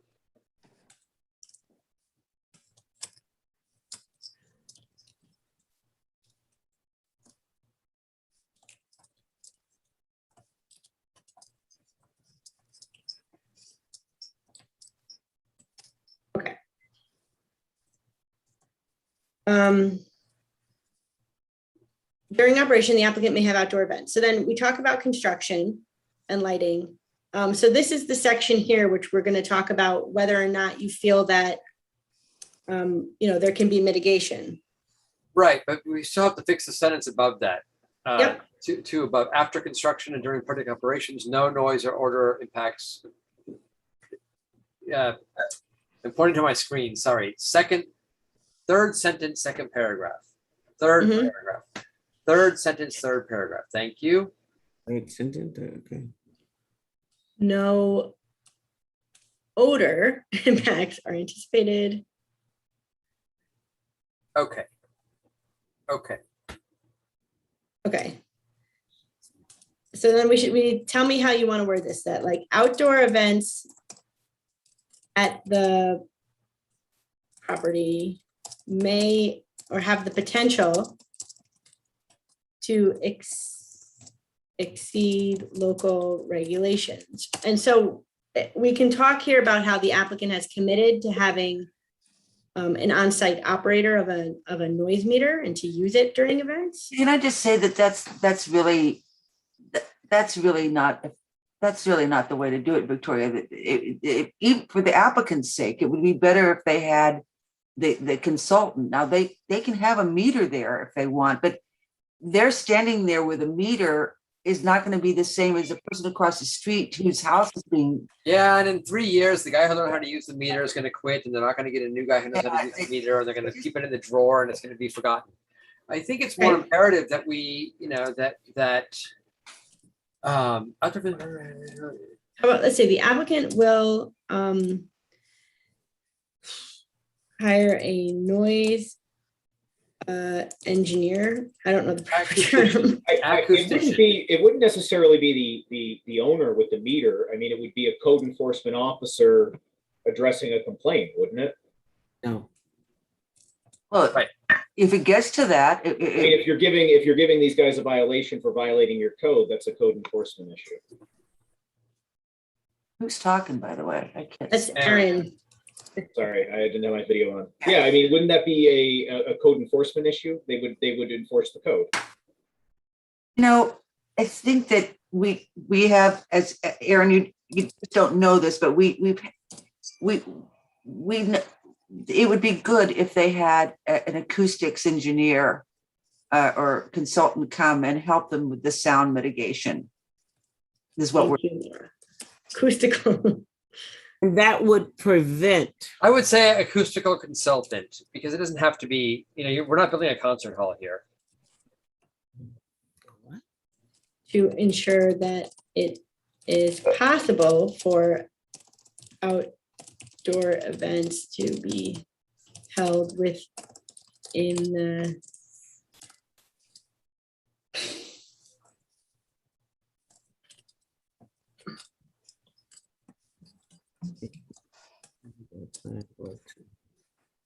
Okay. Outdoor events at the property will have the potential to exceed local regulations. The applicant will hire an acoustical, you want to say consultant? Yeah.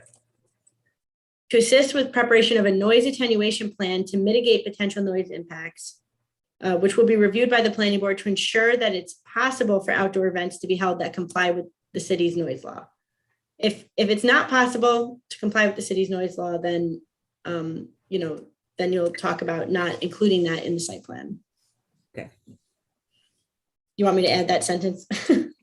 No, I mean, you can. I don't even get that. I don't understand that. What? If it's not possible to what? So right now, the way the building is, we know that amplified music echoes. So we want some opinion that says, even if it's amplified at a low rate, even if it's amplified, we've designed it in such a way that it can be contained on site and won't exceed noise limits off site. Yeah. But Larry, when you talk about a consultant as opposed to an engineer, we're talking about a consultant coming in and giving a plan as to how to mitigate the sound, how trees, whatever it might be.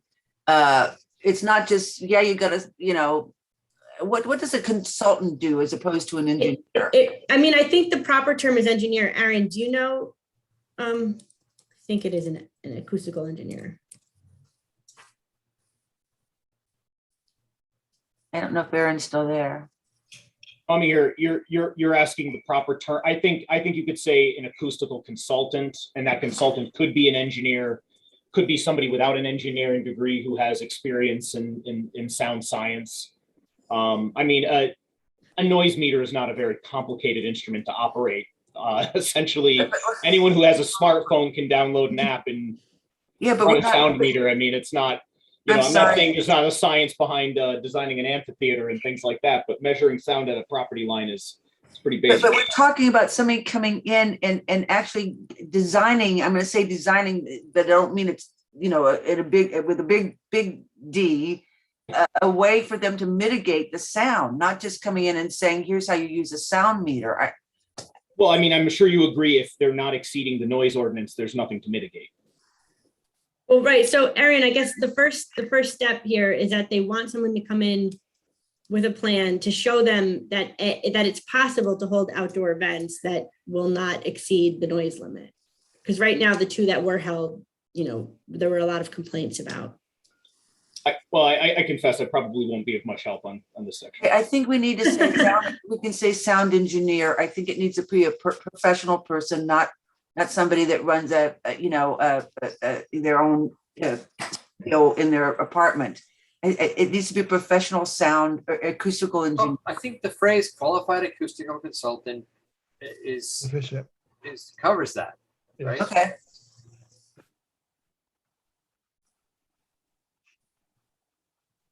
Okay, this looks good. Can we just say, I don't know that we necessarily need a noise attenuation plan. I mean, we could just say the applicant will hire a qualified acoustical consultant to assist with mitigation of possible, potential noise impacts, period. Okay. Right? I mean, we don't need really it's someone to say, look, if you hang banners here and put some baffles there and change these trees to that, then you're going to be good.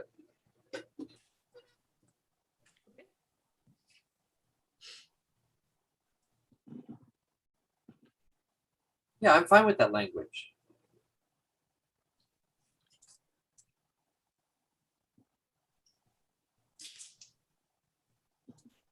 Okay, board, are we good? Let's go down and look at the community character one. Yeah, that one also should be modified. So right now it says it may result in a significant, it will not result in a significant adverse impact on community character. So do you want, Teresa, some acknowledgement that this is a residential district? Yes, please.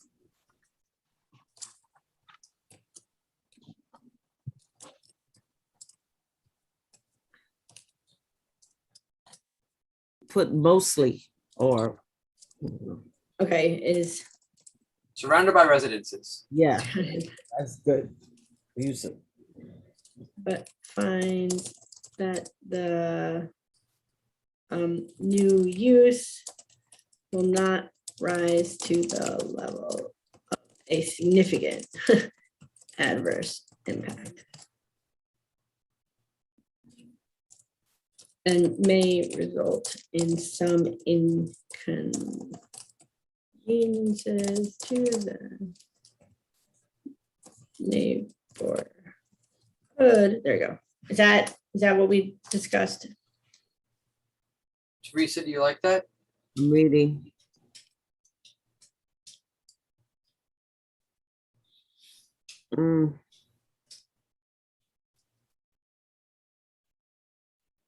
Everybody, what do we say? We didn't find that it won't do it. We just couldn't identify the magnitude to say that it will. Well, right. So it's saying that that you want to say will result. Like so in it's other saying words, that there will be inconveniences, but it's not to the magnitude that is And significant. as per se sequel, whoever's, you know, we are following the law of some kind. But if it is left to us, that would have been a large impact and, as per se by the law or something. Can you say that? Right. Okay, thank you. Okay. So if no one else has any questions, and just for the record, the draft was sent to all the board members, so they've all, read this. So although I'm scrolling through it, they've all had the opportunity to review in advance. So if we do put conditions in, is this also where we would put that sign for the parking? Yeah, right. Sure, we can note that. But And that would be a condition on the site plan approval itself. So we'll have to put that in the resolution to approve as well. So do you want it to put that in the parking section or community character section? Wherever you think. Traffic. Put it under 13, traffic. Okay. Or And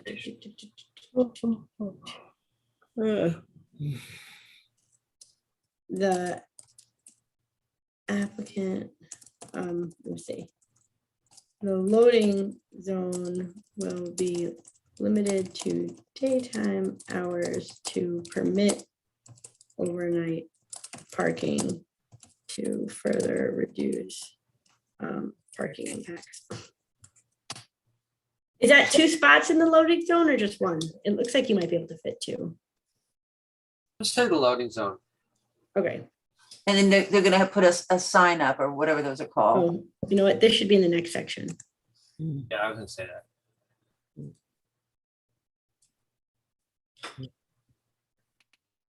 This should be. Oh, there's yeah, right there. Here we go.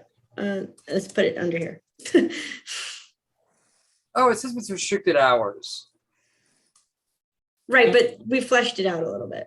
Okay. Okay, sounds good. And then it looks like, oh, did you already do that, Victoria? Okay. For which one?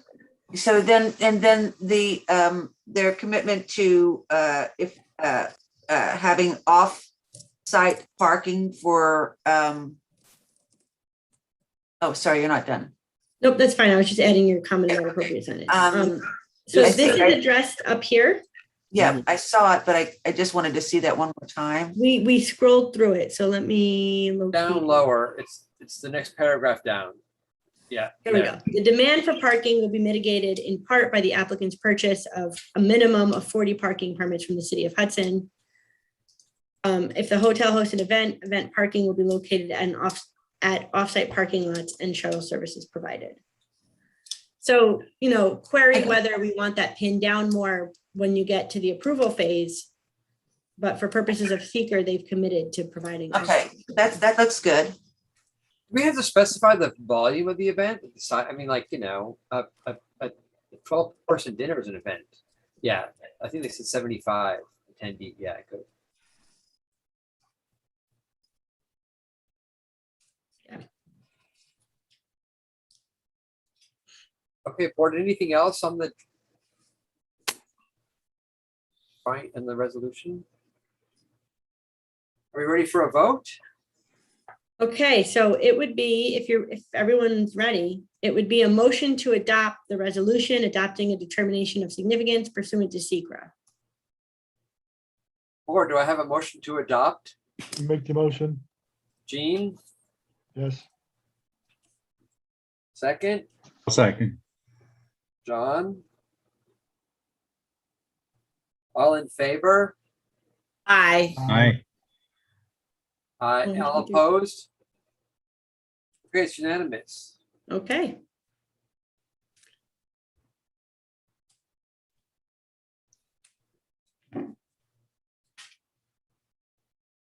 Hey. I'm just Oh, gonna yay ask. us. Yeah. Good job. You guys made some progress. And so for the applicant, I'll work with Larry to get that signed and filed with the clerk, and then we'll get you a copy. It might be Monday at this point, but. Thank you. That sounds great. Thank you. Thank you. Okay, board, we have been going at this for 4 hours and we are basically halfway through the agenda. So what do we want to do? We have, yeah, Victoria. I was gonna ask if you'd consider moving Galvin up. Yes. I agree. I so move. Thank you. All right, so why don't we continue to old business and why don't we take a 5-minute break and we can reconvene at 10:25 and we'll tackle Galvin. Larry, I think Victoria would like us to do Gavin before. Am I right? I mean, Yes. a 5-minute break is fine. I was just hoping not to have to sit through a few more if it No, made yeah, a I difference. mean, we to have you. one very quick thing before Galvin, but we can bump that and do Galvin. And then Larry, can I just ask you that after we do Galvin, then if that's the next one, then we're gonna actually finish all the other applications because I have an extremely early morning. Yeah, I mean, the new business, look, the lot, the 247, 249, 251 thing should be extremely quick. That's a housekeeping matter. The new business, Basilica has to go, we just have to call for a public hearing for next month, so that should go quickly. And the lot adjustment, I think, could also go quickly because I don't think there's an issue there. And I sent you all the bills. All you have to do is say, Yeah. Yeah, no, that was good. Thank you. No, I think we'll be super fast, Laura. Okay. All right, so 5-minute break, right? Victoria, you're good with that? Yes. Great, okay.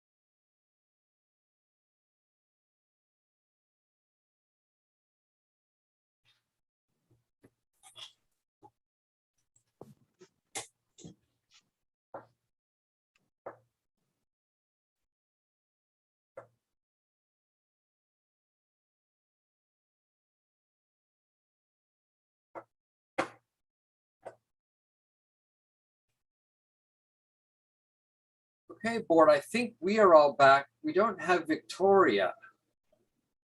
But we do have Lindsay. Yeah, you see that. Oh, there she is. Back. Okay, we're all back. I think we're ready to resume. Thank you all for your forbearance. I'd like to move steadily through the work that we have still remaining before us. Victoria, could you just remind us what's been accomplished on a review of Galvin and what remains to be done this evening? You're muted. Of course. Okay, so this board has reviewed the Galvin project. You held a public hearing, which has now been closed. In September, the board adopted a negative declaration for the project. And then you decided that you would consider approval at the October meeting. Which is now. Which is now. So one of the questions that came up during the board's review was parking. And I know that there's been a lot of discussion in the city about parking. So I just wanted to remind some of the board members where we started with this, which was that in Hudson, your zoning law does not require off-street parking to be provided. And so you guys decided to do your diligence as part of seeker and consider impacts on parking as part of your seeker review. So although the applicant's not technically required to provide parking, you conducted a seeker analysis. You considered the impacts on the community and on transportation networks and systems from the project on off-street parking. the applicant ended up providing some off-street spaces and also, taking some other measures, including the creation of additional parking spaces on the street, and worked with the city to eliminate the alternate side parking in the municipal parking lot.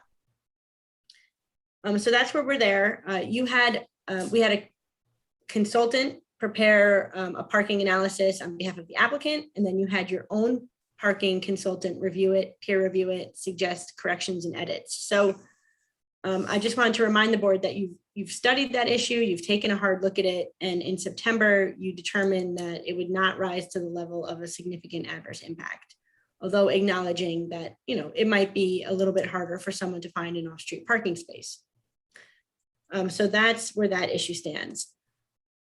So we do have a draft resolution prepared for the board to vote on tonight. I don't know if anyone has any questions. I'm going to pull it up. Before you do that though, Victoria, should we just make sure that Lindsay doesn't have any comments about parking since our determination? Or if she done any additional work, has any new facts emerged? Do we want Lindsay to sort of give her take And Lindsay on should it? correct anything I misstated also. Yeah, I didn't see any errors in the draft resolution, but I will certainly take a close look as we go through it tonight. I did review some additional public comment that came in, but there was no additional work from the applicant or any additional work that I did. I just reviewed the additional public comments that came in. Larry, is that what you want me to kind of just talk through? Sure, yes. Yeah, so there were some additional public comments that came in regarding Creighton Manning's traffic studies over time, noting some errors in some of the previous studies.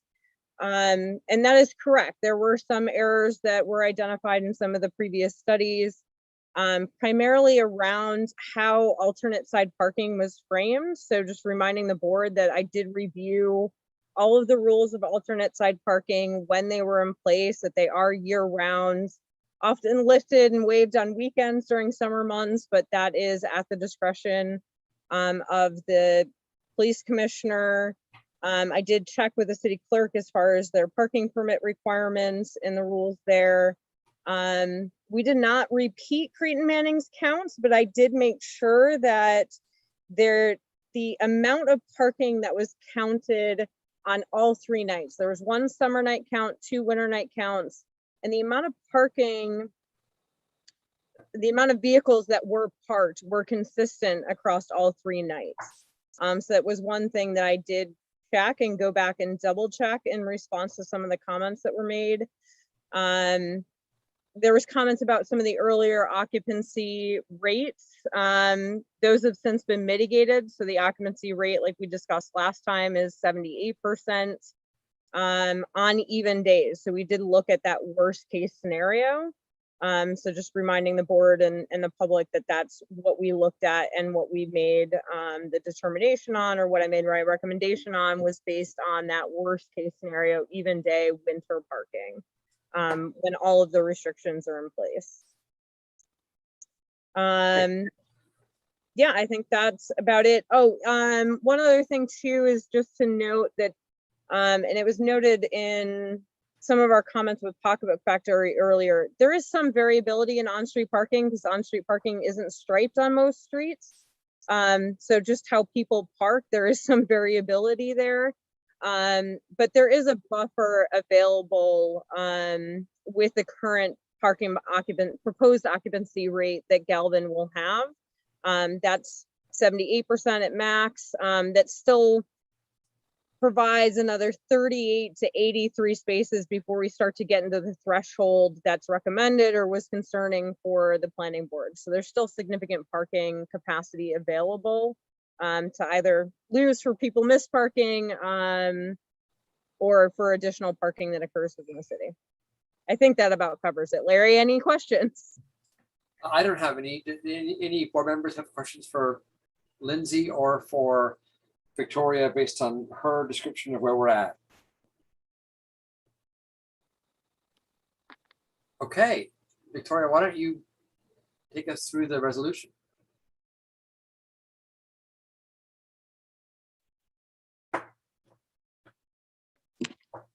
And you're still muted.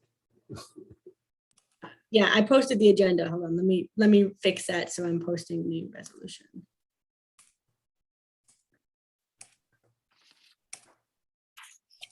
Okay, here we go. So for your consideration, there is a resolution granting site plan approval. The first part of the resolution talks through the facts that they've applied for site plan approval and a parking lot. So it's for a mixed use building and parking lot, 2 mixed use buildings. They've submitted a site plan and it's identified by name and date. It goes through this enforcement that you held a public hearing, that it didn't need referral under 239M, and that you adopted a negative declaration. So this is where it gets good. You approve the site plan subject to several conditions. The first one would be submission of an updated application form to include the parking lot at 602 Washington Street. At least from my review of the file, that portion was added later and it was never actually incorporated into the application. So this is just for record keeping to show that the site plan covers all the properties that you looked at. We want some notes added to the site plan. The first one requires them to put up signs at all corners of and entrances to the project site during all phases of construction with information on how residents can call the applicant representatives or the CEO with comments, concerns regarding construction impacts of the project, and that the property owner is required to dedicate an employee to monitor the construction hotline and address concerns. The second note that's going to be required is that the property owner is required to create a spreadsheet of all questions, concerns, comments received and identifying their response to each. And they have to submit that to the code enforcement officer weekly.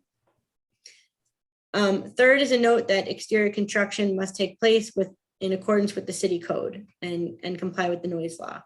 So those conditions are required as part of your board's mitigation of construction impacts on the community.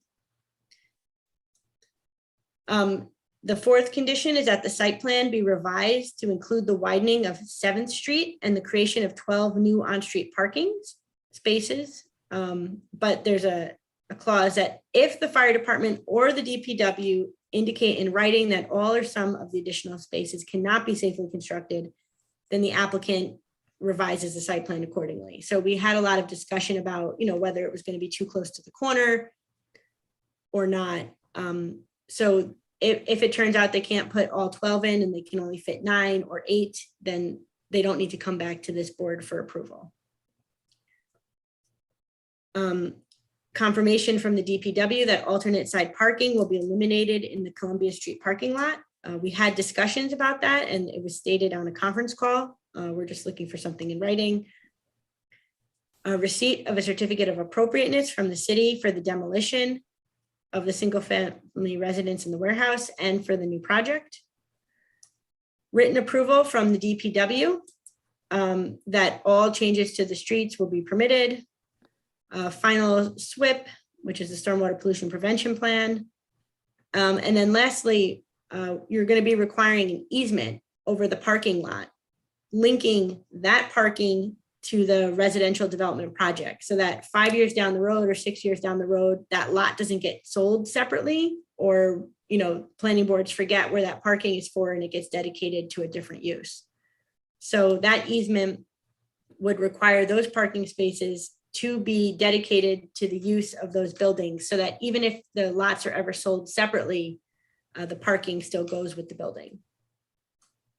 And then before a building permit's issued, we want to ensure that the parking easement is recorded with the Columbia County Clerk so that, in 20, 30 years, everyone's still aware of that parking easement and it runs with the land. Victoria, can we say anything about the length of time of the construction? Like, suppose this thing takes 5 years. So, we can't limit their construction to a particular time period.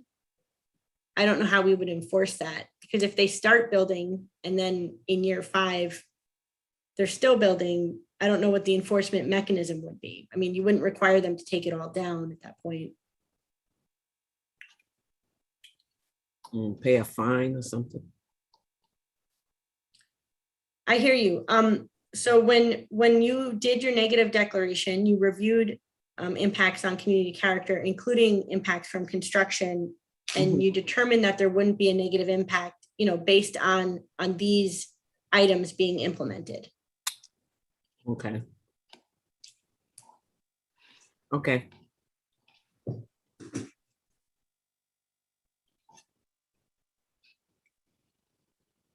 Yeah, Vicky, on the DPW authorizing the removal of wrong side parking in the municipal lots. I think that the Commissioner of Police has the authority to do that.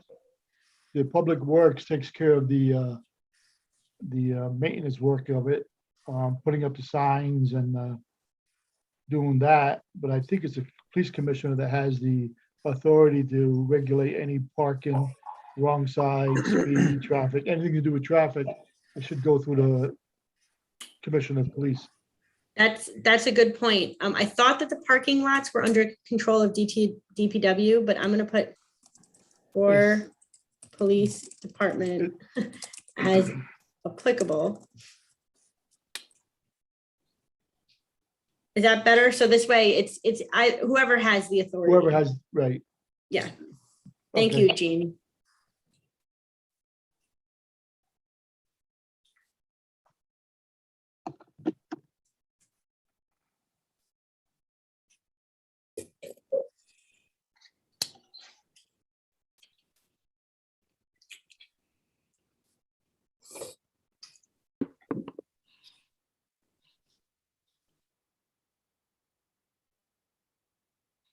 Could you just go cursor up to the top, Victoria? Sure.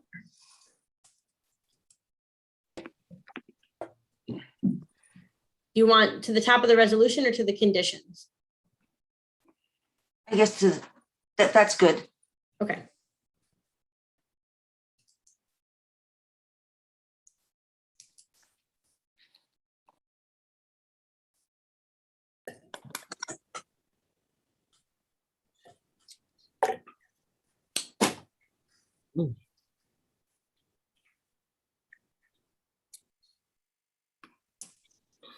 To eat.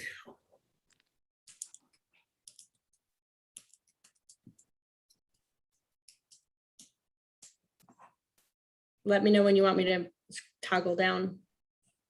Oh, I'm done. Are you waiting for me? I'm fine. Okay. Yeah, sorry.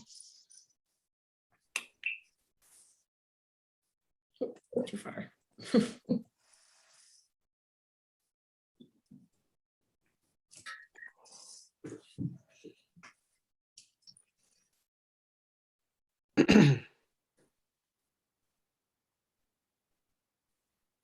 Okay, board, do we need more time with the resolution or are we Ready.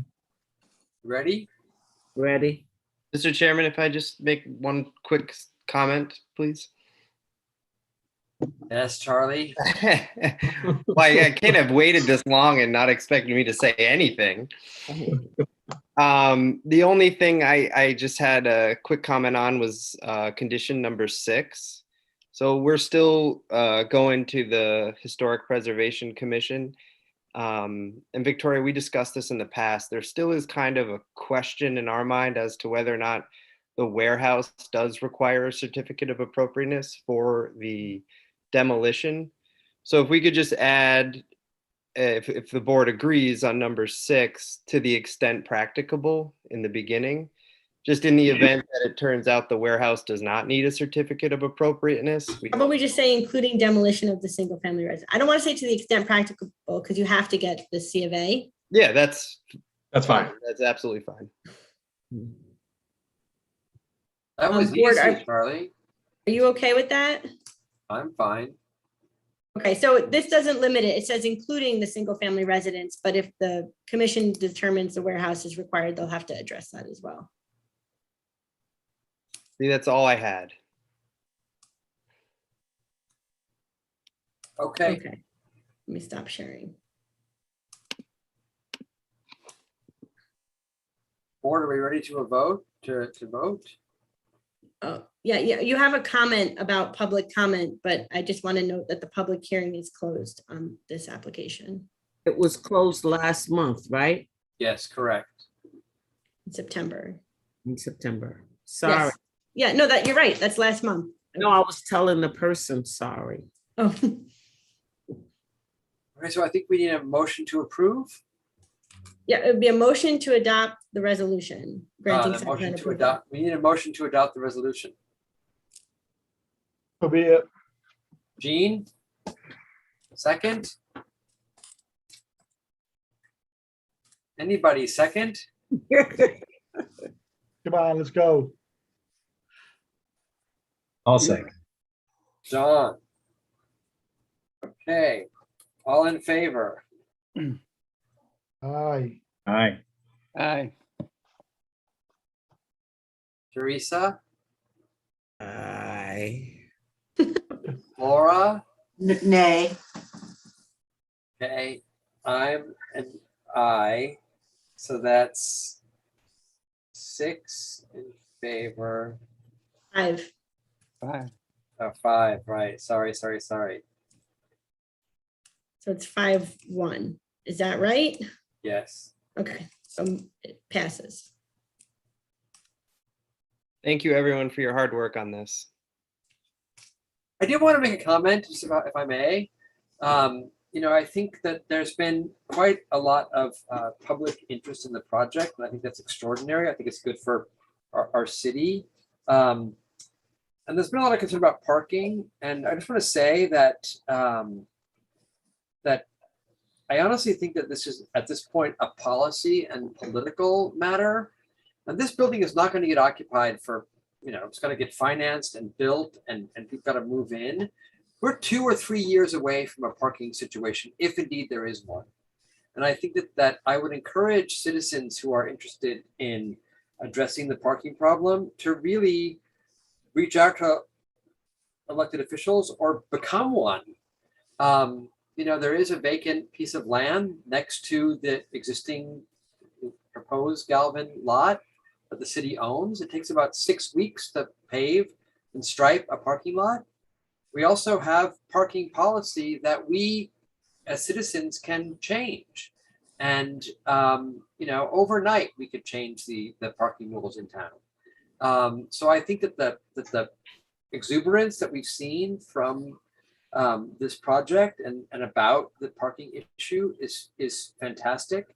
And there are ways in town that we can address it successfully. And we have time to address it successfully. That's all I wanted to say. Thank you, Larry. Did we get the check?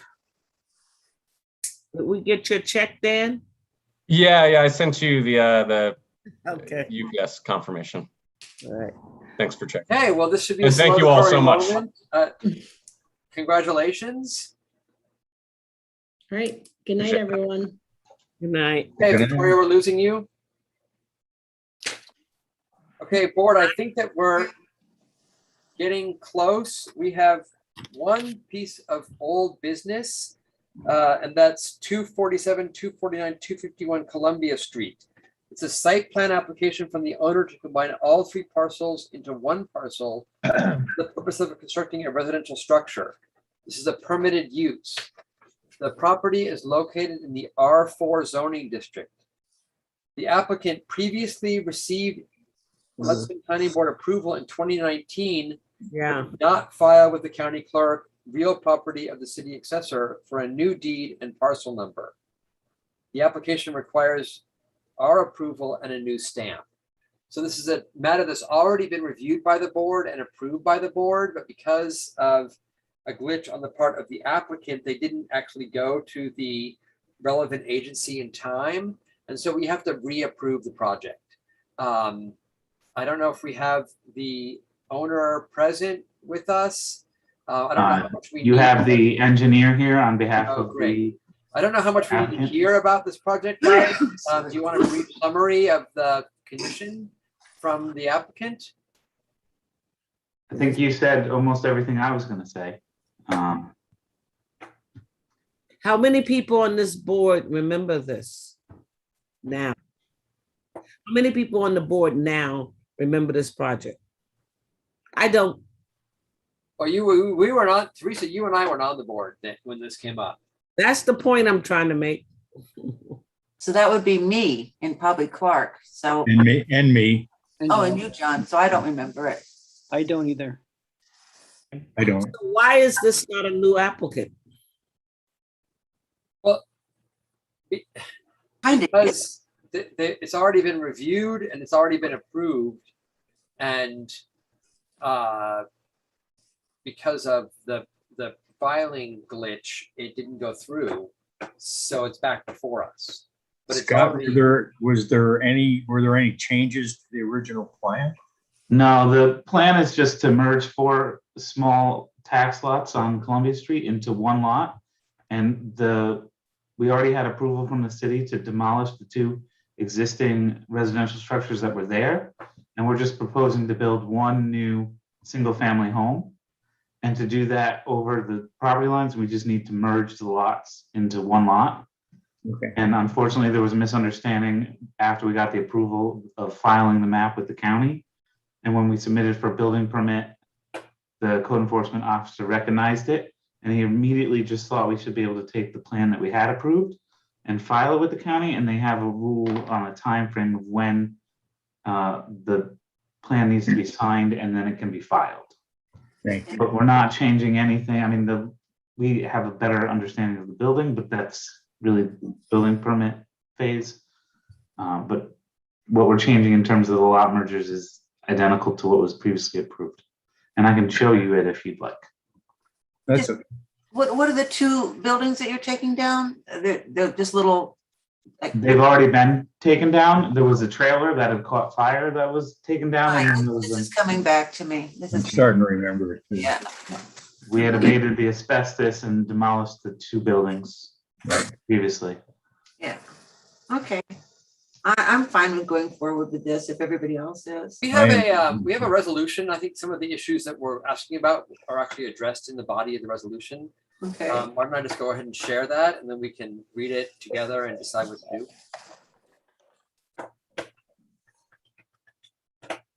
Okay, sharing. All right, so this is a resolution for site plan approval for Kansai Ishii, excuse me, to combine 247, 249, and 251 Columbia Street. Whereas the applicant Kansai Ishii has applied to the Hudson Planning Board HPB for site plan approval. Well, that's an error. To combine 247, 249, and 251 Columbia Street into a single lot in the R4 zoning district comprising tax block lots as follows. The property, and whereas the HPB previously considered this application and unanimously approved it at its regular meeting. Jesus Christ, Jeff. Its regular meeting on December 10th, 2019, after issuing a negative declaration under seeker. And whereas the applicant failed to timely file the approval with county and city to obtain a new deed and tax ID number, necessitating a reapproval from the Hudson Planning Board. And whereas there have not been any changes in circumstances that would warrant any deviation from the HPB's previous approval. And whereas the HPB has reviewed the criteria for site plan approval set forth in 325-35, and therefore be it resolved that the HPB hereby grants site plan approval for the lot merger as presented on the site plan dated November 6, 2019, and finds that the project satisfies the site plan approval criteria set forth in section 325-35H of the zoning code. All right, do we need to review this and discuss it further, or? I have one change to that. It's missing one of the tax lots. Oh. 55. So it's 4? Yeah, so 247 is tax lot 109 9.44-1-55. And the other two street addresses have 3 existing tax ID numbers. That's the 52, 53, and 54. It's confusing because the addresses are different than the tax properties. So is it No correct? reason to combine them. So all these 4 will have one new tax ID. Is that what I understand? Correct, yes. Okay. Board, do we have any comments, questions, concerns? No, No. Sounds good. Okay, do we have a motion to adopt? so move. Second? Second. All in favor? Aye. All opposed? Okay, it's unanimous. Thank you very much. Okay, thank you. Okay, board, we're moving along. We have 2 pieces of new business. One of them, oh, wrong form, sorry. One of them is 110 South Front Street. This is a site plan and special use application from Basilica Hudson, proposing that a portion of their existing building be converted to an art gallery. The property is in the RSC zoning district, and an art gallery is a conditional use permit with the approval of the planning board. Just so you guys know, there's some discussion whether a special use application is actually necessary on this project. We heard back from the city attorney today, and in fact, we do need to go through the special use application process, which means this project has to go to a public hearing. So we'll have to schedule a public hearing for next month, should we vote to do that. Typically, when we have a public hearing scheduled for the previous month, we allow the applicant to present the project to us so that we can identify any issues that the applicant needs to work on prior to the public hearing. That's not a bad idea now. If we can just take a couple of minutes and look at the application from the applicant, we can identify anything that needs to happen so that we can get this thing scheduled as a public hearing. 5 minutes. Okay. Dave, do you have the means to show us the project? I do. Thanks for your endurance and Yes. patience tonight. Let me pull this stuff up. So this is, as maybe you're aware, we're renovating the existing buildings at 110 South Front Street, which is Basilica Hudson. There's the large Basilica building, as it's popularly known, and a smaller building that's been occupied by Kite's Nest that we call the back gallery. Frankly, I'm not even sure where the designation is written that is not calling this a gallery. And so that's the first question I have. But let me share with you the site plan just so you're aware of what we've got here. Hold on. Can you see that? Yes. Yep. Okay, so this is the larger building. This is the smaller building. We're not changing anything about the way it's being used. We're only asking you to designate it as an art gallery. So let me see if I can pull up. What was it designated as before, David? That's a terrific question, and I don't know the answer to that. I don't know. I've been in there when it's an art gallery. What is it? It's it's where they have their artist in residence studio program, and then at the end of the residency, the artist has a exhibition that lasts however long it lasts, right? So it's functioning already as a gallery. Indeed, and often it's not even a public space. Like it's a working space for an artist, and there's private activities inside of it. Existing right now, though, Kite's Nest. So there's another nonprofit that's using the front part of the building here as office space and program. We're looking. space. We don't see a plan. We see a site plan. Oh, I'm sorry. It didn't switch to the next drawing. Sorry. Give me one sec. I was wondering what were we doing down there? Yeah, that doesn't make any sense, does it? No. Sorry, it's a long night to navigate Zoom. Let me just stop. Burning up your 5 minutes, mate. Yeah. Come on. All right. Sorry, now we're here. Yeah. Yep. So the front part of the building here, these are office spaces and a program space as it's been used now. There's a little storage area. And then our plan is to these would be new doors put in, allowing direct access where there's currently just a small door into this back space. It's a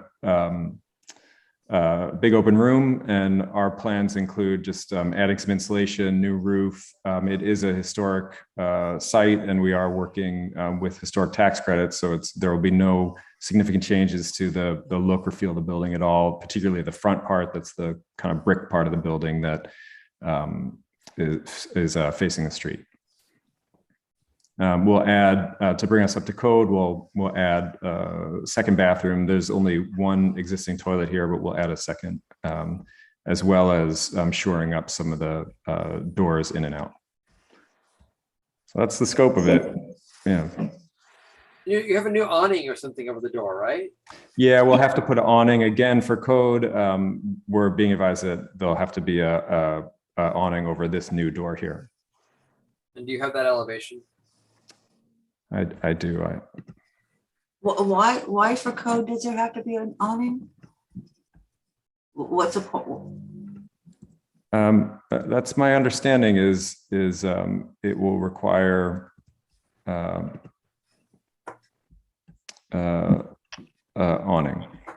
Huh. I apologize. Our architect couldn't be here tonight, and I'm here instead, and I'm the project manager. Okay, so here's the elevation. So this is, again, this is the street facing side over here, right? So that's the brick part of the building. Looking at the side, this is the new doors we cut in and an awning over top. Right. Awning in the side view there, the little curly Q bracket. Yeah, exactly. Yeah. And frankly, this may or may not be the design that we end up going with, but something similar to this. I think, from my point of view, I think what the public might want to see on this is not shown now is, on the site plan, maybe there's a site plan that exists in between the first scale site plan that you showed and the building plan that shows how you might access this. What landscaping might there be? Is there any lighting that you're adding? It looks like right now there is no lighting over the door or at the new awning. There probably would be lighting. The public might want to know if you plan on having any kind of outdoor events associated with the gallery, receptions, sculpture exhibition, whatever might be happening in the space around the building that might be relevant. Or do you have any other things that you think might be useful for them to put together before the public hearing? Sounds like you've covered it. I think so too. All right, Dave, did you get all that? Yeah, that's fine. I mean, I'll just, to reiterate, it's not, changing the way it's having been used for the past number of years. But yeah, I can pull together better renderings for you to get a sense of what it's going to be like. Great. Fine. And I'll just kind of advance warning that this is we're also going to be coming in front of you on the bigger building as well, with plans for that in the future. Oh, great. I think we have to vote, board. Someone who has more experience can maybe remind me, but we have to vote to set a public hearing, correct? We do. Okay, can I have a So motion? moved. Okay, John, thank you. Second. I'll second. Okay, all in favor of a public hearing for 110 South Front Street? Aye. Aye. Any opposed? Okay, so our next board meeting, I understand, is November 9th. That's great. All right, see you in a month. Thank you guys very much. And Thanks. yeah. Okay, the other piece of new business is 402 Washington Street and 5 Harry Howard Avenue. It's a proposed lot line adjustment, merger of a portion of the parcel from the property owner at 5 Harry Howard Avenue to the property owner at 402 Washington Street. Do we have the applicant here? Hello. Oh, hello. Hi there. Hi. I'm the surveyor, Matt Bowe, Oh, great. and I assume the Craig Haig forwarded a copy of the application and the map. I hope. Do you have that to share with us this evening? Let's see.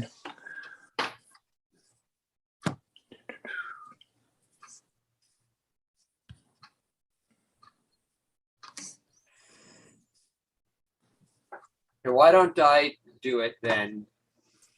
That's a good idea, Larry. No, that's the wrong thing. Hold on.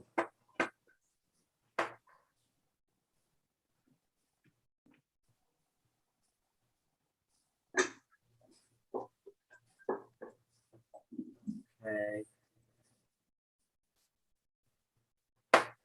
Okay, share screen. Okay, can you all see that? Yes. Okay, Matthew, you want to talk us through what's going on here?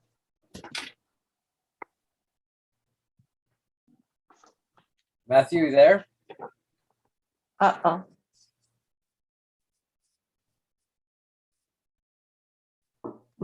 Hello?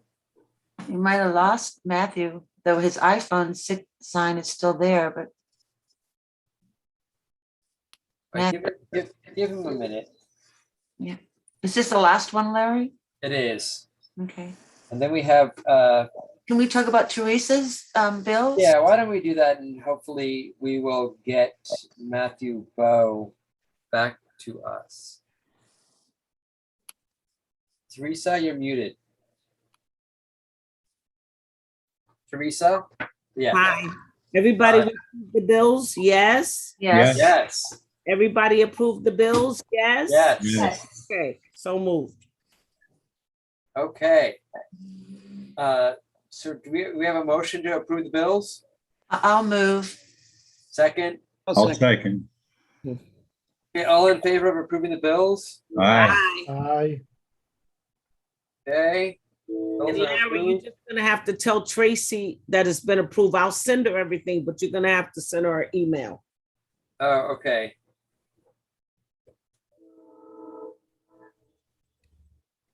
And to fill in space, the only thing to report from the IDA is that the Pocketbook Factory is applying for a pilot. We got some information on it at the last meeting, and I'm not sure when we'll approve or disapprove. It might be the next. They're applying for a pilot. Yep. Okay. All right, I don't know what to do about this. I mean, the reality is, I can tell you what's going on here. On his application that you have open, did he happen to, is there a phone number? Or he's the, He's a surveyor, oh, yeah. I didn't get his name, Matthew something. Matthew Bowe, B-O-W-E.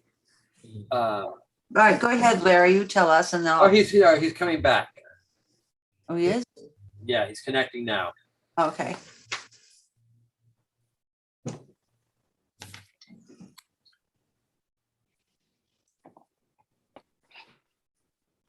Matthew, are you there? I think I'm back. Something. Hey, quickly, tell us what's going on here so we can get you through. Okay.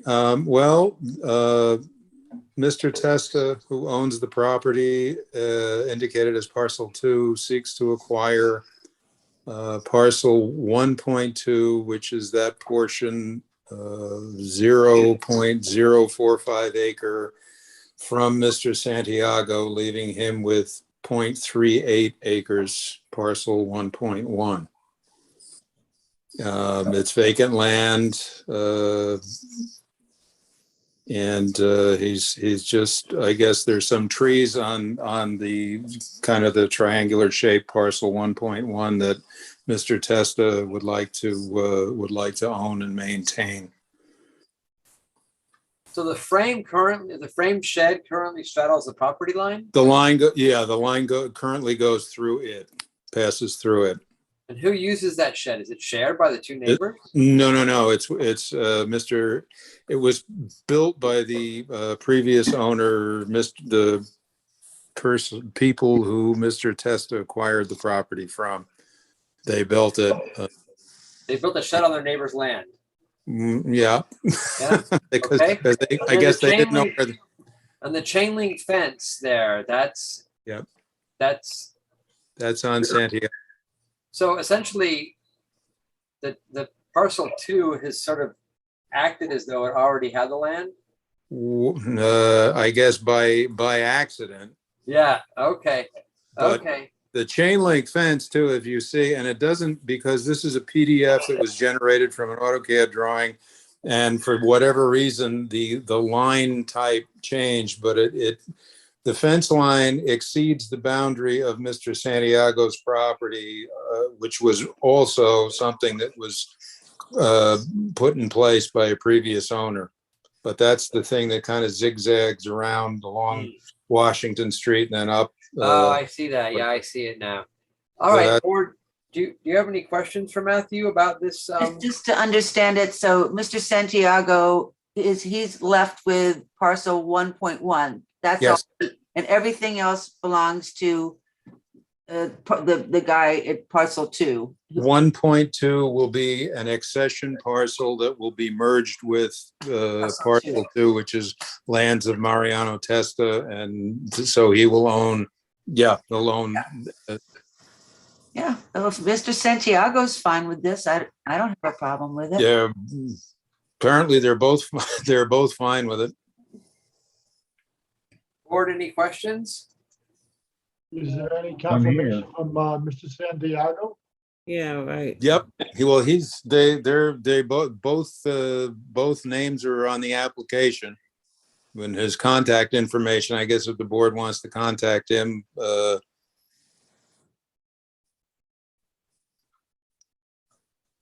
Well, I have no problem with it. I mean, if they're fine, I don't have a problem with this. Anyone have any issue? Looks good to me. Looks fine to me. Okay, I'm gonna stop the share on the PDF if that's okay. And start the share on the resolution. Okay, Oh, we don't need a public hearing for this? we do not. Huh. Okay, that I was not aware of, but okay. That's That, I was not aware of it either. On the advice of our attorney, we do not need a public hearing on a lot line adjustment. an Even agreement. though Mr. Santiago is not here?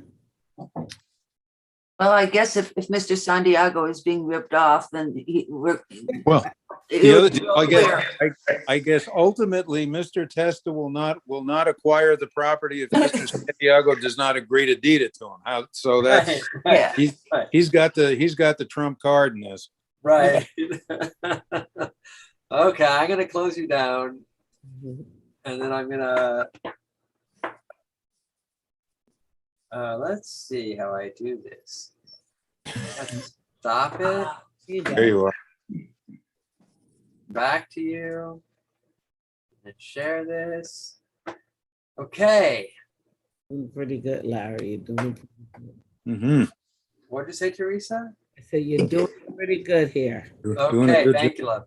We're gonna give All you- right. Resolution for site plan approval for Mario Testa for a lot line adjustment at 402 Washington Street.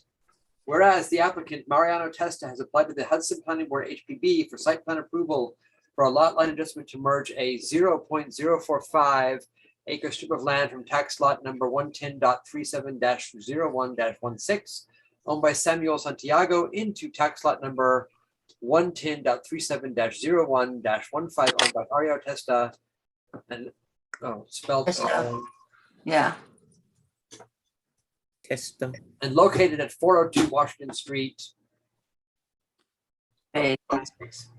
This is a typo from this previous one. Mr. Baker needs to proofread. The property. Why? The property is located in the R1 zoning district, and whereas the HPP has determined to waive the public hearing on this site plan application, and whereas, that we don't have to have, excuse me, I misspoke. We don't have to have a public hearing. We can waive the public hearing should we choose to. So let me You read need to the vote. resolution and we can vote on it. Whereas the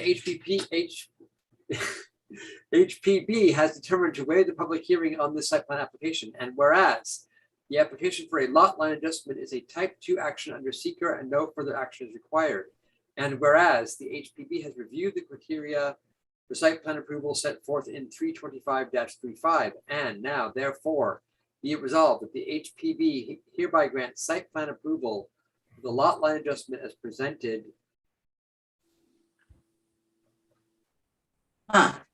Presented on the survey prepared by Matthew J. Bowe, PLS, dated August 19, 2021, and finds that the project satisfies the site plan approval criteria set forth in section 325-35H of the zoning code. All right, so the critical question before us is, do we indeed wish to waive the public hearing on the site plan application? Can somebody just tell me what's around that property? Are there other? Yeah, so Mariano's house is that little Corten steel building, right? Like if you head out of town towards the fireman's building. Yeah, Harry Howard. Just before the Dugway, there's a little street that goes down. It's behind the old elementary school. Yes, John L. There's a little modernist house down there. It's a little orange steel house down there. And that's Mariano's house. Yep. And It's the ball field is down there and woods. yeah, Pretty much it. Who's talking? The survey. Matthew. Yep. So this isn't going to impose on any neighbors or anything. There are no other residences west or north of his house. There's the dead end of Washington Street, and then there's that apartment house that sits out on Short Street at the corner. And then Santiago's house is bounded by vacant land on the north. So they're the only two residences involved. So he's buying the house, like when you go down that street towards the container house, he's Yeah. buying the first house you come to. No, He's he's not. buying a He's not sliver buying of any land. house. He's just getting a strip of vacant land. He's just Oh, he's getting a piece of the land of Mario. getting Mariano is getting a piece of Samuel Santiago's property. Just a Samuel. piece of land. Okay. Yep. No residences. No building lot will be created. This is just merging that portion of the lot that's owned by Santiago with Testa, which he effectively is already in possession of. And Santiago has the right to sell a piece of his lot? Yep. If you approve it. Well, you can do that. This is a boundary line adjustment. So once the board resolves to approve this, then Santiago can sell that piece to Testa. Well, the first action board is for us to approve the waiving of the public hearing. And if we approve that, then we can move to resolution. I move we not do the public hearing. We have a second. I'll second. All in favor of waiving the public hearing? Aye. Okay, it's unanimous. Okay, all in favor of approving, oh no, we need a motion. We need a motion to adopt the resolution. I motion to adopt, and Clark seconds it. Okay. All in favor of adopting the resolution? Aye. Aye. All opposed? Okay, so it's unanimous. Okay, Night. I believe this concludes our marathon session. Thank you, everyone. Might make a motion, we adjourn. Okay, So give me a second. Okay, we are adjourned at 11:20 p.m. Thank you all very, very much. All right. Good job, Larry. I Good job, think Larry. I Yeah, great wish. job. I Good night, wish. everybody. Thank you. Have a good night. See you next time.